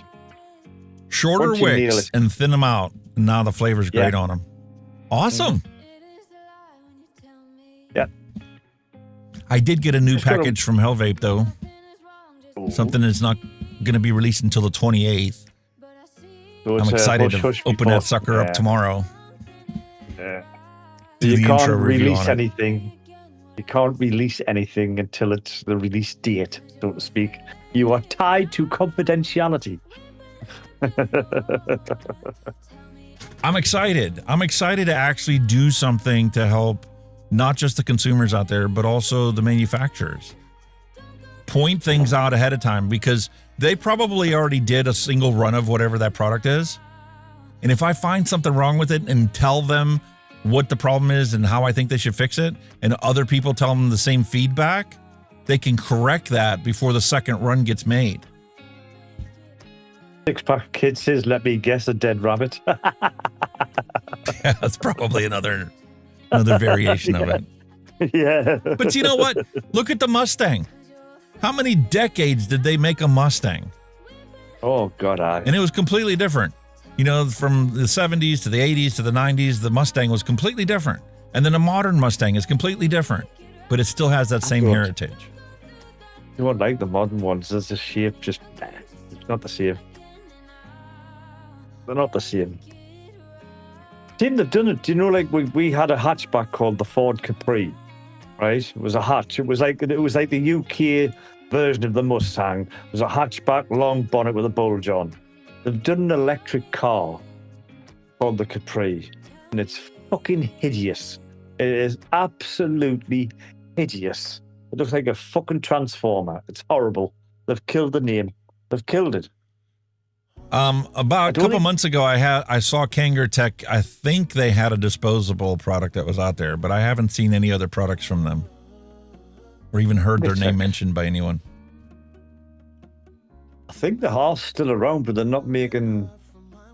I don't think they're doing kits anymore. I think what were they doing? They were doing something. It wasn't massive. It was just I don't know. It was coiled or something, or it was something minuscule. It wasn't a kit like they used to do. Oh, I can't remember what they were doing. But it wasn't super. But they're still around. They're still floating about.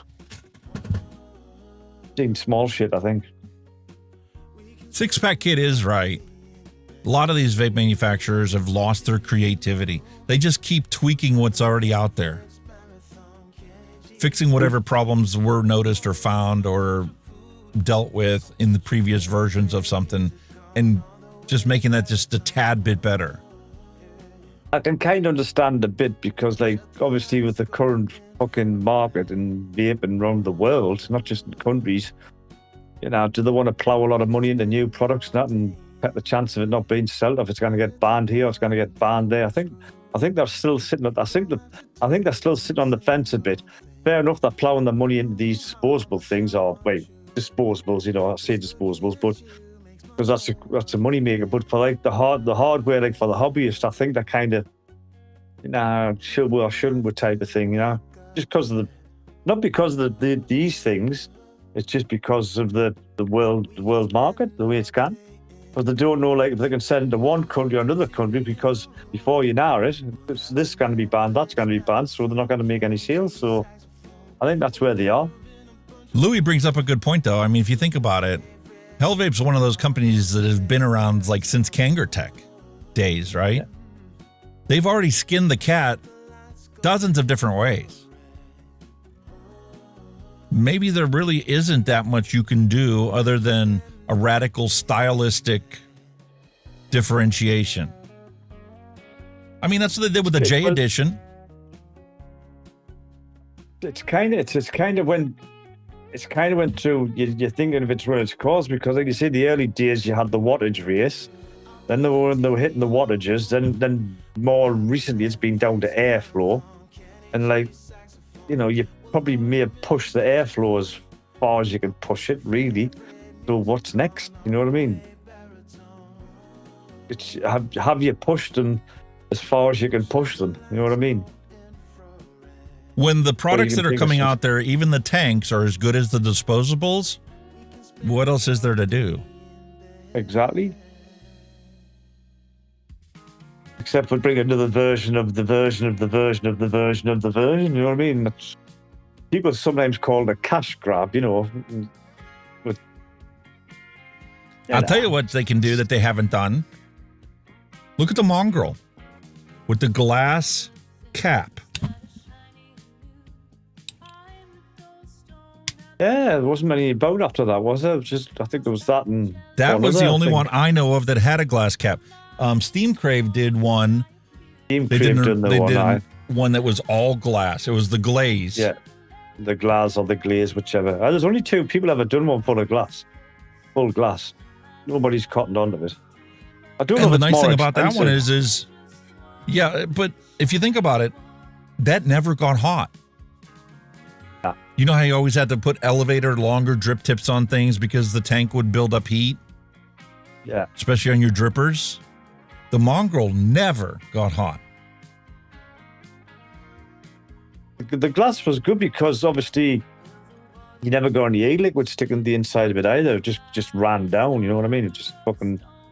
There was that as well. Glass, it just... I mean, if you got condensation, it just ran off. It never stuck with the glass, you know what I mean? It was mint. I like the mongrel. I get the pineapple orange guava profile on this thing, just not strong enough. Apathy Miller says Thunderhead's Dual Reasons also have glass. Oh, I never knew about that one. I didn't know about that one either. Yeah. I do have some Thunderhead Creation stuff I need to finish up here. Got the Mike Vape Solo 2 I need to finish up. I'm really enjoying these two pod systems. The one from Freemax and the Hellvape VP, the Rexa from Freemax. July, yeah. Ah.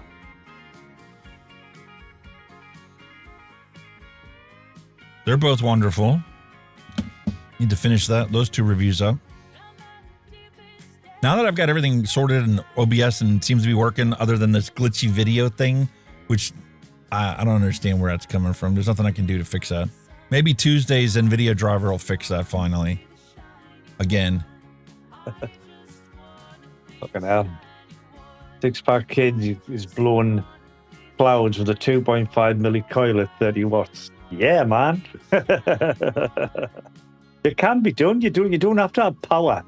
You you don't have to have power to blow clouds. You just don't. You get that voltage proper, and the resistance matches. Those all-in-ones can be amazing with very low wattage. You could probably do it on a single coil RGA if you get it right. Blow massive clouds. You don't have to have power as such. You know what I mean? It can be done. Just your resistance on your coils, your right fucking power and all that shit. You'll be blowing clouds for days, as they say. Can be done. Ohm's law. You can use it to your advantage. For sure. I mean, look at these things. You know, these are tiny. These kick out a bit of cloud, you know what I mean? These are low wattage, you know, they're not fucking pumping out power. But it can be done. Yeah, because they got a higher resistance coil in them. Coombs suggestions for a burrow kit start. Well, I did have one. I'm not a big fan of them, mate, but the one I got was the starter kit, which was, oh god, that's got some shit in it. It was the Centaurus G80 by Lost Vape. That was a full kit. You had one with a rebuildable deck in, and you had one with a sub-ohm coil in. That was my starter. This one, when I did the review on it, I was all worried about the taxes going up and the tariffs that are going to be applied, all this stuff and everything. So I'm like, is this going to be worth it for the retail price and the tariffs? Like, this would be like a $400 thing. And yeah, it's got a DNA board in it, but for $400, is it worth it? And then after I did the review and uploaded that, somebody sent me one and said, hey, take a look at that. I think it was Cheap Vaping Deals or something like that. It was the website. You could pick that up with the AIO, with the bridge for $67. I'm like, oh, that's a no-brainer. If this was only $67, I'd have a couple of them. Yeah. My only complaint was the drip tip. This was the perfect drip tip for this AIO in my book. I've never really given it much of a chance, to be honest with you. It was nice, but I don't know. It's just something you vaped on and just put on the shelf, you know what I mean? I should probably look. I've got loads of stuff that I used to use a lot of, and then I've just ended up just dumping them on the shelf for no fucking reason.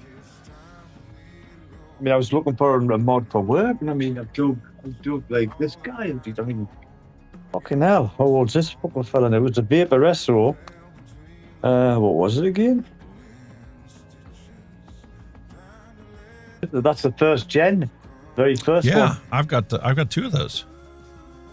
And I fired it up and it says, you know, why don't I use this thing? Because it's mint, nice and light. It's not get heavy. And I'm like, why you got this shit on the shelf? You know what I mean? I think we found ourselves finally getting the retro vape section to the point is where most other channels do it. Actually going back and pulling something off the shelf, giving it a proper clean out, finding a pair of coils to throw in it, that would work, and revisiting our old stuff from back when we first started vaping. Yeah. See what our impression is now. Like the Aspire Atlantis kit. Let me pull that thing back out again. I know I've got spare coils for it. Throw some modern juice in it and see what she tastes like. Man, I still love that. Lost Vape Paranormal, the very first one. Absolutely loved it.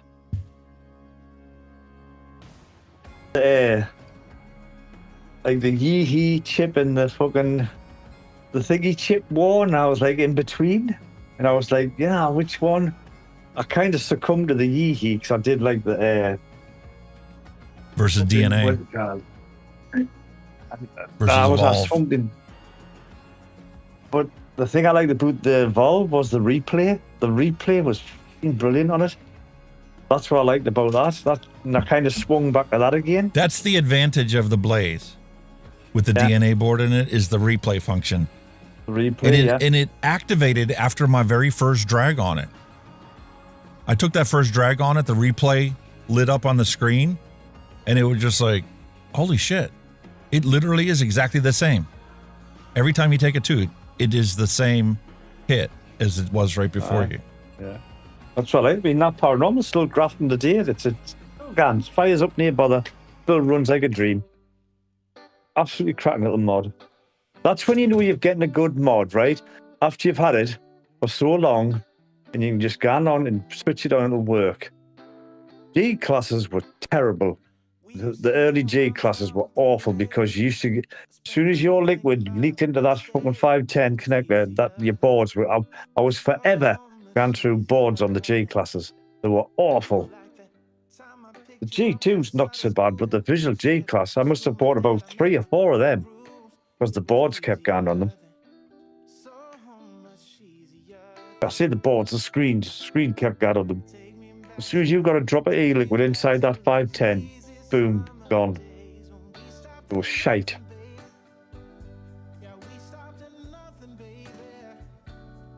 Plus the battery drain on them was ridiculous as well. I think you can literally just sit on the table and you get back and the fucking battery be dead. It was terrible for battery drain.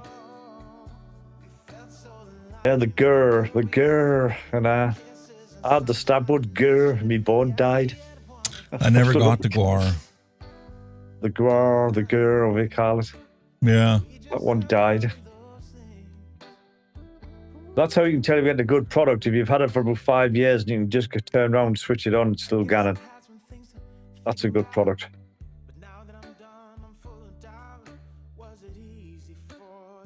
So the deal was originally at Central Vapors, but they don't have it anymore.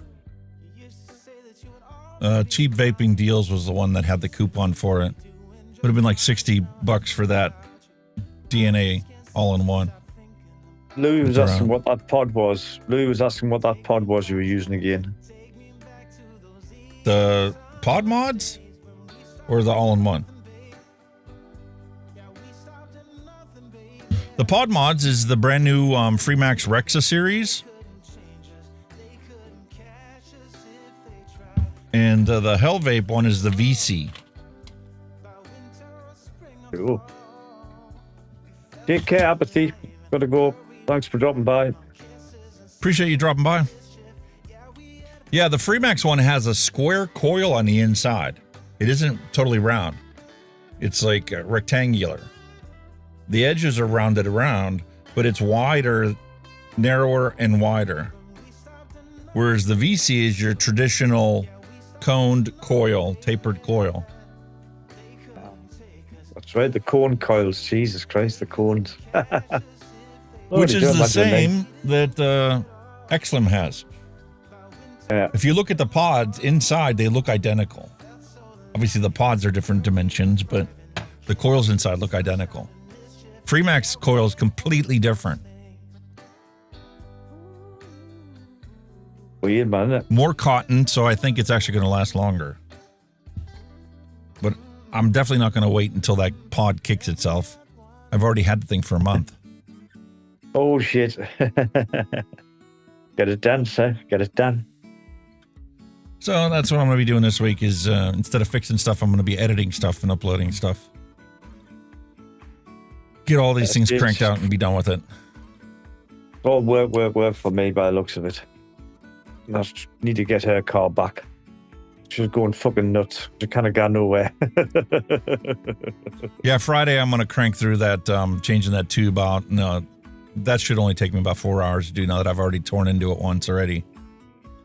And I know my lay of the land for where the tubes connect, like when to reach back there and when to just tear the screws out and move on.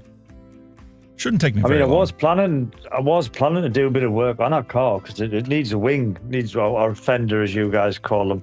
I mean, it was dented when she bought it, and I was going to get a new one on, but obviously one thing leads to another mechanically. I thought, well, that's fucked. We've got to get running before we can buy any panels for it. So it's kind of the only thing I've left to fix on the Explorer is when it rains very, very heavy, water comes in the back of the car to fill up the spare tire well.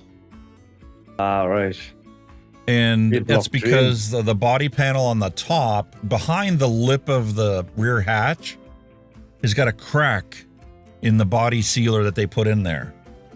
All right. So I need to legit pull the weather stripping off of the hatch to see it and access it, then take a tube of caulking or automotive sealer and run a bead down in there and then run my finger across it. Yeah. But I fixed everything else on that car already. Like I said, mine needs the fucking driver's seat attendant, and I still need to get the trailing arm bushes done. Like I said, I've just never had time to get it in. That's a pig of a job, that on them. Like, I've got to drop the whole subframe to get them out. Garage. I ain't doing that. That's going in. And then the only thing I need to do on my truck is I need to change the parking brake cable. Her cousin borrowed the truck the one day and parked on a hill down in Greensburg and slammed that parking brake down, and it literally pulled out of the little hook that's there. You know how they have that metal that's bent around? It just peeled the metal open, and the cable itself separated. Oh, jeez. Must have given a good old tug then. Yeah, so. And then the thing is, you didn't notice it was there, so it was dragging the whole way back, and it just, like, wore the cable down. So it's like that whole thing needs just swapped out. Tell the truth. You've been doing handbrake turns in your truck. Just tell the truth. You've just been handbraking it around the corners. Just tell the truth. You know, I haven't done that since I was a teenager and I was in high school. Do the Blues Brothers slam into the curb? Yeah, you just done the handbrake job around the corner and you fuck your cable. Just tell the truth. Yeah. So that one, now that, you know, everything's fine with me, I can just crawl underneath the truck one day and just swap that out. It should only take 10, 15 minutes. Not a big job, is it? No, it's just you got to crawl underneath there with the vice grips and the pliers to peel that thing over to remove the little clip. Once you remove the clip, it's a piece of cake. It's guiding it through the holes in the thing, and then... See, I'm not the only one thinking it. There you go. Doing a Tokyo drift. I wasn't the only one thinking it. Now, if it was the 280Z, yeah, I'd probably be guilty of that one. Yeah, hands up, yeah. I miss that car. We all have that one car we owned and got rid of and, like, regretted it ever since. That's what it was for me. Well, actually, I see a couple, but in hindsight, if I still had them, they'd be worth a few quid. Probably a classic car now if I still had them. My Escort GT, I had no choice but to get rid of it because it was a unibody design and it just happened to rust right where the axle bolts to the unibody. Yeah. I had no choice but to get rid of it. There was no way of fixing it. They were just a pressed body shell, weren't they? So when it went. Yeah. Big style. But I mean, I love that car too. Comfortable, practical, good fuel mileage. I think you still kind of love your first ever car, though, don't you? You've still got a soft spot for your first ever car. The first one you ever bought brand new. You always have a special place in your heart. Oh, even the first one I bought was a Mini 1275 GT. Had no flaw in it. It was fucking rotten, but I loved it. It was like a fucking Flintstone car. You could see the fucking road. Yeah. Fucking hell. I think I must have put an extra half a ton on it by the time we'd done all the welding. Fucking weird a ton. Happy days, eh? Well, matey, you believe we're coming up on 5 hours, even though it's the summertime schedule? Jesus. Well, it's in that. For those of you that are out there, would you guys be interested in us going back to a noon start time, even if Kenny's going to be late? Tell you guys. Drop it in chat, drop it in, the replay crew, drop it in your comments, let me know, and we can start back up. Because, like, I was sitting here with Robert Lawyer for all morning, sitting there chatting back and forth and stuff. I can get on and do that with all of you guys. Noon start. Quentin's there, noon. There's one straight in. What's the matter? Like, you're sick of me? Like, now you want us to be late every night, do you? Huh? When you take a few hours of me, like, is that what you're saying?